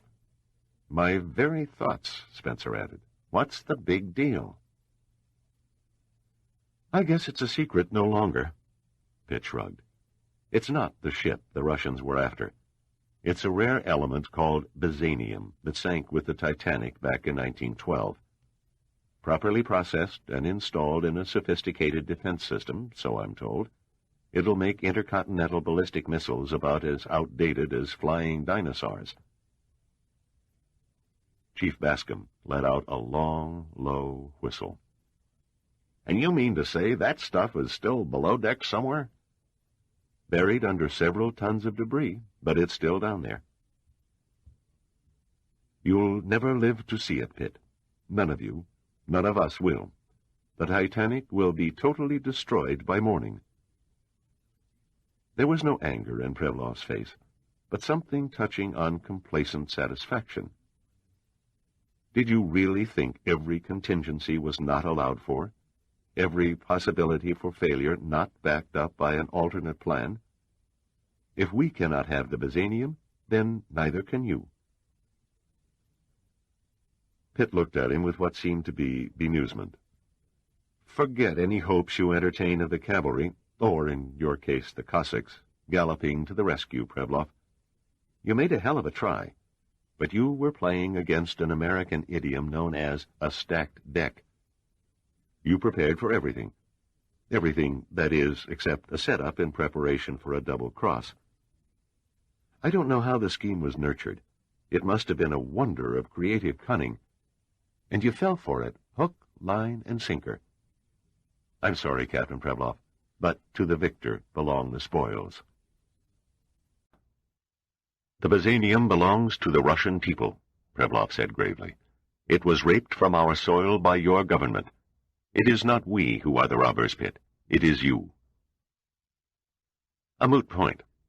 If it were a work of historical art, a national treasure, my State Department would no doubt see it off on the next ship back to Murmansk, but not when it's the prime ingredient for a strategic weapon. If our roles were reversed, Prevlov, you wouldn't give it away any more than we would. Then it must be destroyed. You're wrong. A weapon that does not take lives, but simply protects them, must never be destroyed. Your kind of sanctimonious philosophy simply affirms what our leaders have known all along. You cannot win against us. Someday, in the not-too-distant future, your precious experiment in democracy will go the way of the Greek Senate. A piece of an era for students of communism to study, nothing more. Don't hold your breath, comrade. Your kind will have to show a lot more finesse before you can run the world. Read your history, Prevlov said with an ominous smile. The people whom the sophisticated nations down through the centuries have referred to as the barbarians have always won in the end. Pitt smiled back courteously as the SEALs herded Prevlov, Merker, and Drummer up the grand staircase to a stateroom where they would be secured under heavy guard. But Pitt's smile was not genuine. Prevlov was right. The barbarians always won in the end.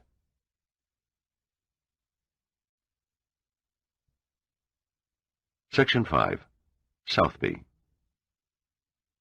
June 1988. Chapter 68. Hurricane Amanda was dying, slowly but inevitably. What would long be remembered as the great blow of 1988 had cut its devastating swath across 3,000 miles of ocean in 3.5 days, and it had yet to deliver its final apocalyptic blow. Like the final burst of a supernova before disintegrating into obscurity, it suddenly swung on an eastward track and slammed into the Avalon Peninsula of Newfoundland, lashing the coast of Cape Race north to Pouch Cove. In minutes, one town after another was inundated by the fallout from the storm's cloud mass. Several small seashore villages were swept out to sea by the runoff that came thundering down into the valleys. Fishing boats were driven onto land and battered into unrecognizable, shattered hulks. Roofs were blown off downtown buildings in St. John's, as its city streets were turned into rushing rivers from the deluge. Water and electricity were cut off for days, and until rescue ships arrived, food was at a premium and had to be rationed. No hurricane on record have ever unleashed such raw fury that its winds would carry it so far, so fast, and with such terrible velocity. No one would ever evaluate the enormous cost of the damage. Estimates ran as high as $250 million. Of this, $155 million represented the almost totally destroyed Newfoundland fishing fleets. 9 ships were lost at sea, 6 with no survivors. The death toll behind the storm's wake ran between 300 and 325. In the early hours of Friday morning, Dr. Ryan Prescott sat alone in the main office of the Numa Hurricane Center. Hurricane Amanda had finally run her course, accomplished her destruction, taken her lives, and only now was she dissipating over the Gulf of St. Lawrence. The battle was over.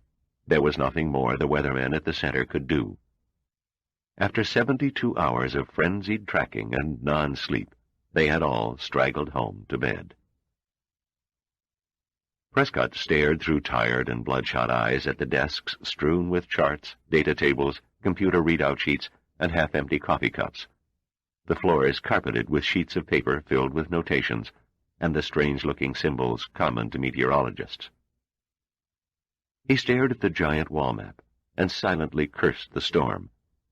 The sudden swing to eastward had caught them all by surprise, a completely illogical pattern.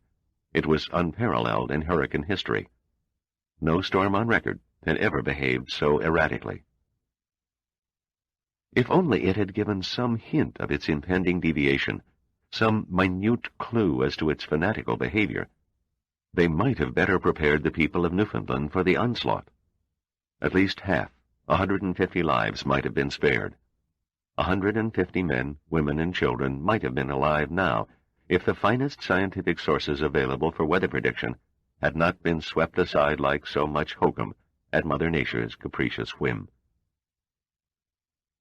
Prescott rose and took his last look at the wall chart before the janitors came and erased Hurricane Amanda out of existence, and wiped clean her confounding track in preparation for her as yet unborn descendant. One small notation out of all the rest caught his eye.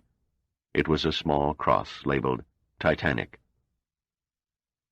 The last report he'd had from Numa headquarters in Washington was that the derelict was in tow by 2 Navy tugs that were desperately attempting to drag her out from under the path of the hurricane. Nothing more had been heard of her for 24 hours. Prescott raised a cup of cold coffee in a toast. "To the Titanic," he said aloud in that empty room. "May you have taken every punch Amanda threw at you and still spit in her eye." He grimaced as he downed the stale coffee. Then he turned and walked out of the room into the early morning dampness.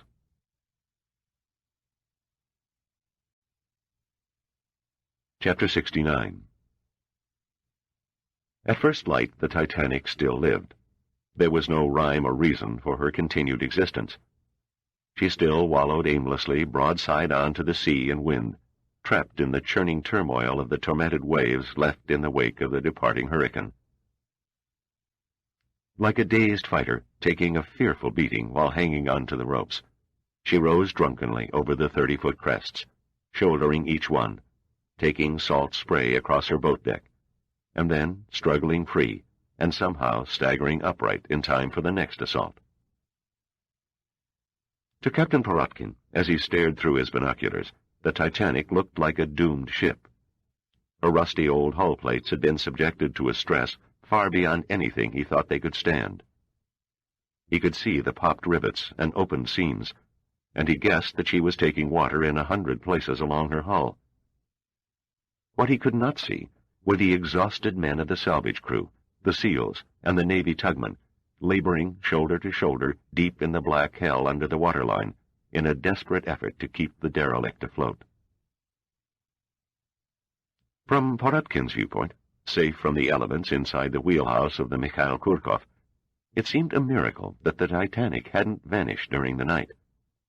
Yet she still clung to life, even though she was down a good 20 feet at the bow and was listing nearly 30 degrees to starboard. "Any word from Captain Prevlov?" he asked, without taking his eyes from the glass. "Nothing, sir," answered his first officer. "I fear the worst has happened," Porotkin said. "I see no sign that Prevlov is in command of the derelict." "There, sir," the first officer said, pointing, "atop the remains of the aft mast. It looks like a Russian pennant." Poratkin studied the tiny, frayed cloth through the glasses as it snapped in the wind.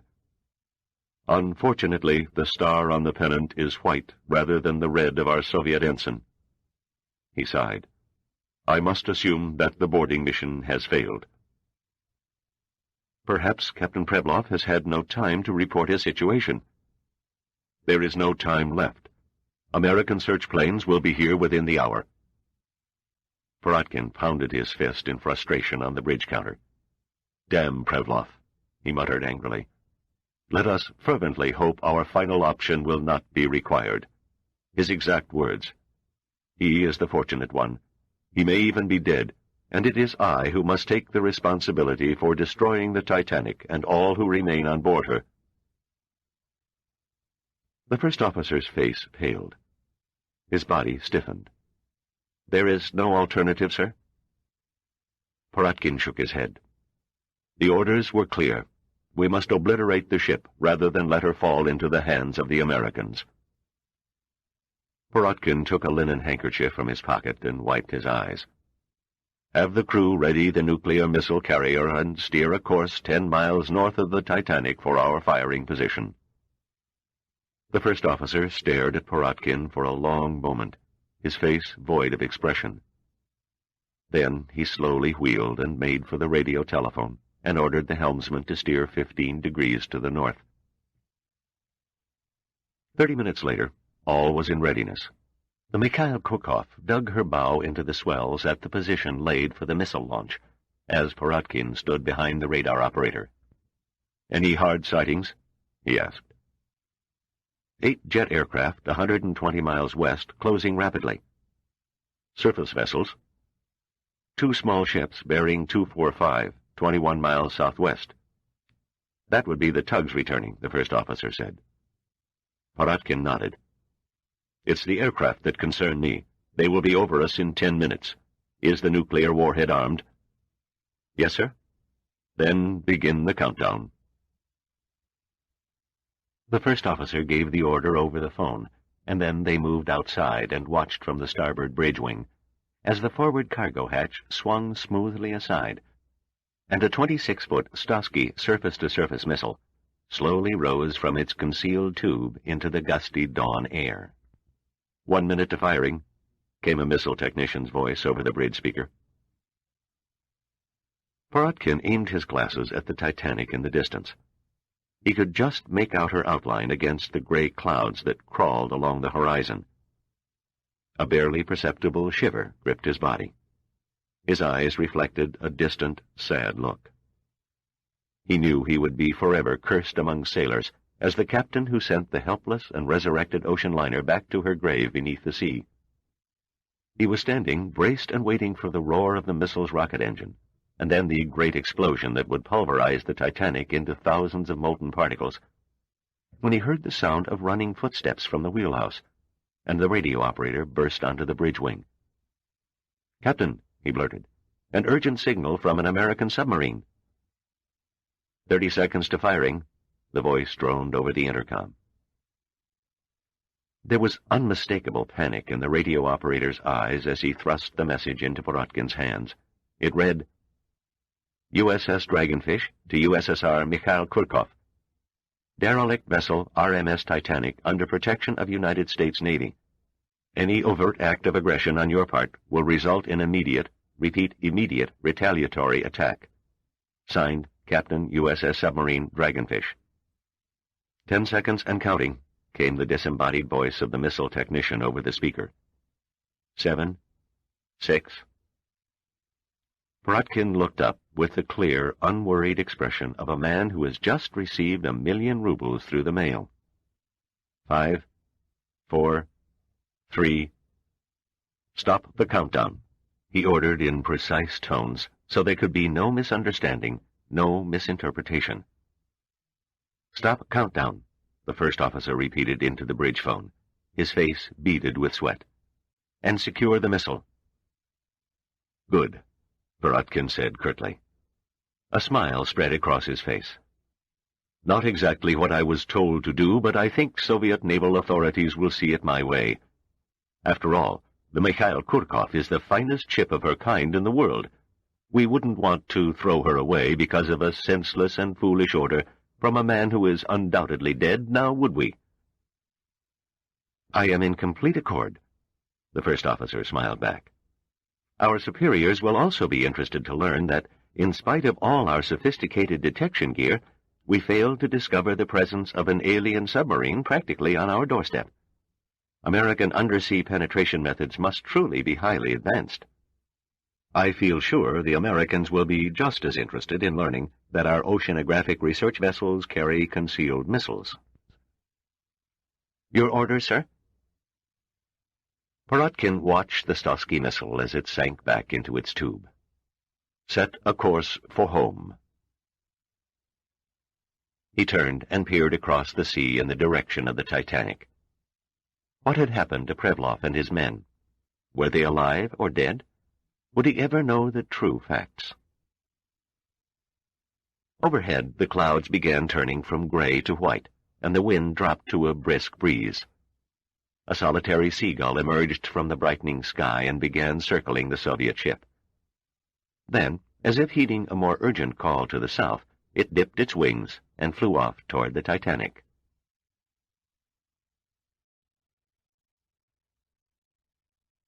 Chapter 70.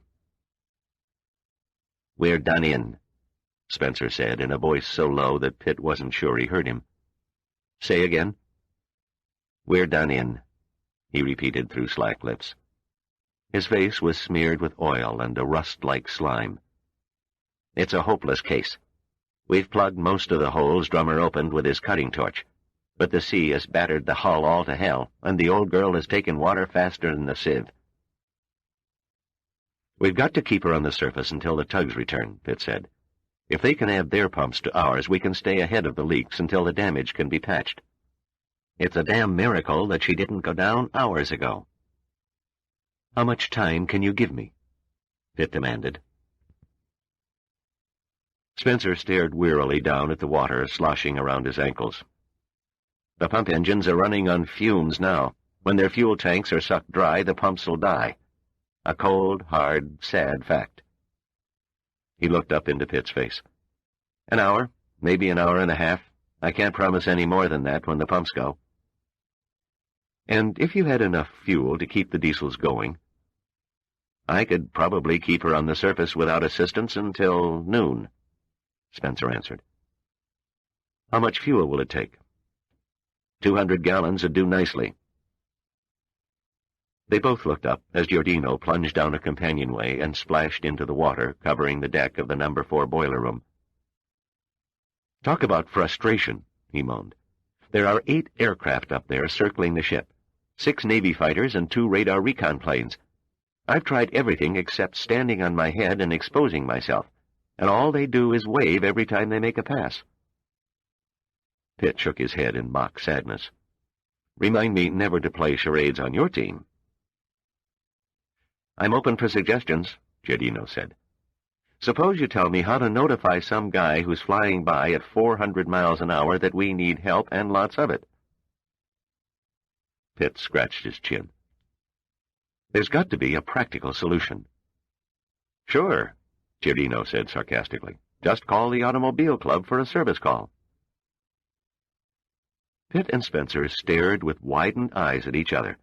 The same thought had suddenly occurred to them in the same instant. "Brilliance," Spencer said. "Sheer brilliance." "If we can't get to a service station," Pitt said, grinning, "then the service station must come to us." Giordino looked lost. "Fatigue has queered your minds," he said. "Where are you going to find a payphone? What'll you use for a radio? The Russians smashed ours. The one in the helicopter is soaked through, and Prevlov's transmitter caught 2 bullets during the brawl." He shook his head. "And you can forget those flyboys upstairs. Without a brush and a bucket of paint, there's no way to get a message across to their eager little minds. That's your problem," Spencer said loftily. "You always go around looking up when you should be looking down." Pitt leaned over and picked up a sledgehammer that was lying among a pile of tools. "This should do the trick," he said casually. Swinging the sledge against one of the Titanic's hull plates, sending a cacophony of echoes throughout the boiler room. Spencer dropped wearily onto a raised boiler grating. "They ain't gonna believe this." "Oh, I don't know," Pitt managed between swings. "Jungle telegraph. It always used to work in the Congo." Giardino was probably right. Fatigue has queered our minds. Pitt ignored Spencer and kept hammering away. After a few minutes, he paused a moment to get a new grip on the sledge handle. "Let us hope and pray that one of the natives has his ear to the ground," he said between pants, and then he went on hammering.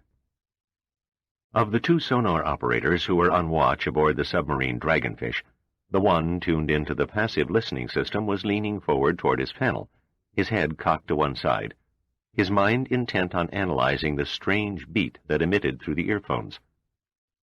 Then he gave a slight shake of his head and held up the earphones for the officer who was standing at his shoulder. "At first I thought it was a hammerhead shark," the sonarman said. "They make a funny pounding noise, but this has a definite metallic ring to it." The officer pressed the headset against one ear. Then his eyes took on a puzzled look. "It sounds like an SOS." "That's how I read it, sir. Someone is knocking out a distress call against their hull." "Where's it coming from?" The sonarman turned a miniature steering wheel that activated the sensors in the bow of the sub and eyed the panel in front of him. "The contact is 307 degrees, 2,000 yards north of west. It has to be the Titanic, sir. With the departure of the Mikhail Kurkov, she's the only surface craft left in the area." The officer handed back the earphones, turned away from the sonar compartment, and made his way up a wide, curving stairway into the conning tower, the nerve center of the Dragonfish. He approached a medium-height, round-faced man with a graying mustache, who wore the oak leaves of a commander on his collar. "It's the Titanic, all right, sir. She's hammering out an SOS." "There's no mistake?" "No, sir. The contact is firm." The officer paused and then asked, "Are we going to respond?" The commander looked thoughtful for a few moments. "Our orders were to deliver the seal and fend off the Mikhail Kurkov. We were also to remain obscure in case the Russians decide to make an end run with one of their own submarines. We'd be in poor position to protect the derelict if we were to surface and move off station. During our last sighting, she looked to be in pretty rough shape. Maybe she's going down." If that was the case, her crew would be screaming for help over every frequency on their radio. The commander hesitated, his eyes narrowing. He stepped over to the radio room and leaned in. "What time was the last communication sent from the Titanic?" One of the radio operators scanned a sheet in a logbook. "A few minutes shy of 1800 hours yesterday, Commander. They requested an up-to-the-minute report of the hurricane's speed and direction." The commander nodded and turned back to the officer. "They haven't transmitted for over 12 hours. Could be their radio is out." "It's quite possible." "We'd better have a look," the commander said. "Up periscope." The periscope tubing hummed slowly into the raised position. The commander gripped the handles and stared through the eyepiece. "Looks quiet enough," he said. "She's got a heavy list to starboard, and she's down by the bows, but not bad enough to be considered dangerous yet. No distress flags flying. No one in sight on her decks. Wait a moment, I take that back. There's a man atop the bridge house roof." The commander increased the magnification. "Good Lord," he muttered. "It's a woman." The officer stared at him with a disbelieving expression. "Did you say a woman, sir?" "See for yourself." The officer saw for himself. There was indeed a young blonde woman above the Titanic's bridge house. She seemed to be waving a brassiere. 10 minutes later, the Dragonfish had surfaced and was lying under the shadow of the Titanic. 30 minutes later, reserve fuel from the sub's auxiliary diesel engine was coursing through a pipe that arched across the still thrashing swells and passed neatly into a hastily cut hole in the Titanic's hull. Chapter 71. "It's from the Dragonfish," Admiral Kemper said, reading the latest in a long line of communications. "Her captain has sent a work party aboard the Titanic to assist Pitt and his salvage crew. He states that the derelict should remain afloat, even with numerous leaks during the tow, providing, of course, she's not struck by another hurricane. Thank God for small favors. Marshal Collins exhaled between yawns. He also reports, Kemper went on, that Mrs. Seagram is on board the Titanic and is in rare stage form, whatever that means. Donner moved out of the bathroom, a towel still draped over his arm. Would you repeat that, Admiral? The captain of the Dragonfish says that Mrs. Dana Seagram is alive and well. Donner rushed over and shook Seagram, who was sleeping fitfully on the couch. Jean, wake up.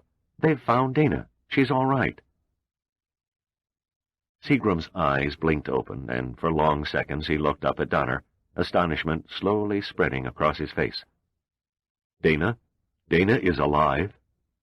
Yes, she must have been on the Titanic during the storm. But how did she get there? We don't know all the details yet. We'll just have to wait it out. But the important thing is that Dana is safe, and the Titanic is still afloat. Seagram hung his head in his hands and sat there, huddled and shrunken. He began sobbing quietly. Admiral Kemper was thankful for the distraction when a very tired Commander Keith entered and handed him another signal. "This one's from Admiral Sandecker," Kemper said. "I think you'll be interested in what he has to say, Mr. Nicholson." Warren Nicholson and Marshal Collins both eased away from Seagram and gathered around Kemper's desk. Sandecker says, "Visiting relatives have been entertained and furnished with guest bedroom. Got something in my eye during the party last night, but enjoyed belting out good old song favorites like Silver Threads Among the Gold. Say hello to Cousin Warren and tell him I have a present to give him. Having wonderful time. Wish you were all here. Signed, Sandecker." "It seems the Admiral has a strange way with words," said the President. "Just what in hell is he trying to get across?" Kemper stared at him sheepishly. "The Russians apparently boarded during the eye of the hurricane." "Apparently," the President said icily. "Silver threads among the gold," Nicholson said excitedly. "Silver and gold. They've caught the two espionage agents." "And your present, Cousin Warren," Collins said, grinning with every tooth, "must be none other than Captain Andrei Prevlov." "It's imperative that I get on board the derelict as soon as possible," Nicholson said to Kemper. "How soon can you arrange transportation for me, Admiral?" Kemper's hand was already reaching for the phone. "Inside 30 minutes, I can have you on a Navy jet that will land you on the Beecher's Island. From there, you can take a helicopter to the Titanic." The President stepped over to a large window and gazed out at the rising sun, as it crept above the eastern horizon and fingered its rays across the lazy waters of the Potomac. He yawned, a long, comfortable yawn.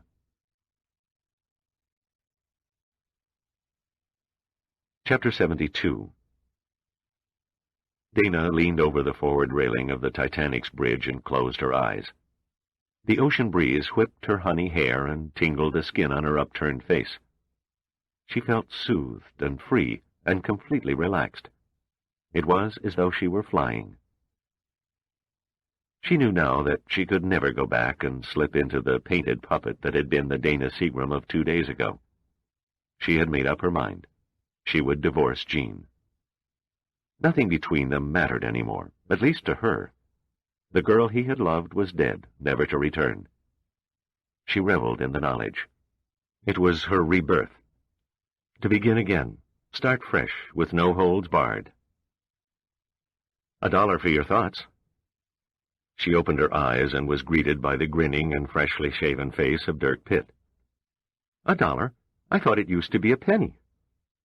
Inflation strikes everything sooner or later. They stood for a while, without saying anything, and watched the Wallace and the Morse as they strained at the great leash that led to the Titanic's bow. Chief Bascom and his men were checking the tow cable and dabbing grease to the fairlead to ease the chafing. The chief looked up and waved to them. "I wish this voyage would never end," Dana murmured as they both waved back. It's so strange, and yet so wonderful. She turned suddenly and laid her hand on his. Promise me we'll never see New York. Promise me that we'll sail on forever, like the Flying Dutchman. We'll sail on forever. She flung her arms around his neck and pressed her body against his. Dirk, Dirk, she whispered urgently. Nothing makes any sense anymore. I want you. I want you now, and I don't really know why. It's because of where you are, Pitt said quietly. He took her by the hand and led her down the grand staircase and into one of the 2 parlor-suite bedrooms on B deck. There you are, madam, the finest suite of rooms on the entire ship. Cost for a one-way voyage came to better than $4,000. Those were, of course, 1912 prices. However, in honor of the light in your eyes, I'll provide you with a handsome discount. He swept her up and carried her to the bed. It had been cleaned of the slime and rot and was covered with several blankets. Dana looked at the bed with wide eyes. You prepared this? Let's just say that, like the little old aunt who moved the rubber tree plant, I had high hopes. You know what you are. A bastard, a lecher, a satyr. I could think of a dozen apt descriptions. She looked at him with a secret, womanly smile. No, you're none of those. Even a satyr would not have been so thoughtful. He pulled her lips to his and kissed her so hard she moaned. Her performance in bed fooled him. He expected a body that would merely give response. Instead, he found himself merged with thrashing, undulating waves of flesh, piercing screams that he muffled with his hands, nails that dug oozing red trenches in his back, and finally, soft, wet sobbings into his neck. He couldn't help wondering if all wives blossom with such abandon when they make love for the first time with someone other than their husbands. The storm lasted for nearly an hour, and the humid perfume of sweating skin began to soak the air of that old, rotted, ghostly bedroom. Finally, she pushed him away and sat up. She raised her knees and hunched herself over them, feet crossed. How was I? Like a spastic tiger, Pitt said. I didn't know it could be like this. I wish I had a dime for every girl who said those very same words every time she turned on.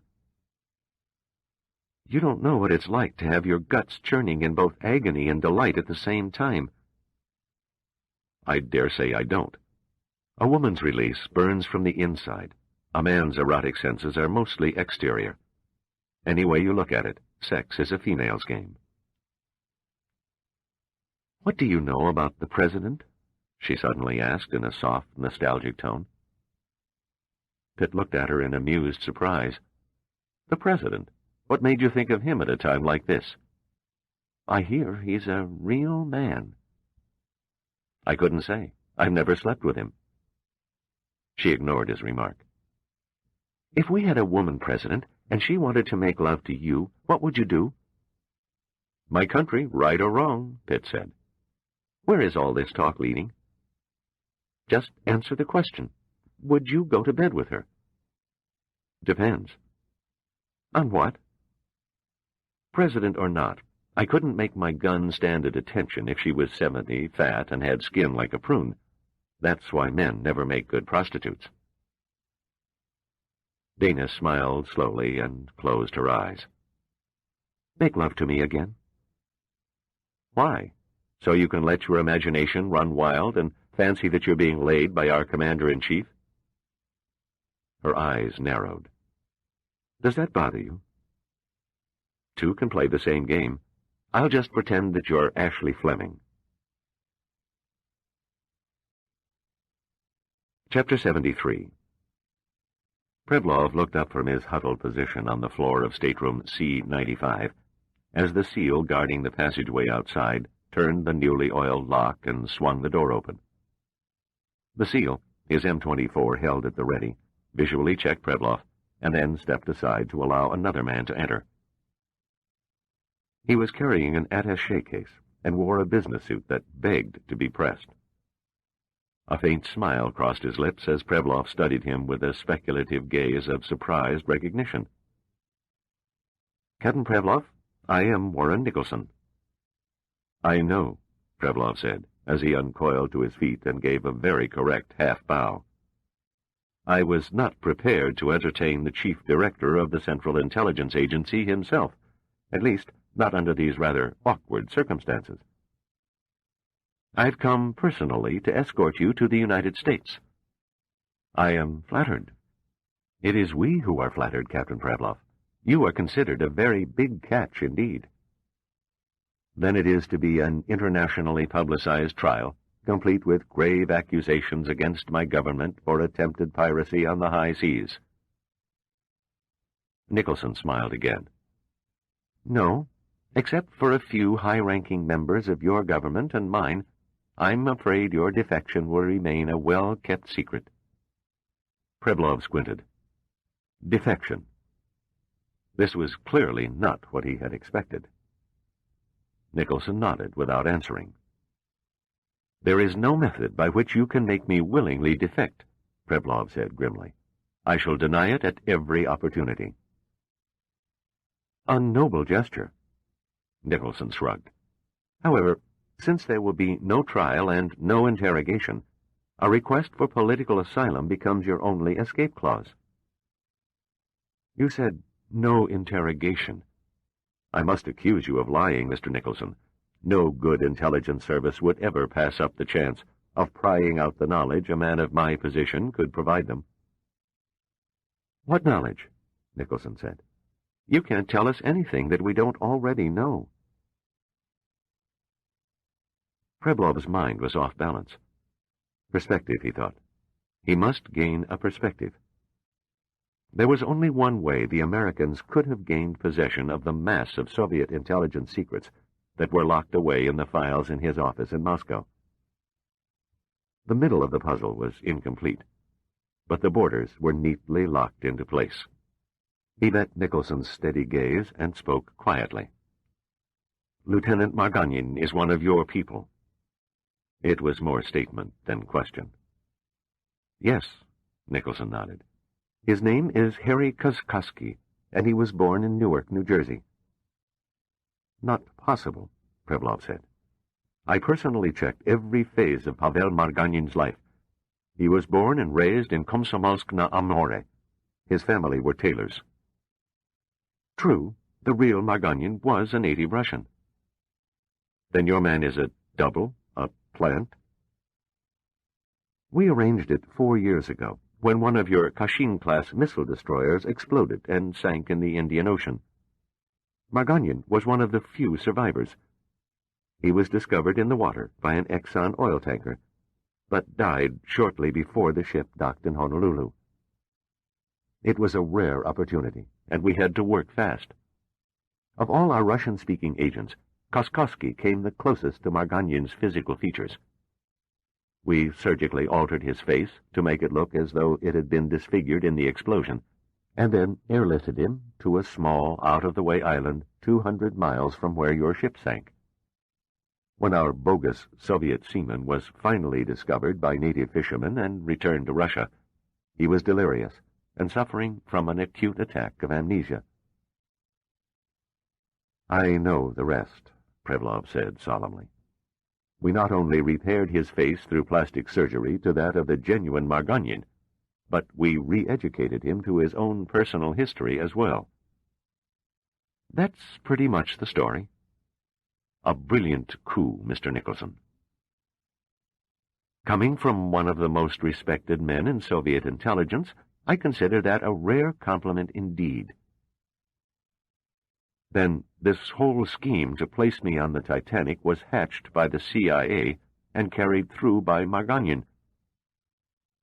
Kuzkowski, alias Margagnin, was certain you would accept the plan, and you did." Prevlov gazed at the deck. He might have known. He might have guessed.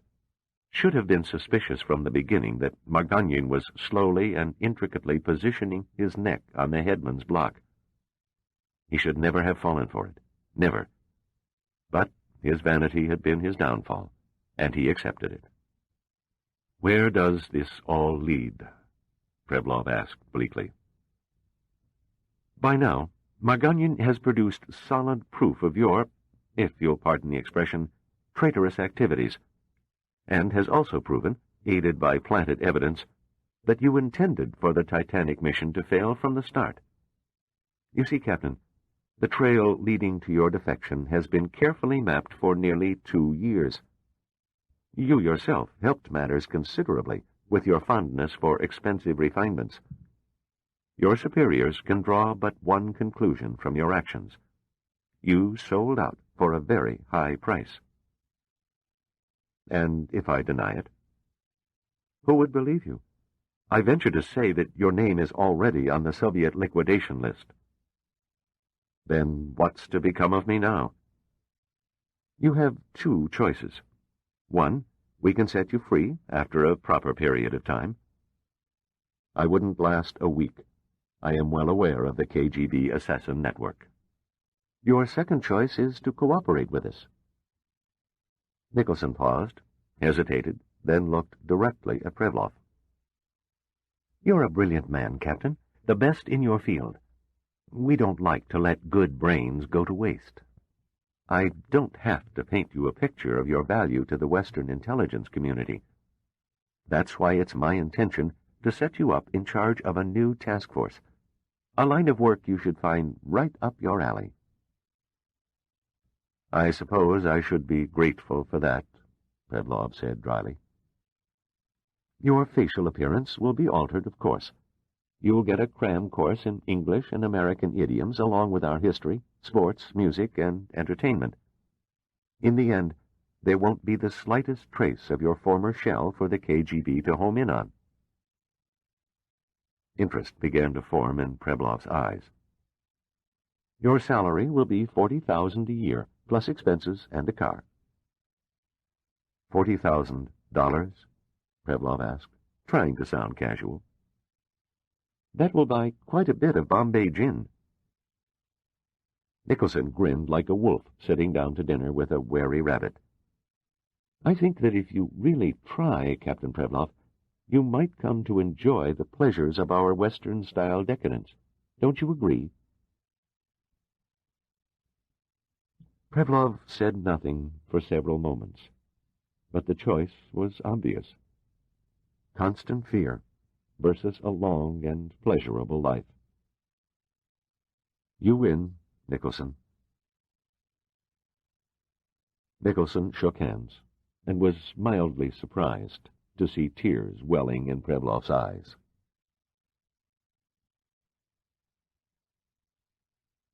Chapter 74.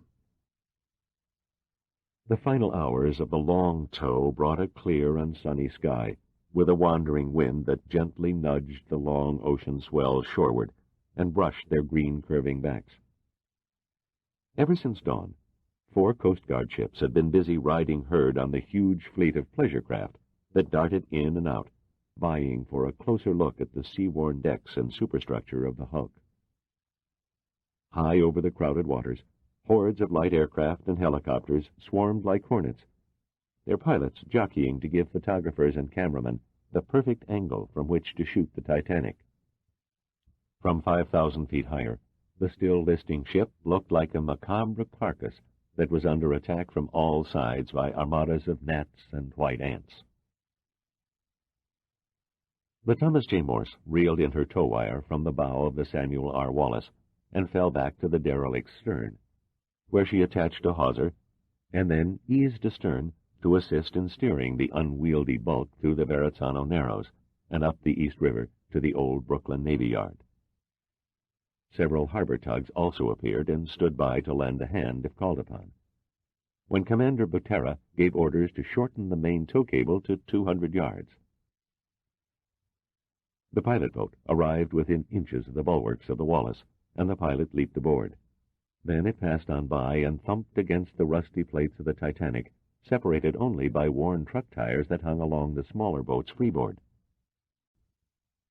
Within half a minute, the New York harbor chief pilot had clutched a rope ladder and was scrambling up to the cargo deck. Pitt and Sandecker greeted him, and then led the way up to the port bridge wing, where the chief pilot placed both hands on the railing, as though he were part of it, and solemnly nodded for the tow to carry on. Pitt waved, and Guterra punched his whistle in reply. Then the tug commander ordered, "Slow ahead," and aimed the bow of the Wallace into the main channel under the Verrazzano Bridge that arches from Long Island to Staten Island. As the strange convoy probed its nose into upper New York Bay, Guterra began pacing from one side of the tug's bridge to the other, studying the hulk, the wind and the current, and the tow cable, with the dedication of a brain surgeon who was about to perform a delicate operation. Since the night before, thousands of people had lined the waterfront. Manhattan had come to a standstill. Streets emptied, and office buildings suddenly became silent as workers crowded the windows in hushed awe as the tow crawled up the harbor. On the shore of Staten Island, Peter Hull, a reporter from the New York Times, began his story. Ghosts do exist. I know. I saw one in the mists of morning.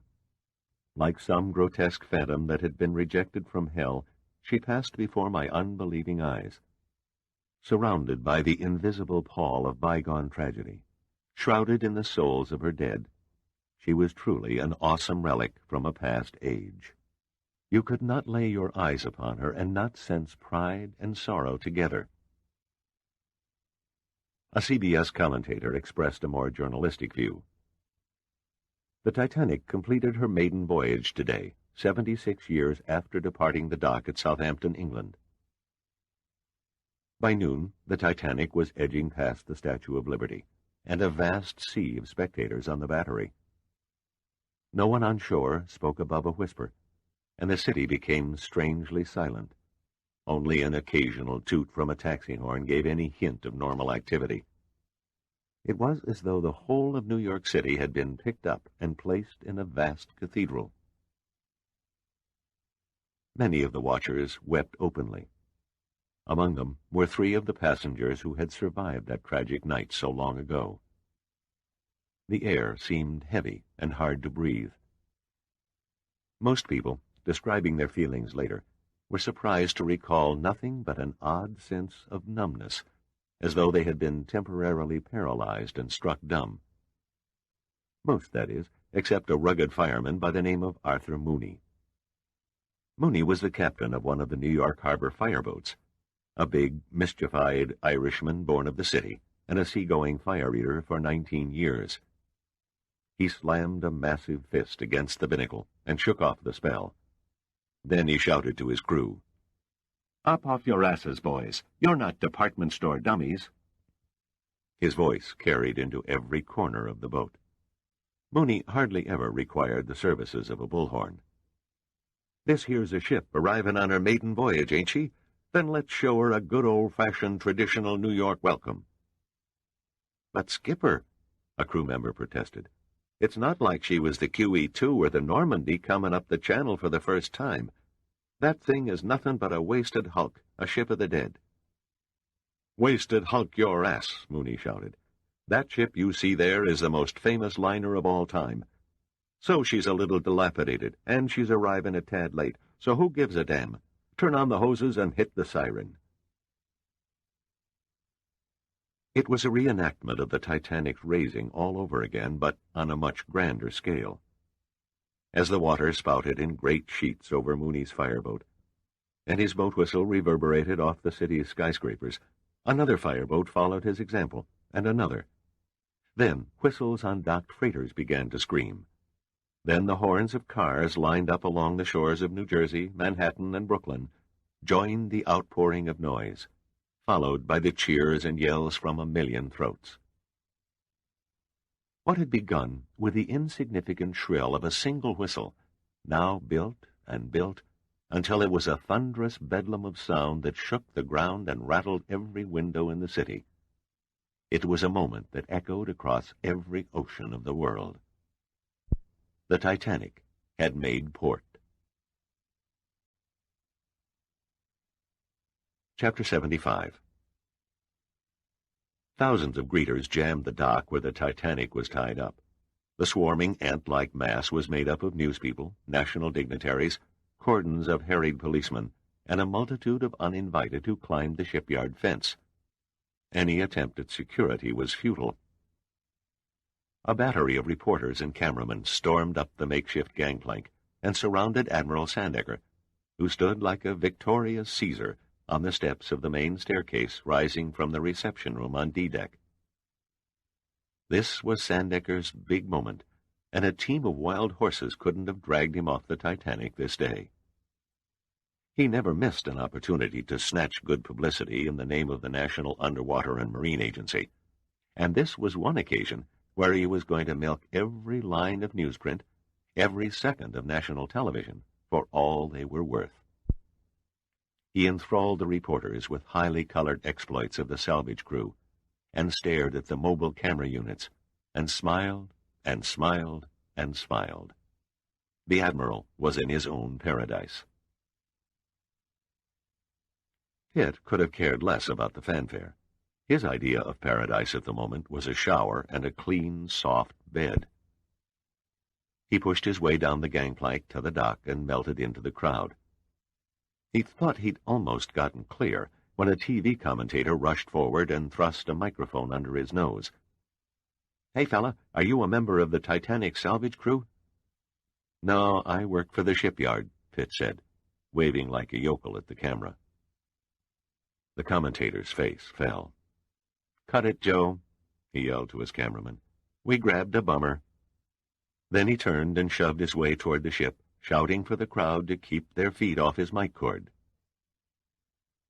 6 blocks, and a whole half-hour later, Pitt finally found a cab driver who was more interested in hauling a fare than in oogling the derelict. "Where to?" the driver asked. Pitt hesitated, looking down at his grimy, sweat-stained shirt and pants under the torn and just as grimy windbreaker. He didn't need a mirror to see the bloodshot eyes and 5 o'clock shadow. He could easily imagine himself as the perfect reflection of a Bowery wino. But then he figured, what the hell? He'd just stepped off what was once the most prestigious ocean liner in the world. What's the most luxurious and expensive hotel in town? The Pierre on 5th Avenue and 61st. Ain't cheap. The Pierre it is, then.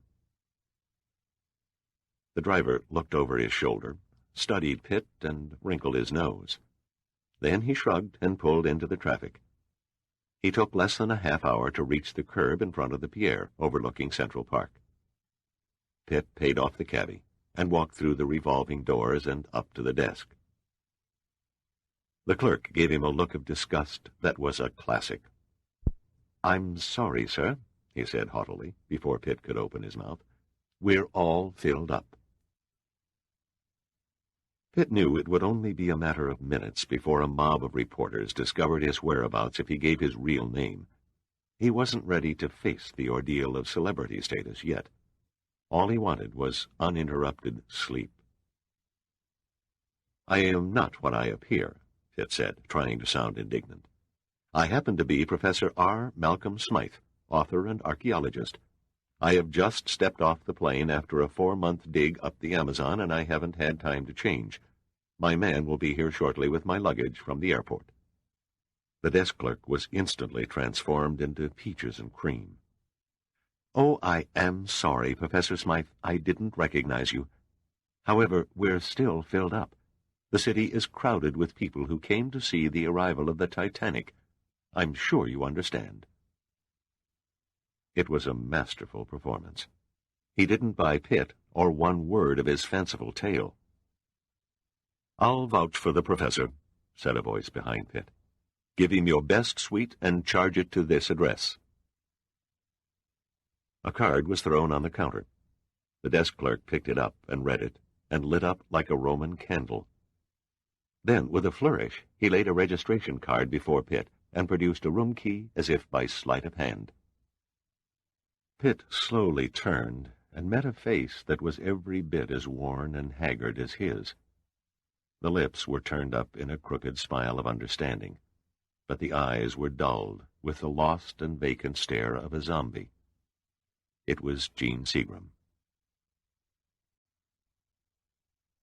"How did you track me down so fast?" Pitt asked. He was lying in a bathtub, nursing a vodka on the rocks. Seagram sat across the bathroom on the job. "No great exercise in intuition," he said. "I saw you leave the shipyard and followed you." "I thought you'd be dancing on the Titanic about now." "The ship means nothing to me. My only concern is the byzanium in its vault, and I've been told it'll be another 48 hours before the derelict can be moved into dry dock and the wreckage in the cargo hold removed." "Then why don't you relax for a couple of days and have some fun? In a few weeks your problems will be over. The Sicilian project will be off the drawing boards and a working reality." Seagram's eyes closed for a moment. "I wanted to talk to you," he said quietly. "I wanted to talk to you about Dana." "Oh, God," Pitt thought, "here it comes. How do you keep a straight face, knowing you made love to the man's wife?" Up to now it had been all he could do to maintain a casual tone in his conversation. "How's she getting along after her ordeal?" "All right, I suppose." Seagram shrugged. "You suppose? She was airlifted off the ship by the Navy 2 days ago. Haven't you seen her since she came ashore?" "She refuses to see me. Said it was all over between us." Pitt contemplated the vodka in the glass. "So it's hearts and flowers time. So who needs her? If I were you, Seagram, I'd find myself the most expensive hooker in town, charge her off on your government expense account, and forget Dana." "You don't understand. I love her." "God, you sound like a letter to Ann Landers." Pitt reached for the bottle on the tiled floor and freshened his drink. "Look, Seagram, you're a pretty decent guy underneath your pompous bullshit facade.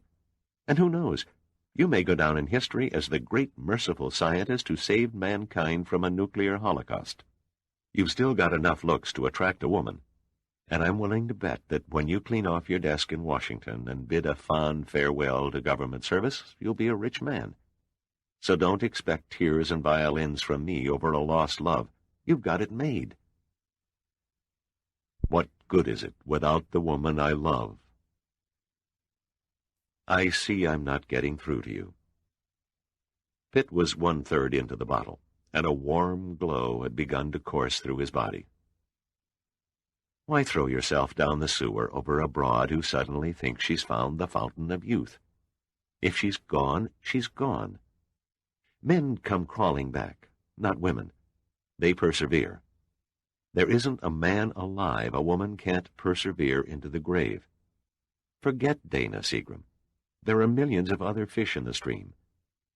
If you need the phony security of a pair of tits making your bed and fixing your supper, go hire a maid. They're cheaper and a hell of a lot less trouble in the long run."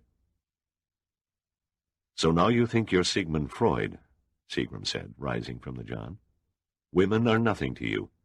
A beautiful relationship with you is a love affair with a bottle. You're out of touch with the world." "Am I?" Pitt stood up in the tub and yanked open the door to the medicine cabinet, so that Seagram was staring at his reflection in the mirror. "Take a good look. There's the face of a man who's out of touch with the world. Behind those eyes there's a man who's driven by 1,000 demons of his own making. You're sick, Seagram. Mentally sick over problems you've magnified out of all proportion. Dana's desertion is only a crutch to enhance your black depression. You don't love her as much as you think you do. She's only a symbol, a prop you lean on. Look at the glaze over the eyes. Look at the slack skin around the mouth. Get yourself to a psychiatrist, and damn soon. Think about Jean Seagram for once. Forget about saving the world. It's time you saved yourself." Seagram's face was violently flushed. He clenched his fist and trembled. Then the mirror before his eyes began to mist, not on the outside, but from within, and another face slowly emerged. A strange face with the same haunted eyes. Pitt stood mute and watched as Seagram's expression turned from anger to sheer terror. God, no. It's him.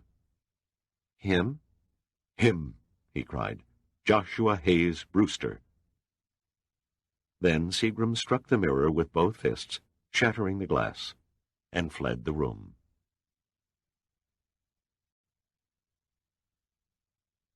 Chapter 76. Pensive and dreamy-eyed, Dana stood in front of a full-length mirror and scrutinized herself. The bruise on her head was neatly covered by a new hairstyle, and except for several fading black and blue marks, her body looked as lithe and perfect as ever. It definitely passed inspection. Then she stared at the eyes that stared back. There were no additional crow's feet, no new puffiness around the edges. The mythical, hardened look of a fallen woman was nowhere to be seen.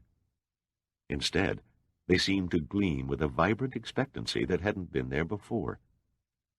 Her rebirth as an unfettered woman of the world had been a complete success. "Care for any breakfast?" Marie Sheldon's voice carried up the stairs. Dana donned a soft lace dressing gown. "Just coffee, thanks," she said. "What time is it?" "A few minutes after 9. A minute later, Marie poured the coffee as Dana stepped into the kitchen. "What's on the agenda for today?" she asked. "Something typically feminine. I think I'll go shopping.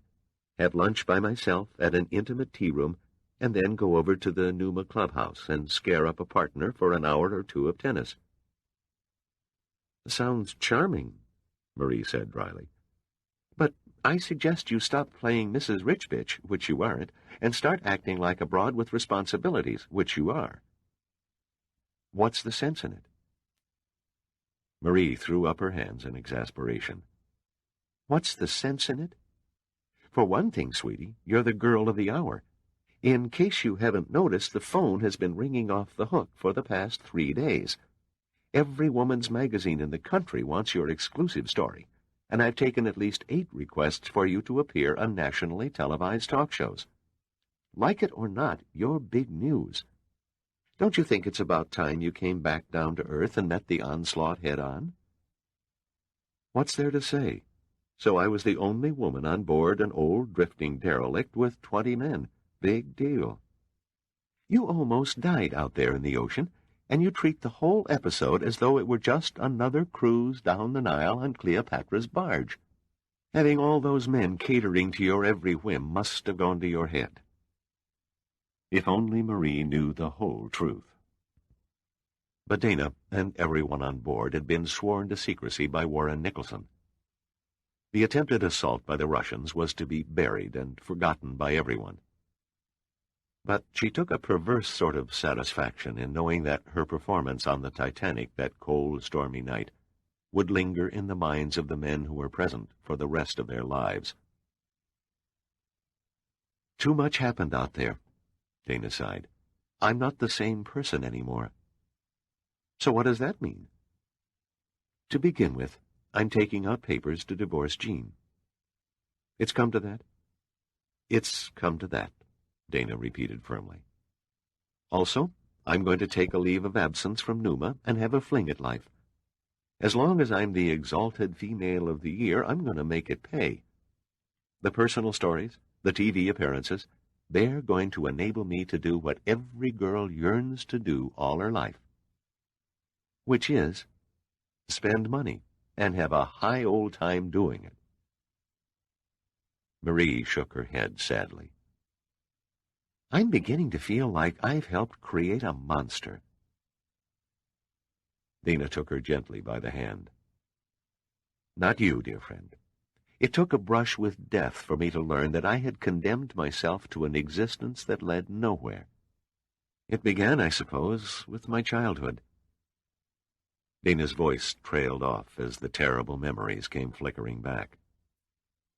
"My childhood was a nightmare, and I've carried its effects with me all my adult life. I even infected my marriage with its sickness. Jean recognized the symptoms and married me more out of pity than deep love. Unwittingly, he treated me more as a father than as a lover. I can't force myself to go back now. The emotional responses that it takes to build and maintain a lasting relationship just aren't in me. I'm a loner, Marie. I know that now. I'm too selfish with my affections toward others. It's the albatross around my neck. From here on in, I'm going it alone. That way, I can never hurt anyone ever again. Marie looked up, tears in her eyes. Well then, I guess between us we'll even up the sides. You're folding your marriage and going back to the single ways, while I'm shucking the odd woman out syndrome and joining the great ranks of the matronly housewives. Dana's lips parted in a wide smile. You and Mel? Me and Mel? When? It'd better be soon, or I'm going to have to order my trousseau from the Blessed Event maternity shop. You're pregnant? That ain't Betty Crocker that's rising in my oven? Dana came around the table and hugged Marie. You with a baby? I can't believe it. You better believe it. They tried mouth-to-mouth resuscitation and massive doses of adrenaline, but it was no go. The frog still died. You mean rabbit? Where have you been? They gave up rabbits years ago. Oh, Marie, I'm so happy for you. The two of us beginning whole new life patterns. Aren't you excited? Oh, sure, Marie said in a dry tone. Nothing like starting anew with a big bang. Is there any other way? I've got the easy path, sweetie. Marie kissed Dana on the cheek lightly. It's you I'm worried about. Just don't go too far, too fast, and fall off the deep end. The deep end is where all the fun is. Take my word for it. Learn to swim in the shallows. Too tame. Dana's eyes grew thoughtful. I'm going to start at the very crest. And just how are you going to initiate that little feat? Dana met Marie's eyes evenly. All it takes is one little phone call.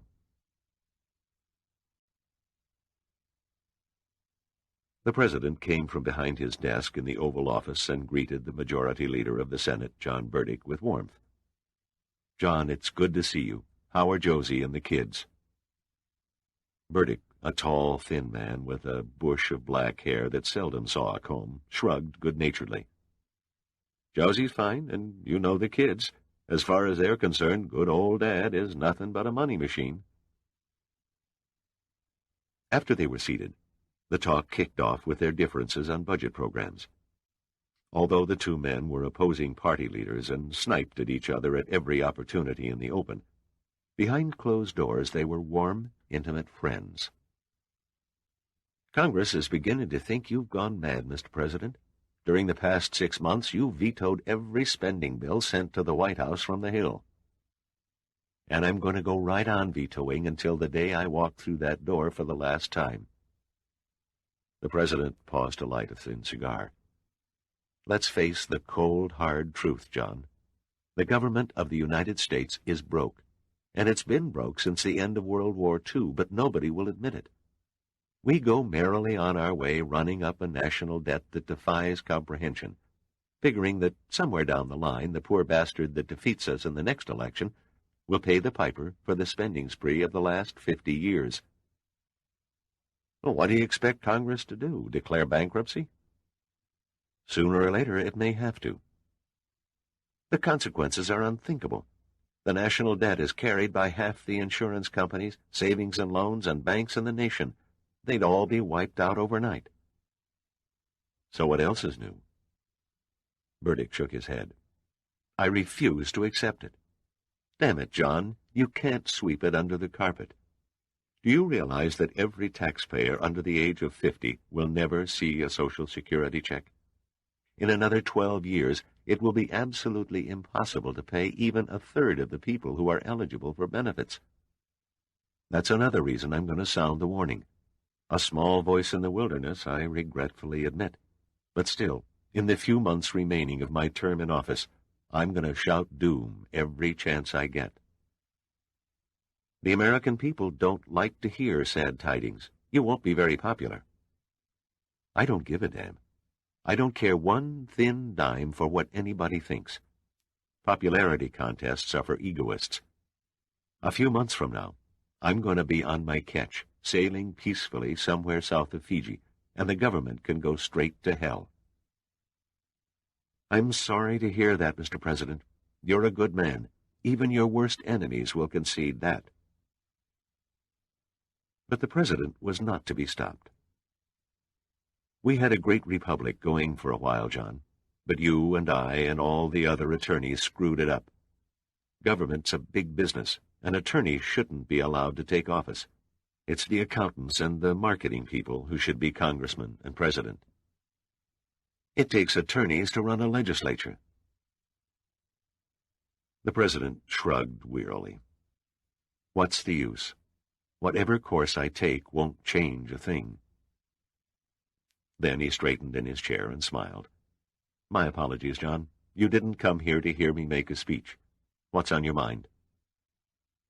The underprivileged children's medical bill. Burdick stared intently at the President. Are you going to veto that one, too? The President leaned back in his chair and studied his cigar. Yes, he said simply. That's my bill, Burdick said quietly. I nursed it through both the House and the Senate. I know. How can you veto a bill for children whose families can't afford to give them proper medical attention? For the same reason, I vetoed added benefits for citizens over 80, federal scholarship programs for the minorities, and a dozen other welfare bills. Somebody has to pay for them, and the working class who support this country has been pushed to the wall with a 500% tax increase over the last 10 years. For the love of humanity, Mr. President. For the love of a balanced budget, Senator. Where do you expect the funds to support your program to come from? You might begin by cutting back the budget of metasection. So there it was. Congressional snoops had finally breached the walls of metasection. It had to come sooner or later. At least it was later. He decided to play it non-committal. Metasection? A super-classified think tank you've supported for years. Surely I don't have to describe its operation to you? No, the President said evenly, you don't. An uncomfortable silence followed. Finally, Burdick forged ahead. It took months of checking by my investigators. You covered the financial tracks very cleverly. But they finally managed to backtrail the source of funds used to raise the Titanic to a super-secret organization operating under the name of Metasection, and then, ultimately, to you. My God, Mr. President, you authorized nearly $750 million to salvage that worthless old wreck, and then lied by saying that it cost less than half that amount. And here I am, only asking for $50 million to get the children's medical bill off the ground. If I may say so, sir, your odd sense of priorities is a bloody crime. What do you intend to do, John? Blackmail me into signing your bill? To be perfectly candid, yes. I see. Before the conversation could go on, the President's secretary entered the room. Excuse me for interrupting, Mr. President, but you asked to check over your appointment schedule for this afternoon. The President made an apologetic gesture to Burdick. Excuse me, John, this will take only a moment. The President scanned the schedule. He stopped at a name penciled in for 4:15. He looked up at his secretary, his eyebrows raised. Mrs. Seagram? Yes, sir. She called and said she had traced down the history of that model ship in the bedroom. I thought perhaps you might be interested in what she discovered, so I squeezed her in for a few minutes. The President held his hands over his face and closed his eyes. Call Mrs. Seagram and cancel the 4:15 appointment. Ask her to join me for dinner on board the presidential yacht at 7:30. The secretary made the notation and left the room. The president turned back to Burdick. "Now, John, if I still refuse to sign your bill, what then?" Burdick held up his hands. "Then you leave me no choice but to blow the whistle on your clandestine use of government funds. In that event, I fear you can expect a scandal that will make the old Watergate mess look like an Easter egg hunt." "You'd do that?" "I would." An icy calm seemed to settle over the president. "Before you dash out the door and waste more of the taxpayers' dollars on a congressional hearing over my fiscal maneuverings, I suggest you hear from the horse's own mouth what metasection is all about, and what they've produced in the defense of the country that keeps us both gainfully employed." "I'm listening, Mr. President." "Good." 1 hour later, a thoroughly subdued Senator John Burdick sat in his office and carefully dropped his secret file on metasection into a shredding machine. Chapter 77. It was a staggering sight to see the Titanic propped high and dry in the huge canyon of a dry dock. Already the noise had started. Welders were attacking the clogged passageways. Riveters were hammering against the scarred hull, beefing up the temporary repairs made at sea to the jagged wounds below the waterline. Overhead, 2 sky-reaching cranes dipped their jaws down into the darkened cargo holds, only to have them reappear minutes later with mangled bits and pieces of debris clutched in their iron teeth. Pitt took what he knew would be his last look about the gymnasium and upper deck. Like bidding a New Year's Eve goodbye to a passing piece of his life, he stood there and soaked up the memories. The sweat of the salvage, the blood and sacrifice of his crew, the fragility of their hope that had, in the end, carried them through. It would all be left behind.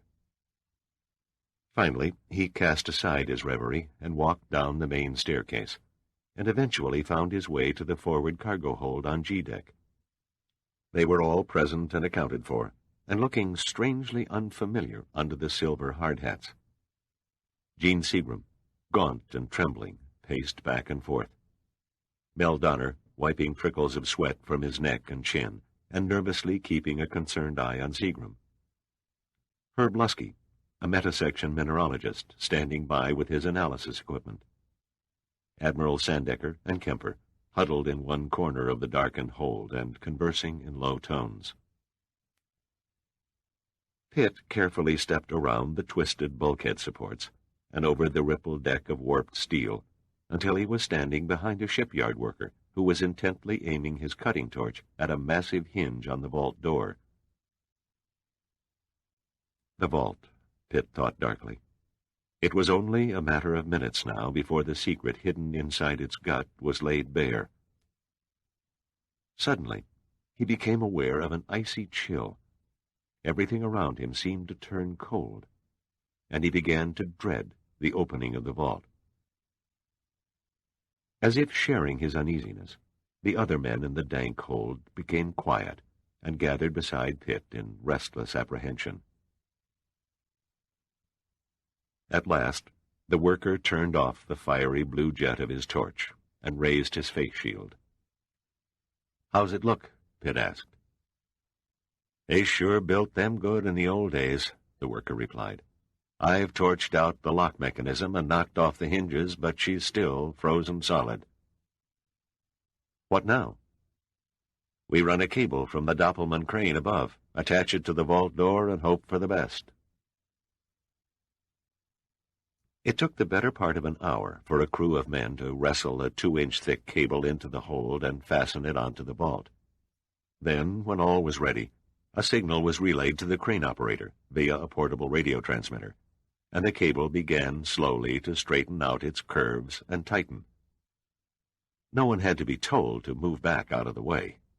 They all knew that if the wire took it in its head to snap, it would whiplash through the hold with more than enough force to split a man in two. In the distance, They could hear the engine of the crane straining. For long seconds, nothing happened. The cable stretched and quivered, its strands groaning under the tremendous load. Pitt threw caution aside and edged closer. Still, nothing happened.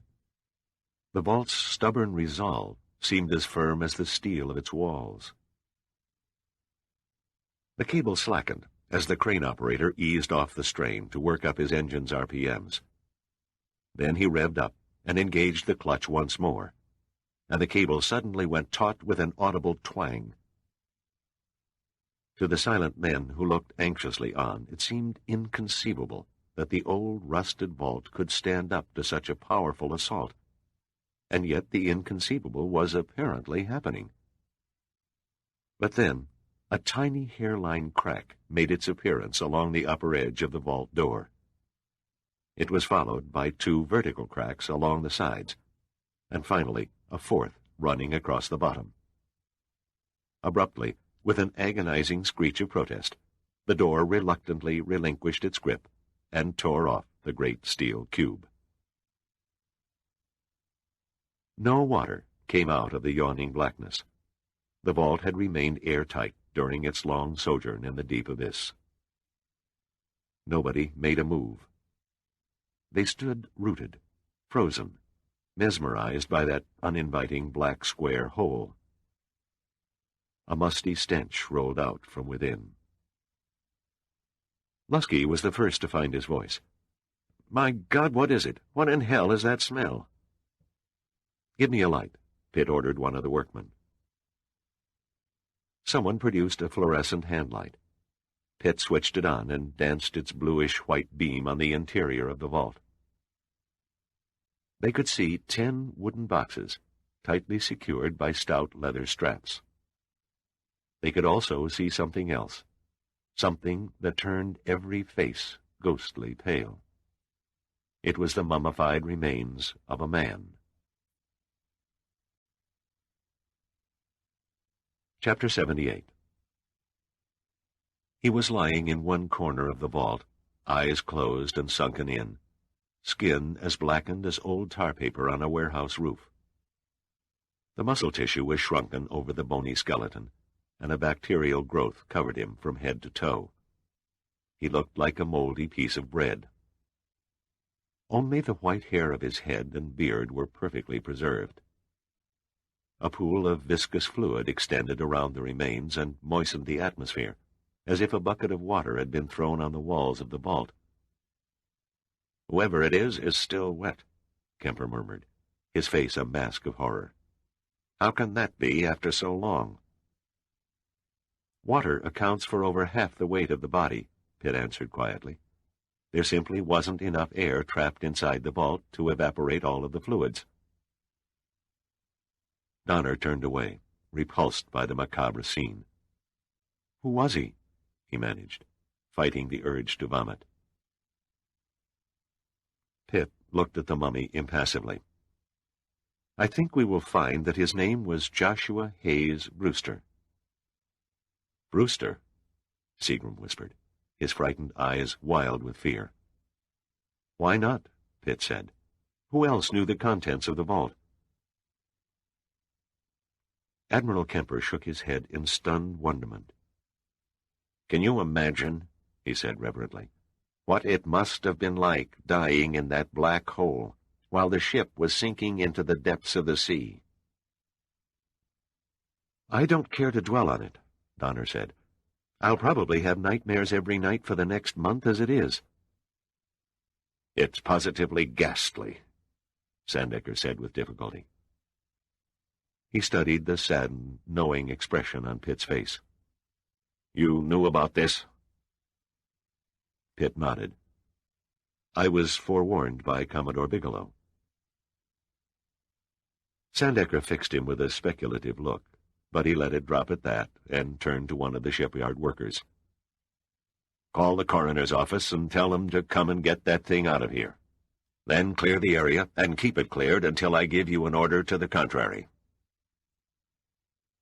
The shipyard people needed no further urging. They disappeared from the cargo hold as if by magic. Seagram grabbed Lusky's arm with an intensity that made the mineralogist start. "Okay, Herb. It's your show now." Hesitantly, Lusky entered the cavity, stepped over the mummy, and pried open one of the ore boxes. Then he set up his equipment and began analyzing the contents. After what seemed forever to the men pacing the deck outside the vault, he looked up, his eyes reflecting a dazed disbelief. "This stuff is worthless." Seagram moved in closer. "Say again." "It's worthless. There isn't even a minute trace of byzanium." "Try another box," Seagram gasped feverishly. Lusky nodded and went to work. But it was the same story on the next ore box, and the next, until the contents of all 10 were strewn everywhere. Lusky looked as if he was suffering a seizure. "Junk. Pure junk," he stammered. "Nothing but common gravel, the kind you'd find under any roadbed." The hushed note of bewilderment in Lusky's voice faded away, and the quiet in the Titanic's cargo hold became heavy and deep. Pitt stared downward, stared dumbly. Every eye was held by the rubble and the broken boxes, while numbed minds fought to grasp the appalling reality. The horrible, undeniable truth that everything, the salvage, the exhausting labor, the astronomical drain of money, the deaths of Monk and Woodson, had all been for nothing. The byzanium was not on the Titanic, nor had it ever been. They were the victims of a monstrously cruel joke that had been played out 76 years before. It was Seagram who finally broke the silence. In the final ignition of madness, he grinned to himself in the gray light, the grin mushrooming into a banshee-like laughter that echoed in the steel hold. He thrust himself through the door of the vault, snatched up a rock, and struck Lusky on the side of the head, sending a spray of red over the yellow wood ore boxes. He was still laughing, locked in the throes of black hysteria, when he fell upon the putrescent remains of Joshua Hayes Brewster, and began bashing the mummified head against the vault wall until it loosened from the neck and came off in his hands. As he held the ugly, abhorrent thing before him, Seagram's conflicted mind suddenly saw the blackened, parchment-like lips spread into a hideous grin. His breakdown was complete. The parallel depression of Joshua Hayes Brewster had reached out through the mists of time and bequeathed Seagram a ghostly inheritance that hurled the physicist into the yawning jaws of a madness from which he was never to escape. Chapter 79. 6 days later, Donner entered the hotel dining room where Admiral Sandecker was eating breakfast and eased into a vacant chair across the table. "Have you heard the latest?" Sandecker paused between bites of his omelet. "If it's more bad news, I'd just as soon you keep it to yourself." "They nailed me coming out of my apartment this morning." He threw a folded paper on the table in front of him. "A subpoena to appear in front of a congressional investigating committee." Sandecker forked another slice of the omelet without looking at the paper. "Congratulations." "Same goes for you, Admiral. Dollars to donuts, a federal marshal is lurking in your office anteroom this very minute, waiting to slap one on you." "Who's behind it?"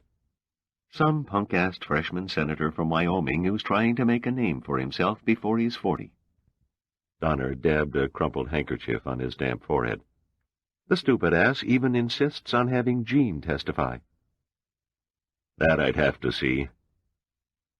Sandecker pushed the plate away and leaned back in his chair. "How is Seagram getting along?" "Manic depressive psychosis is the fancy term for it." "How about Lusky?" 20 stitches and a nasty concussion. He should be out of the hospital in another week." Sandecker shook his head. I hope I never have to live through anything like that ever again. He took a swallow of coffee. How do we play it? The President called me personally from the White House last night. He said to play it straight. The last thing he wants is to become entangled in a snare of conflicting lies. What about the Sicilian project? It died a quick death when we opened the Titanic's vault, Donner said. We have no alternative but to spill the entire can of worms from the beginning to the sorry end. Why does the dirty laundry have to be washed in the open? What good will it do? The woes of a democracy, Donner said resignedly. Everything has to be open and above board, even if it means giving away secrets to an unfriendly foreign government. Sandecker placed his hands on his face and sighed. Well, I guess I'll be looking for a new job. Not necessarily. The President has promised to issue a statement to the effect that the whole failure of the project was his responsibility and his alone. Sandecker shook his head. No good. I have several enemies in Congress. They're just drooling in anticipation of turning the screws on my resignation from Numa. It may not come to that. For the past 15 years, ever since I attained the rank of admiral, I've had to double deal with politicians. Take my word for it, it's a dirty business. Before this thing is over with, everyone remotely connected with the Sicilian project and the raising of the Titanic will be lucky if they can find a job cleaning stables. I'm truly sorry it had to end like this, Admiral. Believe me, so am I. Sandecker finished off his coffee and patted a napkin against his mouth. Tell me, Donner, what's the batting order? Who has the illustrious senator from Wyoming named as the lead-off witness? My understanding is that he intends taking the Titanic salvage operation first, and then working backward to involve Metasection and, finally, the President. Donner picked up the subpoena and shoved it back in his coat pocket. The first witness they're most likely to call is Dirk Pitt. Sandecker looked at him. Pitt, did you say? That's right. Interesting, Sandecker said softly.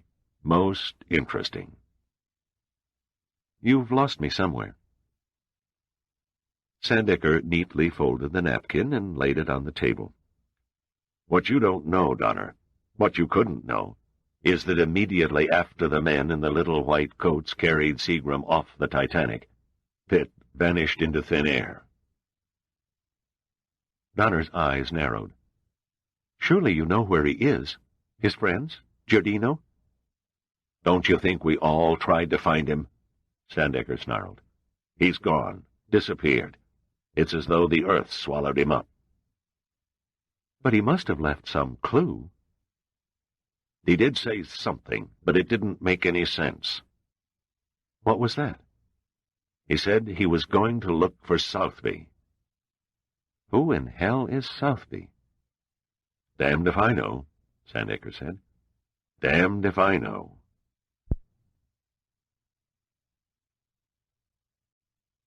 Chapter 80. Pitt steered the rented Rover sedan cautiously down the narrow, rain-slickened country road. The tall beech trees lining the shoulders seemed to close in and attack the moving car as they pelted its steel roof with the heavy runoff from their leaves. Pitt was tired, dead tired. He had set out on his odyssey, not sure of what it was he might find, if anything. He'd begun as Joshua Hayes Brewster and his crew of miners had begun, on the docks of Aberdeen, Scotland, and then he'd followed their death-strewn path across Britain, and almost to the old ocean dock at Southampton, from which the Titanic had set out on her maiden voyage. He turned his gaze from the pounding wipers on the windshield, and glanced down at the blue notebook lying on the passenger seat. It was filled with dates, places, miscellaneous jottings, and torn newspaper articles he had accumulated along the way. The musty files of the past had told him little. 2 Americans found dead. The April 7, 1912 editions of the Glasgow papers noted 15 pages back from the headline. The detail-barren stories were as deeply buried as the bodies of Coloradans John Caldwell and Thomas Price were in a local cemetery. Their tombstones, discovered by Pitt in a small churchyard, offered virtually nothing other than their names and dates of death. It was the same story with Charles Whitney, Walter Schmidt, and Werner Odeming. Of Alvin Coulter he could find no trace. And finally there was Vernon Hall. Pitt hadn't found his resting place either. Where had he fallen? Had his blood been spilled amid the neat and orderly landscape of the Hampshire Downs, or perhaps somewhere on the back streets of Southampton itself? Out of the corner of one eye, he caught a marker that gave the distance to the great harbor port as 20 kilometers. Pitt drove on mechanically. The road curved and then paralleled the lovely, rippling Itchen stream, famous throughout southern England for its fighting trout, but he didn't notice it. Up ahead, across the emerald-green farmlands of the coastal plain, a small town came into view, and he decided he would stop there for breakfast. An alarm went off in the back of Pitt's mind. He jammed on the brakes, but much too hard. The rear wheels broke loose, and the rover skidded around in a perfect 360-degree circle, coming to rest, still aimed southward, but sunk to the hubcaps in the yielding muck of a roadside ditch. Almost before the car had fully stopped, Pitt threw open the door and leaped out. His shoes sank out of sight and became stuck, but he pulled free of them and ran back down the road in his stocking feet. He halted at a small sign beside the road. Part of the lettering was obscured by a small tree that had grown up around it. Slowly, as if he were afraid his hopes would be shattered by yet another disappointment, he pushed aside the branches, and suddenly it all became quite clear. The key to the riddle of Joshua Hayes Brewster and the Byzanium was there in front of him. He stood there, soaking up the falling rain, and in that instant he knew that everything had been worthwhile.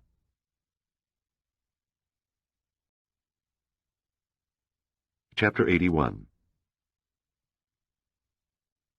Margagnon sat on a bench by the fountain in Sverdlov Square across from the Bolshoi Theater and read a newspaper.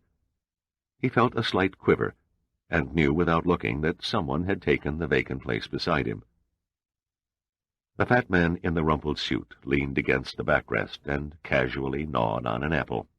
"Congratulations on your promotion, Commander," he mumbled between bites. "Considering how events turned out," Margagnon said, without lowering the paper, "it was the least Admiral Sloyuk could do." "And your situation now, with Prevlov out of the way?" "With the good captain's defection, I was the logical choice to replace him as chief of the Foreign Intelligence Analysis Division. It was an obvious conclusion." "It is good that our years of labor have paid such handsome dividends." Margagnon turned the page. "We have only opened the door. The dividends are yet to come."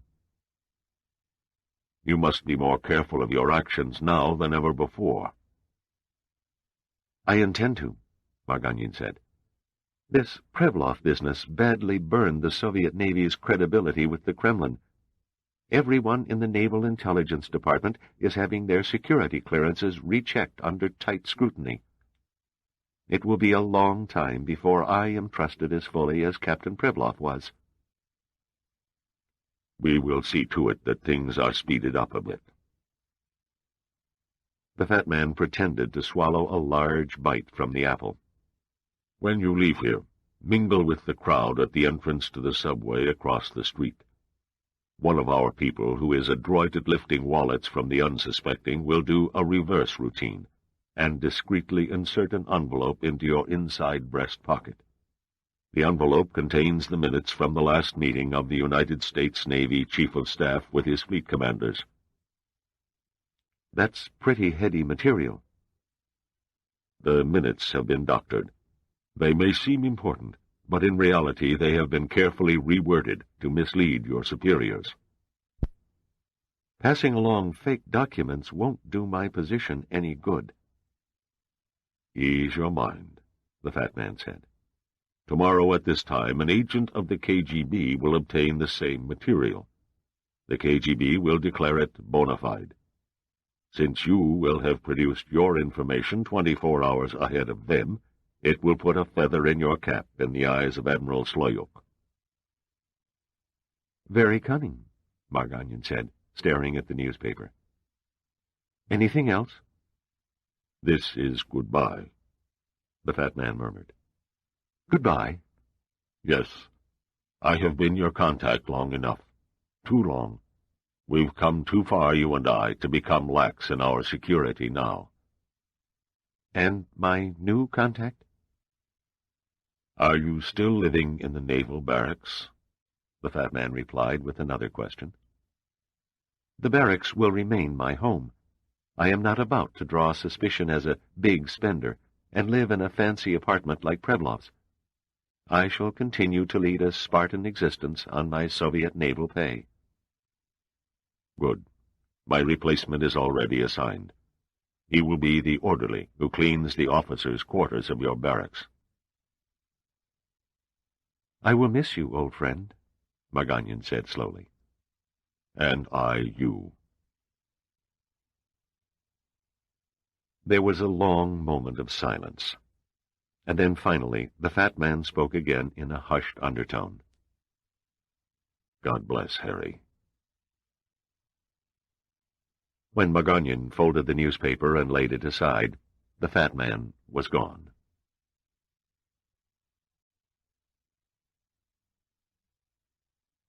Chapter 82. "That's our destination over there to the right," the pilot of the helicopter said. "I'll set down in that pasture just across the road from the churchyard." Sandecker looked out the window. It was a gray, overcast morning, and soft blankets of mist were hovering over the low areas of the tiny village. A quiet lane wandered past several quaint houses, and was bordered on both sides by picturesque rock walls. He stiffened as the pilot made a steep bank around the church steeple. He glanced at Donner on the seat beside him. Donner was staring straight ahead. In front of him, occupying the seat next to the pilot, was Sid Copeland. The mineralogist had been called back on this one last assignment for metasection because Herb Lusky was still not well enough to make the trip. Sandecker felt the slight bump as the landing skids touched the ground, and a moment later the pilot cut the engine, and the rotor blades drifted to a stop. In the sudden stillness after the flight from London, the pilot's voice seemed overly loud. "We're here, sir." Sandecker nodded and stepped out the side door. Pitt was waiting and walked toward him with an outstretched hand.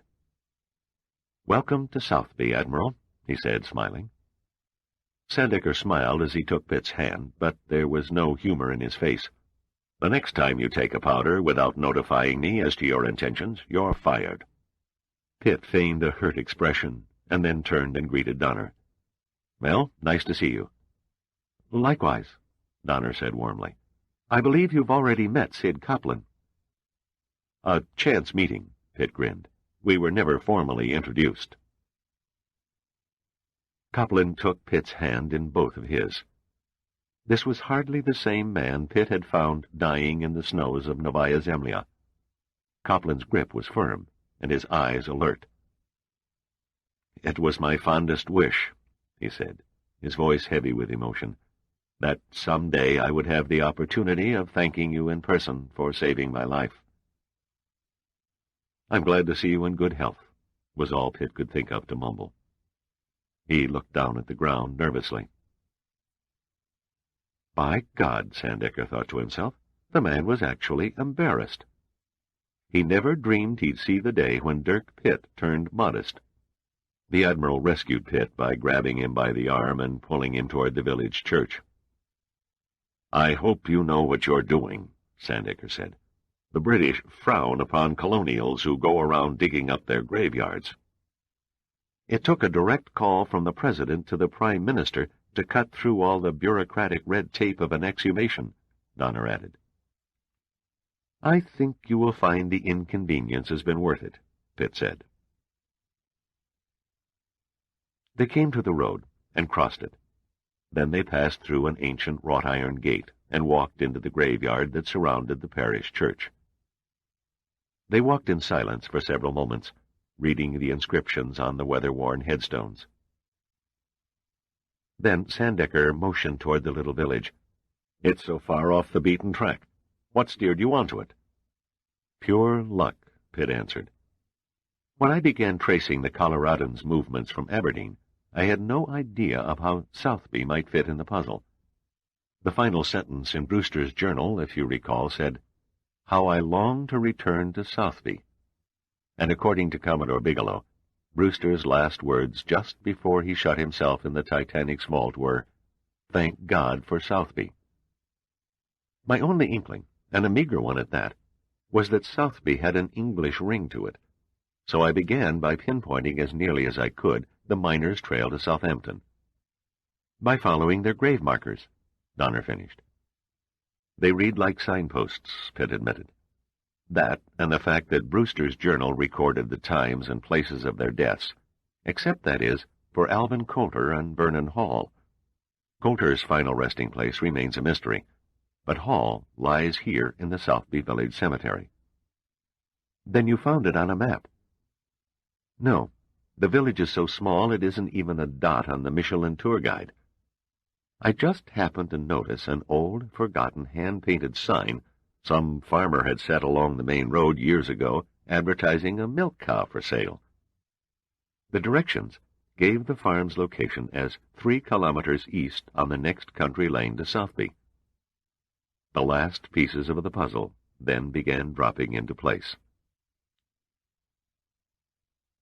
They walked along in silence and made their way over to where 3 men were standing. 2 wore the standard work clothes of local farmers. The third was in the uniform of a county constable. Pitt made the brief introductions, and then Donner solemnly handed the constable the order for exhumation. They all stared down at the grave. The tombstone stood at one end of a large stone slab that lay atop the deceased. The stone simply read, Vernon Hall, died April 8, 1912, R.I.P. Neatly carved in the center of the arched horizontal slab was the image of an old 3-masted sailing ship. The precious ore we labored so desperately to rape from the bowels of that cursed mountain lies safely in the vault of the ship. Only Vernon will be left to tell the tale, for I depart on the Great White Star steamer. Pitt recited the words from Joshua Hayes Brewster's journal. Vernon Hall's burial vault, Donner said as if in a dream. This is what he meant, not the vault of the Titanic. It's unreal, Sandecker murmured. Is it possible that the Byzanium lies here? We'll know in a few minutes, Pitt said. He nodded to the 2 farmers, who began shoving at the slab with pry bars.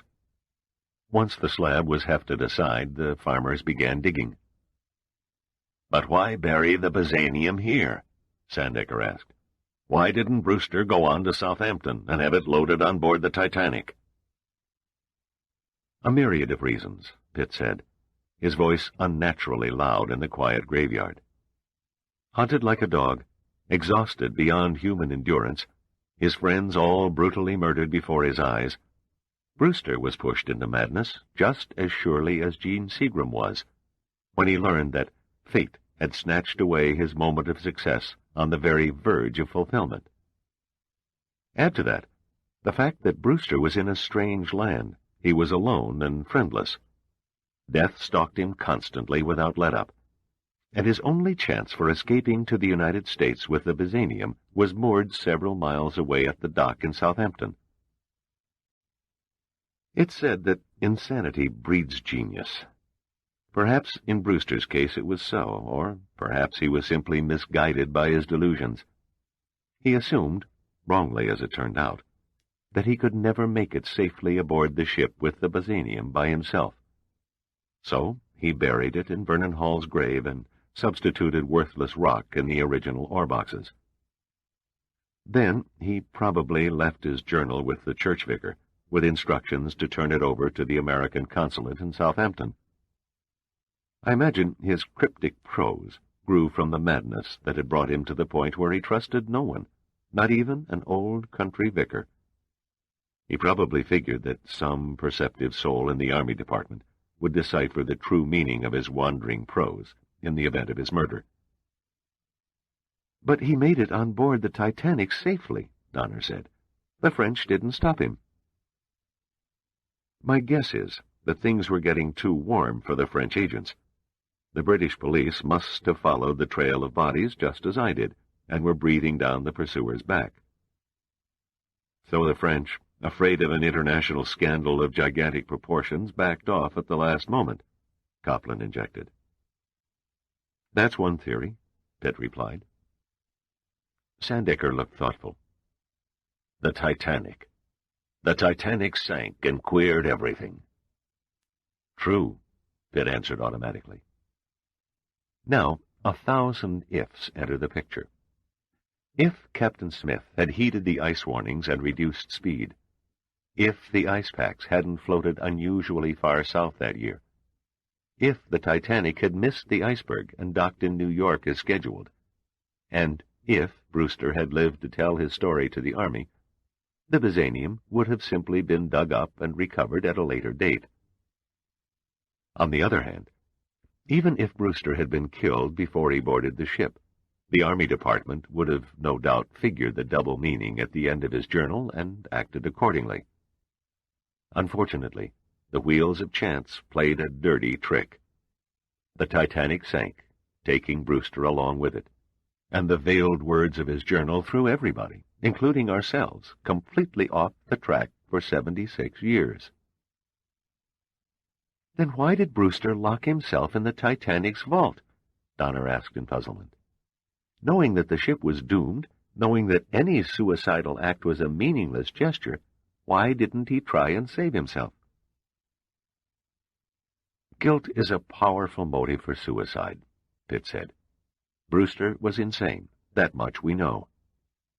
When he realized that his scheme to steal the Byzanium had caused a score of people, 8 of whom were close friends, to die needlessly, he blamed himself. Many men, and women too, have taken their own lives for much less." "Hold on a moment," Copland cut in.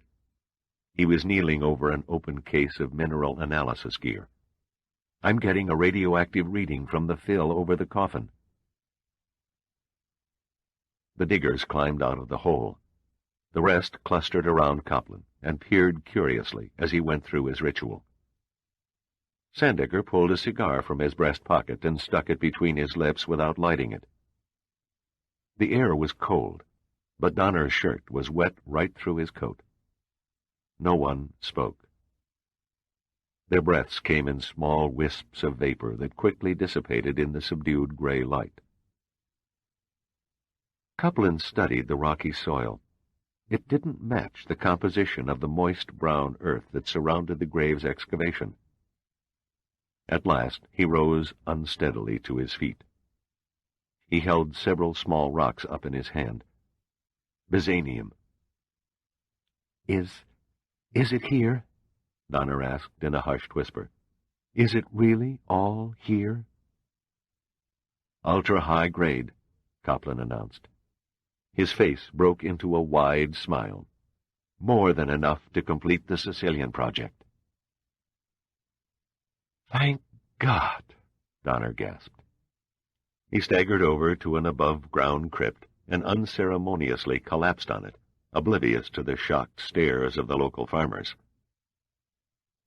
Copland looked back down into the grave. "Insanity does breed genius," he murmured. "Brewster filled the grave with the ore. Anyone except a professional mineralogist would have simply dug through it, and finding nothing in the coffin but bones, would have walked off and left it." "An ideal way to conceal it," Donner agreed. "Practically right out in the open."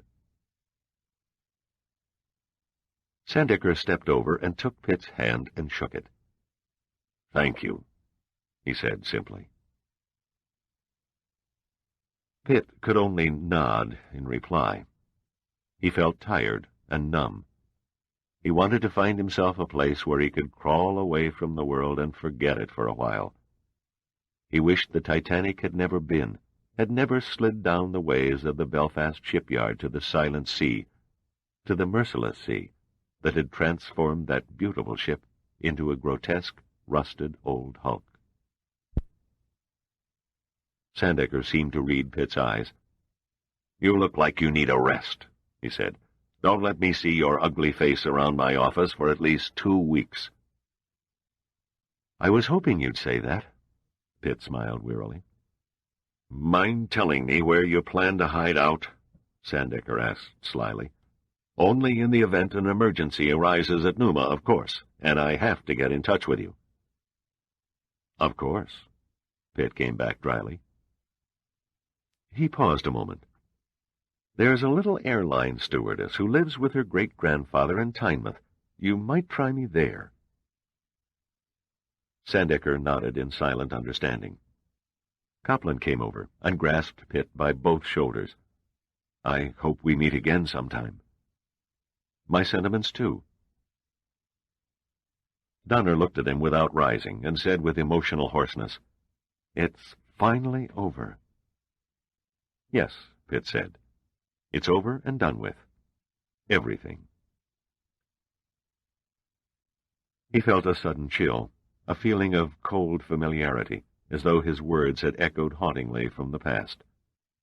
Then he turned and walked from the Southby graveyard. They all stood and watched him grow smaller in the distance, until he entered a shroud of mist and disappeared. "He came from the mists, and he returned to the mists," Copland said, his mind drifting back to his first meeting with Pitt on the slopes of the Naya Mountain. Donner gazed at him oddly. "What was that you said?" "Just thinking out loud," Copland shrugged. "That's all." August 1988. Reckoning, the last chapter. "Stop engines." The telegraph rang in reply to the captain's command, and the vibrations coming from the engine room of the British cruiser HMS Troy died away. The foam around the bows melted into the blackness of the sea as the ship slowly lost her momentum, silent except for the hum of her generators. It was a warm night for the North Atlantic. The sea was glassy calm, and the stars blazed in a sparkling carpet across the sky from horizon to horizon. The Union Jack hung limp and lifeless in its halyards, untouched by even a hint of breeze. The crew, over 200 of them, was assembled on the foredeck, as a lifeless body, sewn in the traditional sailcloth of a bygone era and shrouded by the national flag, was carried out and poised at the ship's railing. Then the captain, his voice resonant and unemotional, read the sailors' burial service. As soon as he uttered the final words, he nodded. The slat was tilted, and the body slid into the waiting arms of the eternal sea. The bugle notes were clear and pure as they drifted into the quiet night. Then the men were dismissed, and they turned silently away. A few minutes later, when the Troy was under way again, the captain sat down and made the following entry in the ship's log. HMS Troy. Time 0220, 10 August 1988. Position: latitude 41 degrees 46 minutes north, longitude 50 degrees 14 minutes west. At the exact time in the morning of the White Star steamer RMS Titanic's foundering, and in accordance with his dying wish that he spend eternity with his former shipmates, the remains of Commodore Sir John L. Bigelow, KBE, RD, RNR, retired, were committed to the deep. The captain's hand trembled as he signed his name. He was closing out the last chapter of a tragic drama that had stunned the world, a world the likes of which would never be seen again. At almost the same moment, on the other side of the earth, somewhere in the vast, desolate wastes of the Pacific Ocean. A huge, cigar-shaped submarine crept silently far below the languorous waves. Startled fish scattered into the depths at the monster's approach, while within its smooth, black skin, men prepared to launch a quad of ballistic missiles at a series of divergent targets 6,000 miles to the east. At precisely 1500 hours, the first of the great missiles ignited its rocket engine and burst through the sun-danced swells in a volcanic eruption of white water, rising with a thunderous roar into the blue Pacific sky. In 30 seconds, it was followed by the second, and the third, and finally the fourth. Then, trailing long, fiery columns of orange flame, the quartet of potential mass destruction arched into space and disappeared. 32 minutes later, while homing in on their downrange trajectory, the missiles abruptly blew up, one by one, in gigantic balls of flame, and disintegrated while still some 90 miles from their respective targets. It was the first time in the history of American rocketry that anyone remembered that the attending technicians and engineers and military officers who had held reign on the nation's defense programs had ever cheered the sudden and seemingly disastrous end to a perfect launch. The Sicilian project had proved itself an unqualified success on its first try. This concludes the reading of Raise the Titanic by Clive Cussler. This book was read by Larry McKeever.